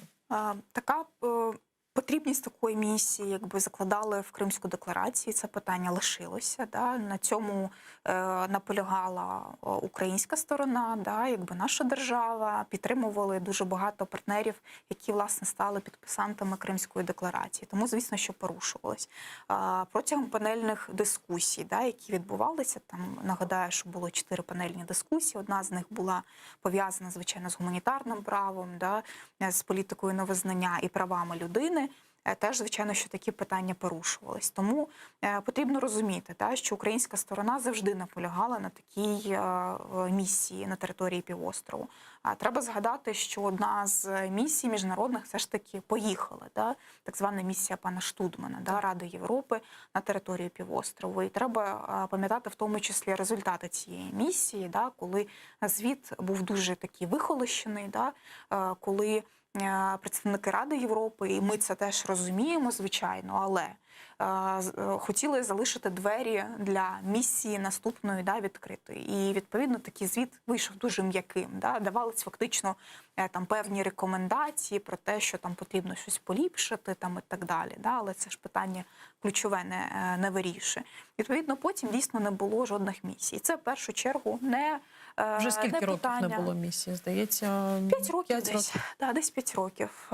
І потрібно розуміти, що українська сторона постійно наполягає. Звичайно, що на тому, щоб місія була на умовах України, тобто в'їзд через територію підконтрольну нам, да, якби через материкову частину, через той чи інший пункт пропуску, а не через Російську Федерацію, через якби Москву літаком. Це якби да, це важливо. Російська Федерація, звісно, що говорить, що вона не буде порушувати жодних питань, пов'язаних з територіальною цілісністю української держави, що це має бути лише правозахисна місія і через Російську Федерацію. Так? Відповідно, отут на цьому питанні якби дійсно Україна, да, Російська Федерація і наші міжнародні партнери, які можуть здійснювати таку місію, ми не сходимось. Так? Але якби це питання однозначно порушується. Президент неодноразово говорив, так? Якби, по-моєму, і в інтерв'ю, які я давав для проєкту Кримської редакції, мені здавалося, що він теж про це говорив, про потрібність місії. Але ми ж розуміємо, що не Україна завадила тому, щоб місія на території Криму була. Ще два важливих аспекти кримської проблеми, окрім порушення прав людини, окрім фіксації цих порушень, це звичайно мілітаризація і колонізація. Чого мені особисто не вистачило під час саміту, із виступів в тому числі і голови Верховної Ради, і голови Кабміну, це оперування якимись конкретними цифрами. Чому так? Тому що немає доступу до території, і чому в тому числі Україна не наголошує на тому, які конкретно цифри техніки, військових з'явилися у Криму після окупації? Звісно, що одною з проблем є те, що доступу до території в нас немає. Це зрозуміло. Але, звичайно, що в будь-якому випадку наші якби, правоохоронні органи, розвідувальні органи, вони в будь-якому випадку працюють, і великим масивом інформації вони, звичайно, що якби, володіють. Да? І дійсно питання мілітаризації Азово-Чорноморського регіону, власне, воно було одним з ключових на Кримському саміті. Знову ж таки, ці питання включалися в декларацію, якби, да, вони комунікувались на двосторонках. Якби, це питання дуже активно, і сьогодні, власне, президент сказав при зустрічі з президентом Байденом про мілітаризацію Азово-Чорноморську, безпеку загалом в Азово-Чорноморському регіоні. І, звичайно, що безпека в Азово-Чорноморському регіоні пов'язана безпосередньо з мілітаризацією, з колонізацією якби, нашої території. Мені здається... Скільки це питання хвилює саме міжнародних партнерів? Чи запитують вони про це? Чи потребують вони конкретних якихось даних? Тому що мені здається, що це одна із, в принципі, можливостей для адвокації до окупації Криму, оскільки коли міжнародні партнери будуть розуміти про небезпеку, про те, що там відбувається, вони, можливо, будуть діяти більш активно. Ми зі свого боку постійно при зустрічах з послами, власне, на цьому наголошуємо. Це кілька таких тез, які ми говоримо постійно. Це питання прав людини, це безпека в Азово-Чорноморському регіоні, і, звичайно, що це сучасна колонізація Криму, заселення російськими громадянами, витиснення нашого українського населення на території півострова. Це, напевно, що такі три основні блоки, які ми постійно порушуємо. Окрім того, ми зі свого боку запровадили оці візити на контрольно-пропускні пункти виїзду-виїзду. І це теж є питанням, насправді, безпековим. Тобто, щоб вони приїхали на адмінмежу з Кримом і в бінокль, або інколи навіть без бінокля, побачили оцей щит, бікборд, вас вітає Російська Федерація, вони побачили цих ФСБшних прикордонників, прямо у нас на адмінмежі, і їх це наблизило хоч трохи до усвідомлення, що ворог зовсім отак близько. Відповідно, якби це важливий такий крок, і вони після цього, і у нас неодноразово були такі відгуки, що ми стали трошечки більше розуміти, тому що ми це побачили дуже зблизька. І тому, звичайно, що це потрібно порушувати. Це одне з питань, яке має порушуватись і в рамках Кримської платформи, і на парламентському треку, експертному треку Кримської платформи. І, звичайно, що в щоденній нашій роботі Офісу Кримської платформи. Чи буде Офіс Кримської платформи працювати як такий державний think-tank, який збиратиме усю інформацію щодо мілітаризації, щодо колонізації? Чи дійсно з'явиться конкретна інформація? Тому що зараз, коли ти чуєш виступ Мустафи Джемілєва, нашого лідера, коли він називає, що цифра щодо колонізації від 600 тисяч до 1,5 мільйона, це трохи в тому числі викликає питання щодо достовірності, щодо того, що українська сторона має ці реальні цифри. Чи будемо ми оперувати більш конкретними цифрами, більш конкретними деталями? Тому що я знаю, що знову ж таки Дмитро Кулеба озвучував інформацію щодо можливості знаходження ядерної зброї вже після саміту Кримської платформи, що трохи мене, наприклад, здивувало. Тому що мені здається, що такі речі вони мають звучати якраз під час саміту для того, щоб викликати більше уваги. Звісно, що це одне з завдань Офісу Кримської платформи, і загалом було завданням нашим як представництвом. Ми постійно виробляємо аналітичні матеріали. Наприклад, десь місяць тому ми спільно з Центром економічної стратегії зробили аналіз економічних збитків української держави. В тому числі нам, наші експерти-економісти, надали інформацію про мінімум 135 мільярдів доларів втрат України від тимчасової окупації Криму, міста Севастополя. Але це навіть не всі дані. Тобто намагались підрахувати і збитки від націоналізації державних підприємств, від націоналізації земельних ділянок і що в майбутньому ще може бути.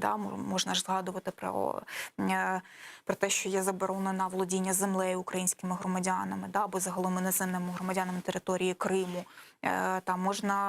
Рахувалися збитки і засобів масової інформації, зрозуміло, природних надр, і так далі, і так далі. І от такі речі важливо робити, ми це будемо робити однозначно, для того, щоб кожен державний орган влади розумів, з чим він працює. Питання екології, знову ж таки, в нас на державному рівні, на жаль, досі немає якісної аналітики, пов'язаної з екологічними проблемами на території півострова. І вони не пов'язані лише з водою, як багато хто думає, з державних чиновників. Але це питання в тому, що тривалий час над цією роботою ніхто не займався, не моніторив.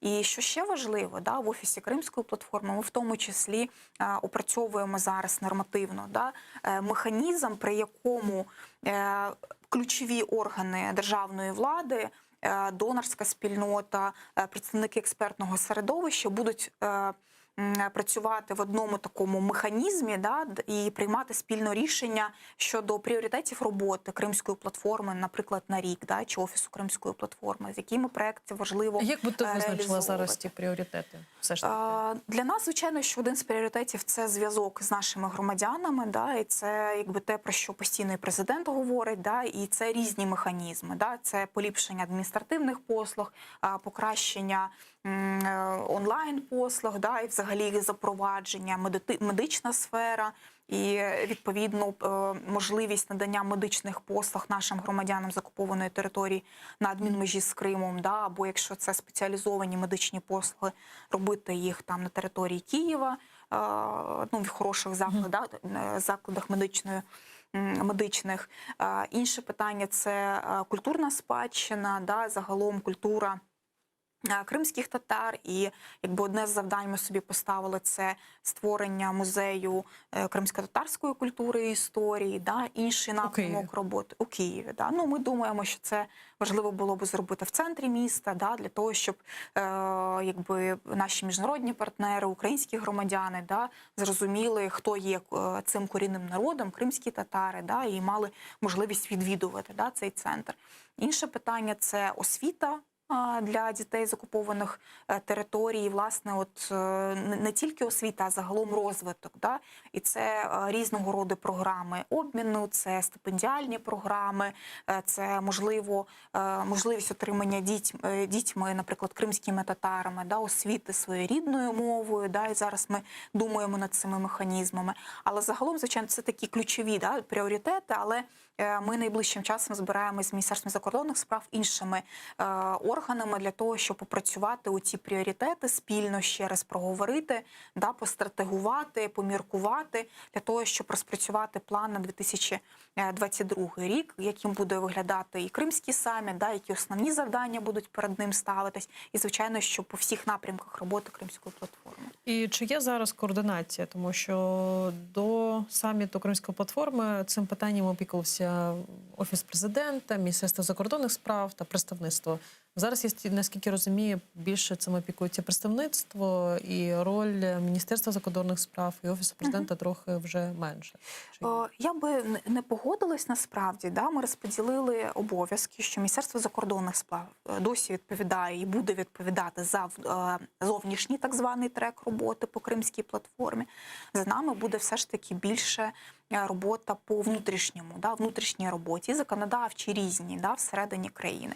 Але звісно, що ці два треки потрібно пов'язувати. Да. Відповідно, ми запроваджуємо цей механізм координації і Офісу президента, Міністерства закордонних справ, Мінреінтеграції, за якими, власне, в бюджеті закладаються кошти на питання реінтеграції, да, роботу засобів масової інформації на окупованій території і так далі. Це все правильно потрібно скоординувати. І ми думаємо, що такий механізм, да, коли ми на одному майданчику, да, таке собі міні-РНБО, умовно кажучи, по Криму, да, важливо створити для того, щоб цю координацію роботи здійснювати, бо окремо представництво, окремо МЗС, Офіс президента чи будь-яка інша структура, звичайно, що це робити не може і це не буде ефективним. Безумовно. До цього в нашому ефірі була перша заступниця міністра закордонних справ Еміне Джапар, і вона в тому числі розповідала, що планується проведення міжнародних конференцій протягом наступного року на базі Кримської платформи. Чи є вже якийсь календарний план, які країни погодилися прийняти цю Кримську платформу і чому будуть присвячені ті конференції? Чесно, поки не знаю. Це питання не обговорювали. Однозначно готується в рамках Кримської платформи безпекова конференція, яка буде проводитись в Україні, не за кордоном. І, власне, це питання Азово-Чорноморського регіону, да, безпеки, мілітаризації, військового призову і так далі.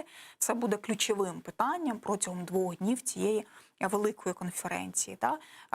Якби є бажання робити в тому числі дійсно тематичні такі якби блоки, да? Що стосується роботи за кордоном, власне, і дуже важливо, да? Що не лише всередині країни це робити, а постійно комунікувати з нашими просто цікаво, які країни будуть підтримувати, тому що це абсолютна конфронтація із Росією. Якщо ти приймаєш українську конференцію Кримської платформи у себе вдома, то напевно це точно буде викликати у нас є ряд партнерів, які дуже нас підтримують. Так, сподіваюся, що вони будуть готові і на цей крок. У тому числі, я знаю, що в тому числі ти говорила сьогодні про законодавчі ініціативи з боку представництва. Однією з таких законодавчих ініціатив, яка була дуже успішною, це закон про корінні народи, який проголосувала Верховна Рада. І це в тому числі один із здобутків цього року. Зараз я знаю, що дуже хвилює кримських татар, кримчан на окупованій території доля кримсько-татарської національної автономії. І нещодавно фонд Ілька Кучерєва проводив дослідження, за яким ідею створення кримсько-татарської національної автономії, щоправда, із оговоркою, що після деокупації Криму підтримує 57% українців. Які плани у представництва, які плани у Офісу президента щодо все ж таки питання кримсько-татарської національної автономії, яке лунає вже 5 років в інформаційному середовищі, але нічого не відбувається, на жаль? Дійсно, коли ми прийшли як команда працювати, да, першим, що ми зробили, звичайно, що ми говорили з Меджлісом кримськотатарського народу, да, щодо законодавчих ініціатив, які вони пропонують. Да, і нам тоді сказали про тріаду так звану законопроєктів. Перший – це про корінні народи, другий – це про статус кримськотатарського народу як корінного, да, і третій – це зміни до Конституції України в частині кримської автономії. Да? Якби перший крок дійсно якби зроблений, якби, і ми розуміли, що це буде першим кроком, бо це були комунікації всередині Офісу, да? Що давайте спробуємо якби, і подамо закон про корінні народи. Якби в нас в планах зараз, найближчих планах, це робота над законом про статус кримськотатарського народу як корінного народу, якби, да, тому що ми задали рамку спочатку, да, визначивши 3 корінні народи, потім якби, безпосередньо дуже конкретний закон про статус кримськотатарського народу. І, власне, здається, ти задавала президенту це запитання, і він сказав, що от, власне, в рамках Офісу Кримської платформи, який буде створений, да, це одне з питань, яке буде, звичайно, що на їх опрацюванні. Тому, звісно, що ми будемо працювати з даним питанням, якби будемо консультуватися із експертним середовищем, якби будемо консультуватися з Офісом президента, з юристами Офісу, та? І, ну, звісно, що будемо працювати над ним. Я нещодавно була на ефірі, де учасниками було в тому числі 2 депутати від «Слуги народу», і в них доволі таке скептичне ставлення щодо цього законопроекту, щодо кримськотатарської національної автономії. Чи є у тебе зараз бачення підтримки з боку зали? Тому що це дуже важливо. Там потрібно більше 300 голосів для того, щоб прийняти це рішення, тому що це зміни у Конституцію. І навіть незважаючи на те, що у нас є монобільшість, це питання, ну, доволі скептично, до нього дуже скептично ставляться частина Верховної Ради. Ну от, власне, тому я й казала, да, про те, що ми вирішили поетапну роботу, да, з цією тріадою законопроєктів, тому що коли ми якби заходили в цю всю історію, да, ми якби розуміли, що суспільство не зовсім готове, да, до цього, і не готова політична еліта. Якби. Як минула, давайте по-чесному говорити, да, попередньої так званої влади, да, так і якби тепер не розуміла взагалі, що це. Тому ми вирішили спочатку йти з моменту роз'яснення, хто такі корінні народи, да, скільки їх є в Україні, що це означає, який статус це надає, які можливості це надає і так далі.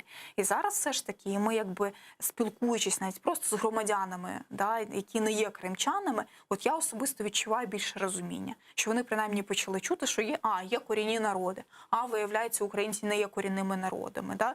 Ну, тобто, і мені здається, коли ми будемо працювати більше з суспільством, і це має бути інформаційна кампанія, і тут мають включатися не лише кримські татари, не лише представники державного сектора, народні депутати. А чого ж все ж таки бояться? І політична еліта чого боїться в цьому питанні? На твою думку, я знаю, що ти спілкуєшся, напевно, в тому числі off the record, і, напевно, озвучуються якісь мотиви, які все ж таки змушують це питання не педалювати і тормозити, гальмувати. Я чесно не чула жодного разу, щоб мені сказали, що ми боїмось. Да? Завжди аргументація, яку мені говорили, да, на різних рівнях, що люди не розуміють, що це таке. Давайте пояснимо людям, що означає кримська автономія. Да? Для того, щоб кожен розумів, що це означає для Криму, для кожного громадянина, який там проживає, кримського татару, українця, представника будь-якої іншої національності, да, що це означає. Бо давайте по-чесному говорити, в нас в суспільстві розуміння цього немає. Да, немає.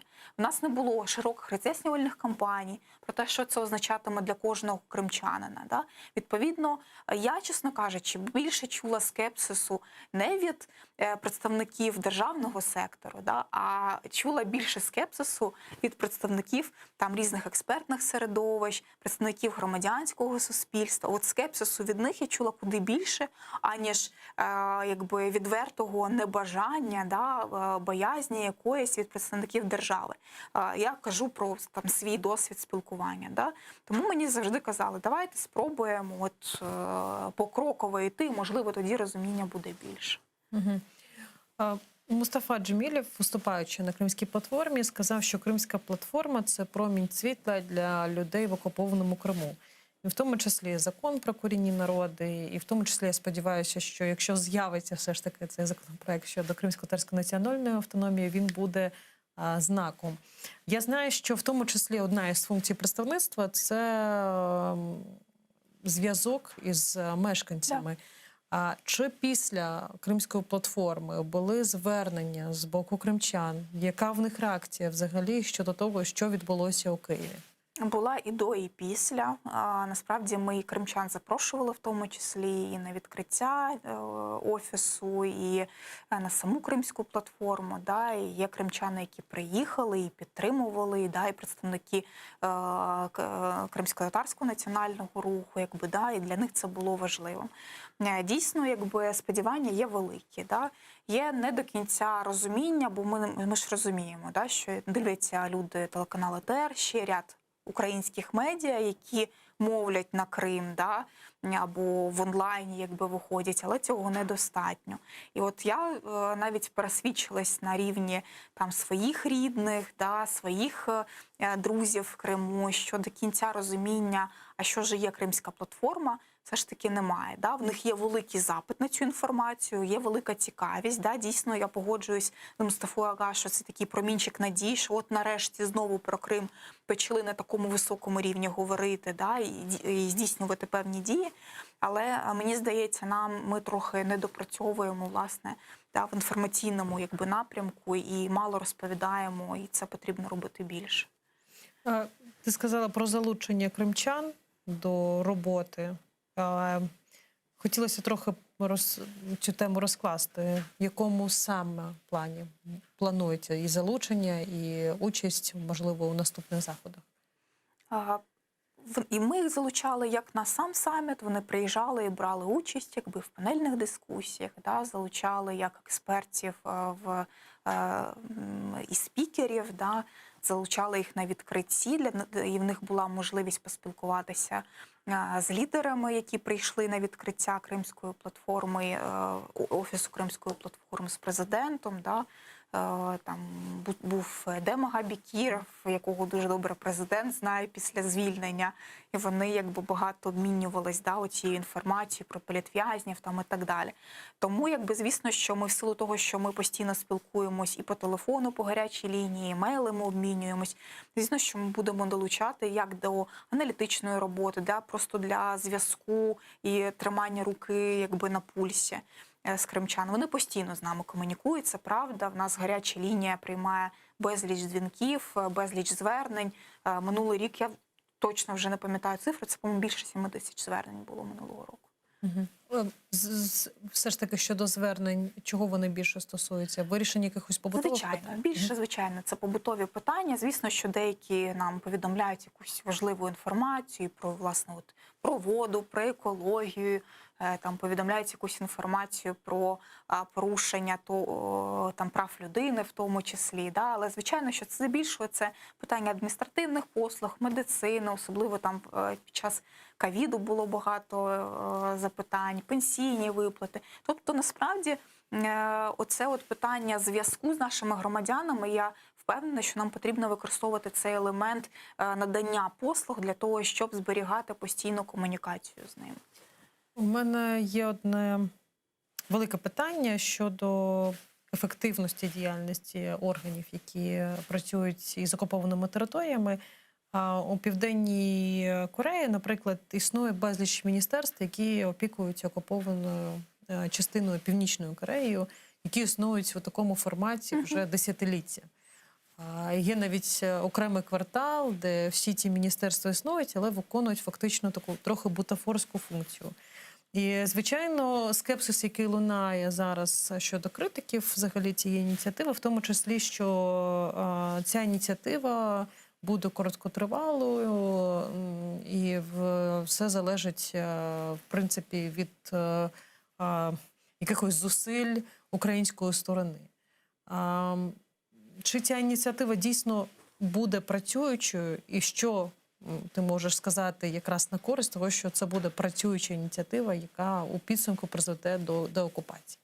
Власне, те, що створюється офіс, і створився вже, да, офіс Кримської платформи, це теж в тому числі один з механізмів, да, постійної уваги, роботи над питанням по Кримській платформі. Да. Окрім того, все ж таки, Кримська платформа – це різнорівнева, да, на різних рівнях працює.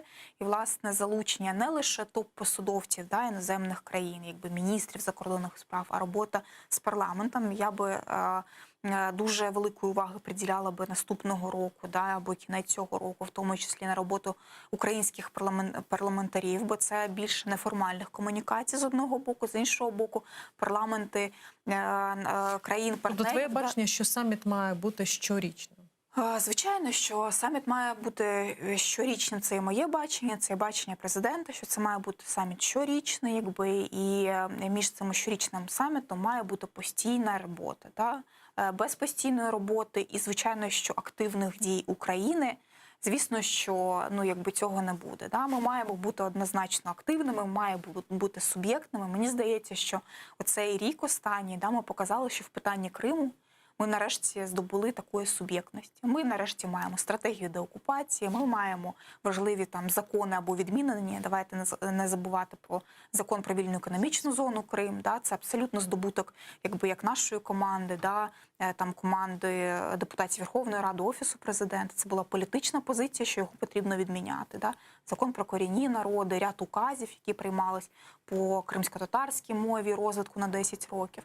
Тобто це активна дія в питаннях деокупації. Цього ми не бачили тривалий час.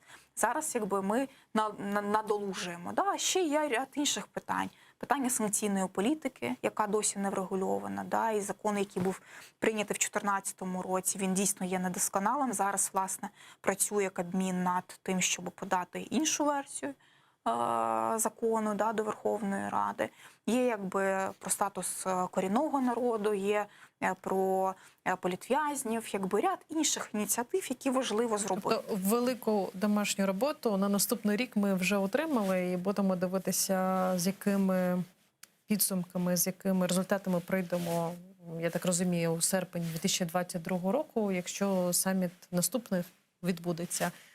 Я тобі дуже дякую за ефір, дякую за цю роботу у представництві. І я думаю, що це не останній наш ефір щодо того, як взагалі і представництво, і влада рухаються у питаннях деокупації Криму. Дякую нашим глядачам. І також хотіла наголосити, що нещодавно у нас з'явився Patreon, і ви можете підтримати кримсько-татарський телеканал АТР. Ось режисер вивів адресу, за якою ви можете в тому числі стати частиною кримсько-татарської родини АТР. Побачимося за тиждень із, сподіваюся, позитивними новинами щодо кримського питання. До зустрічі. Відтепер телеканал АТР є на Patreon. Patreon – інтернет-платформа, що надає незалежним проектам можливість прямої фінансової підтримки від небайдужих людей за системи підписок. Стати частиною великої родини АТР дуже просто. Крок перший – зайти на сайт patreon.com. Крок другий – у пошукове вікно ввести телеканал АТР. Крок третій – обрати рівень членства. Їх 6. Перший рівень – наречений-наречена – $5 щомісячно. Другий рівень – дядько-тітка. Третій рівень – брат. Четвертий рівень – батьки. П'ятий рівень – бабуся-дідусь.